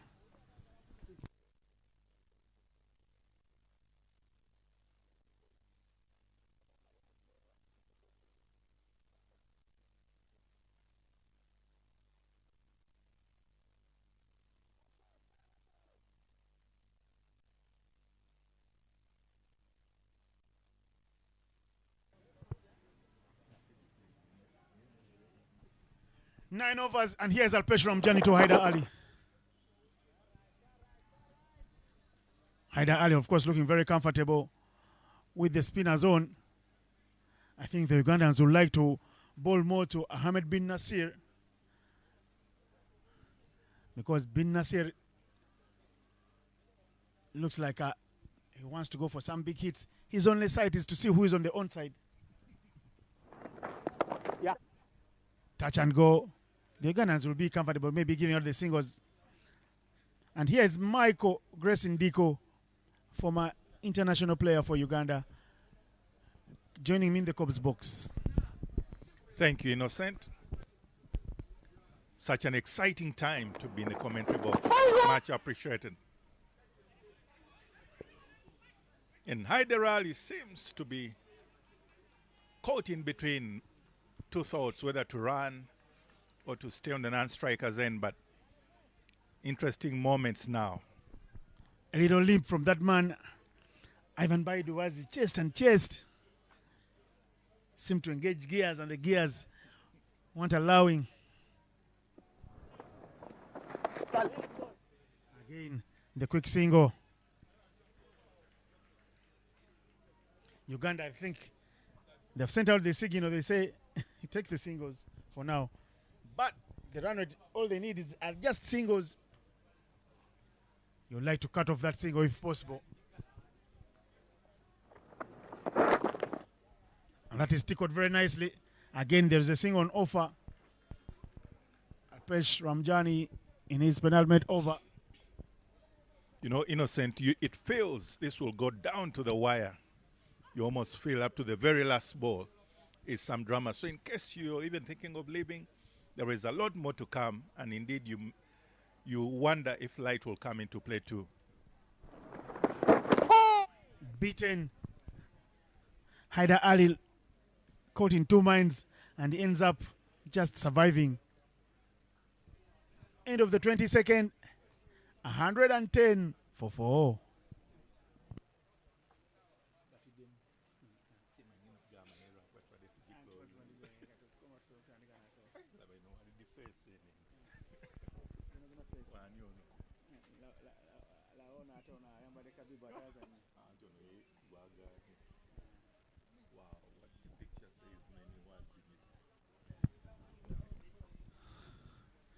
They say a picture paints 1,000 words. The previous frame is one of a dugout donning their thinking caps. And the second frame of the students is another one that is pensive, saying, will Uganda win? Well, it's anyone's game. The game is very well poised. Here's Masaba. Hit to no area. There is no protection there. A boundary on offer. The spectators will do the fielding. Ahmed bin Nasir and Haida Ali. When the grip is wrong for the leg spinners, they're easily tucked away. And look at that. Hit to nowhere was. Nandi Kishore there in the picture, but fielding on the wrong side.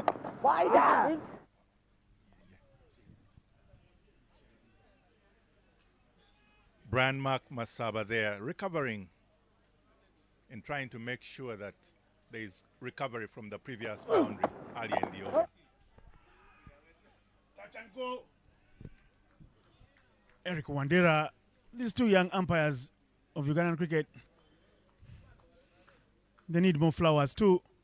They've been very decent, they've been very solid, and they've made the big, bold decisions unwaveringly. Indeed, a great time of umpiring there for Sharon Ahaula and Eric Wandera. Hit hard. Is it in the gap? Raghav Dawani onto it. Throwing is not good from Uganda. Raghav Dawani opened the bowling today for Uganda after he opened the batting. 38 from 56 with the bat. 4 boundaries in his innings. Came up with the ball and got a wicket. Masaba in his last over here.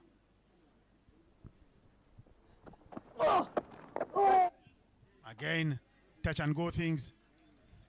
Once they get baton to it, they are eager and anxious to run quickly. A bit of reproof for the dugout that is Team Bahrain in this particular over.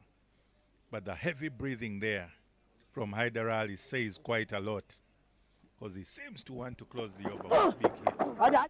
Tickled round the corner again. Another run on offer, yes. Uganda will be thinking no issues, but whichever you look at it, they need a couple of good balls coming through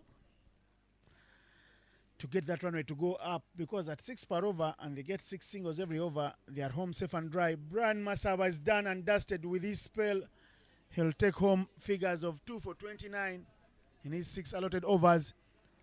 And as that mid-wicket conference goes on with the keeper, Brian, and skipper Riyazat Alisha looking to who to give to the next ball, it is the end of the 23rd over. 118 for 4.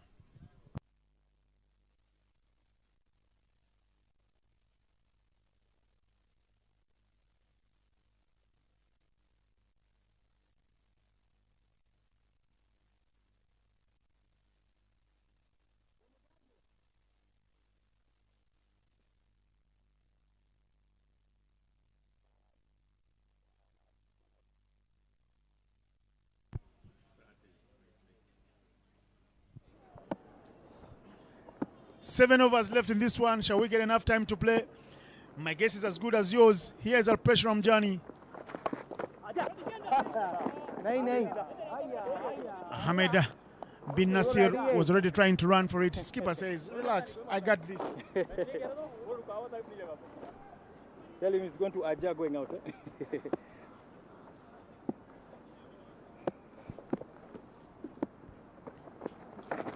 He goes big with a big offer, swinging blindly. That's the price you pay for playing such a shot. Walk away from the crime scene. Haider Ali, please walk away very quickly. You played across the line, and that's the price you pay. Another wicket for Uganda. Alpesh Ramjani strikes. 118 for 5.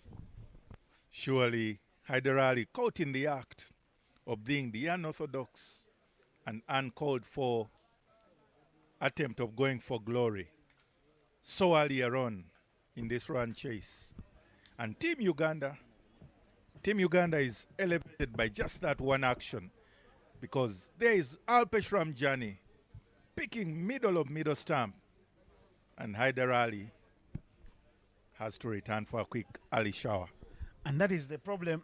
The previous delivery, Haider Ali played it under the nose of Uganda's fielders, and Ahmed bin Nasir asked him to come through for a quick single like they were doing, and Haider Ali gave him a thumbs up, telling him, I am the boss, I'm in charge. And what follows next, he falls, going for biggie. The awareness. Sometimes you pay the price like that. It's called poetic justice. Something's got to give at the end of the day. You lose concentration. All the awareness falls a tad short. So Haider Ali pays the price. 49 to take off for the single previously. He falls. And there's a new man in Imran Javed. Good with the ball. What can he do with the bat? Off the mark immediately. Well, I was just about to be concerned about the light, but it seems Imran Javed Ali is seeing the ball very clearly with that good dark background.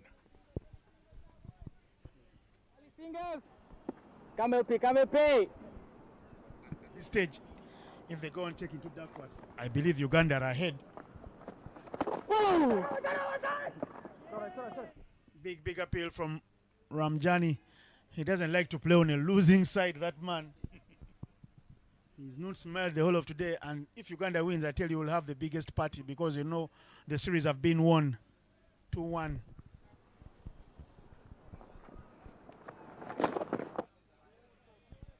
Touch and go again. The dot balls start to come through. Very competitive athlete there in Alpesh Ramjani. And good to see. Good contest between the two teams, and only giving a good expectation things to come next week. Final ball for Alpesh Ramjani. Chance for a run out. It is Srindip Mangela who fields, but Ramjani's shift for the day is done. He gets a little handshake from the skipper, Riazat Alisha. 28 for 2. After 6 overs is what his figures do look like. Umpires having a word.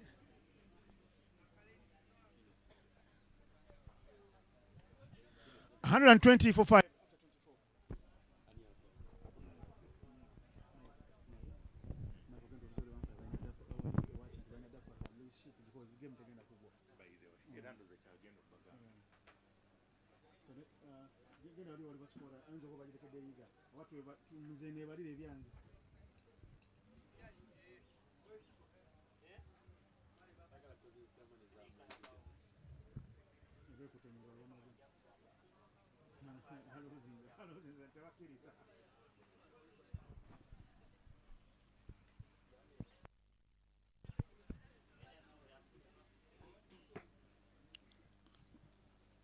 Looks like that will be it for the day. Umpires shaking hands with the players. The third umpire, I beg your pardon, not Michael Chinto. It is Simon Chinto. Michael Chinto is another son of the soil who played gracefully and represented the country. And of course, Bahrain, not very happy there, sharing commiserations with Team Uganda, and the umpires had luck.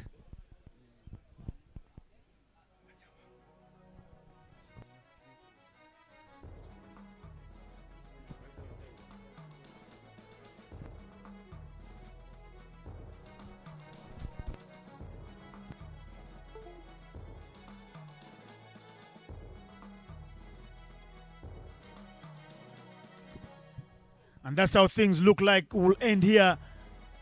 This is Bahrain's innings. Asif Ali right at the top. He fell and hit his own wicket after ball wrapped up his lower body zones from Raghav Dawani. That's the only wicket picked by Raghav Dawani. But Shabazz Badr, 44 from 59, stumped by Fred Achelam of Brand Masawa. And then Junaid Aziz also playing very well. He was holding fort, and there was a beautiful partnership going on in between him and Shabazz Badar. He got 18 from 36. And then Haider Ali scoring 9 from 15 before he got bowled by Alpesh Ramjani, the skipper of the side, Haider Ali, leaving his team with a lot to do at the back end, as looked like he wanted to step on the gas.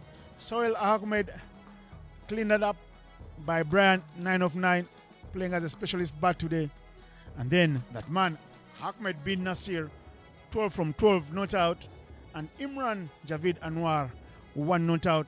Of course, Uganda being very generous with the extras column, 12 given out compared to the 5 that were given to them by Bahrain.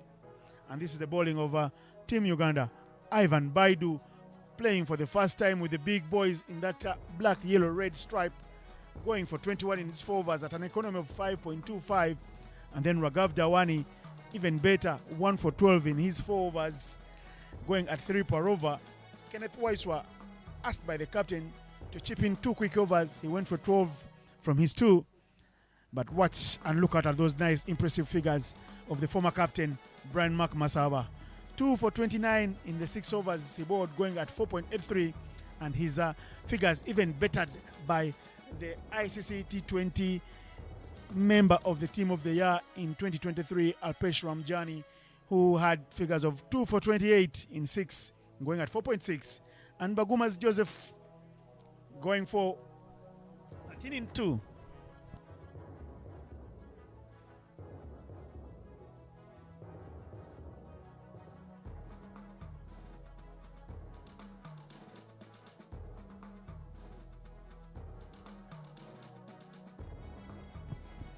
And that's how things look like there. And we'll be giving you the result of this match, because as we wrapped up proceedings, Bahrain needed 43 runs from 6 overs at 7.17.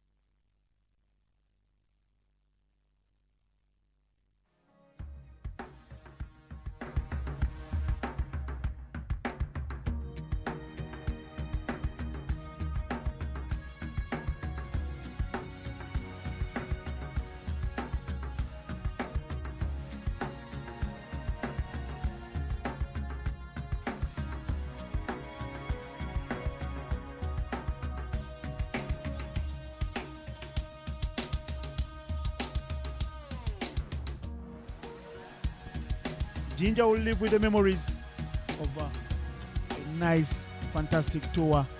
The first ever, a historic one played at their social amenity.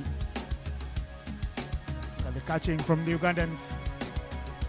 Enjoyed it all. It has been fun to watch. It's been fun for the players involved. And it's been fun to be the guys in the commentary box, watching from the VIP seat and relaying all the images for you and the beautiful storylines of the players. My name is Innocent Daula, and I've had Mike Ondiko Grace and Ivan Cyprian Sajabi in the comms box for this Dafabet and Sports Box production for this historic tour.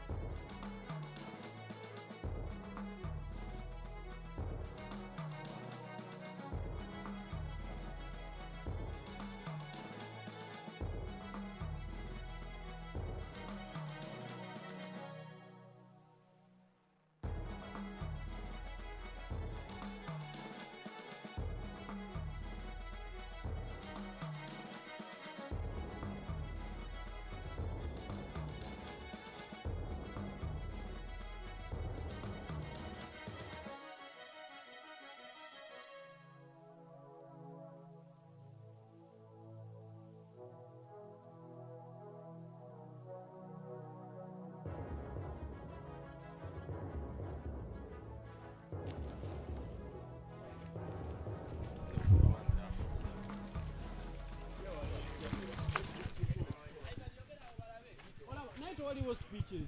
Check microphone.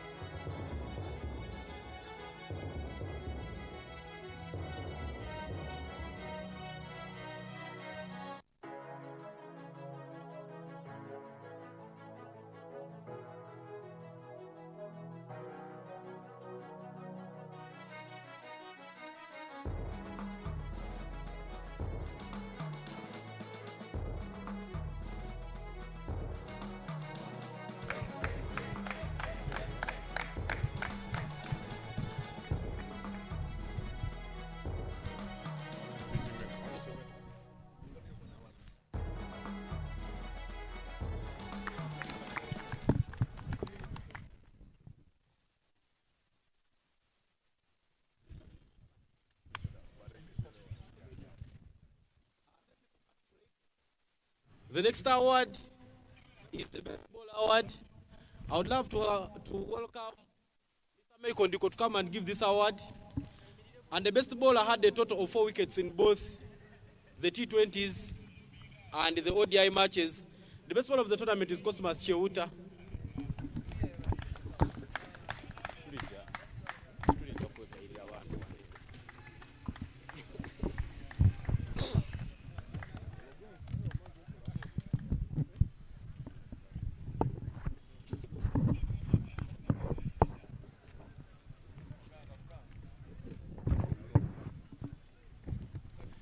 Thank you so much, Mike.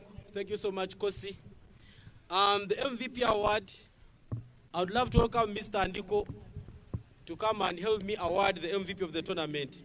The MVP of the tournament completed both the T20s and 50 overs with 3 wickets, and he scored a total of 67 runs. He got a total of 178 points. Haida Ali from Team Bahrain, please come and receive your award. Congratulations. Congratulations indeed. Yes.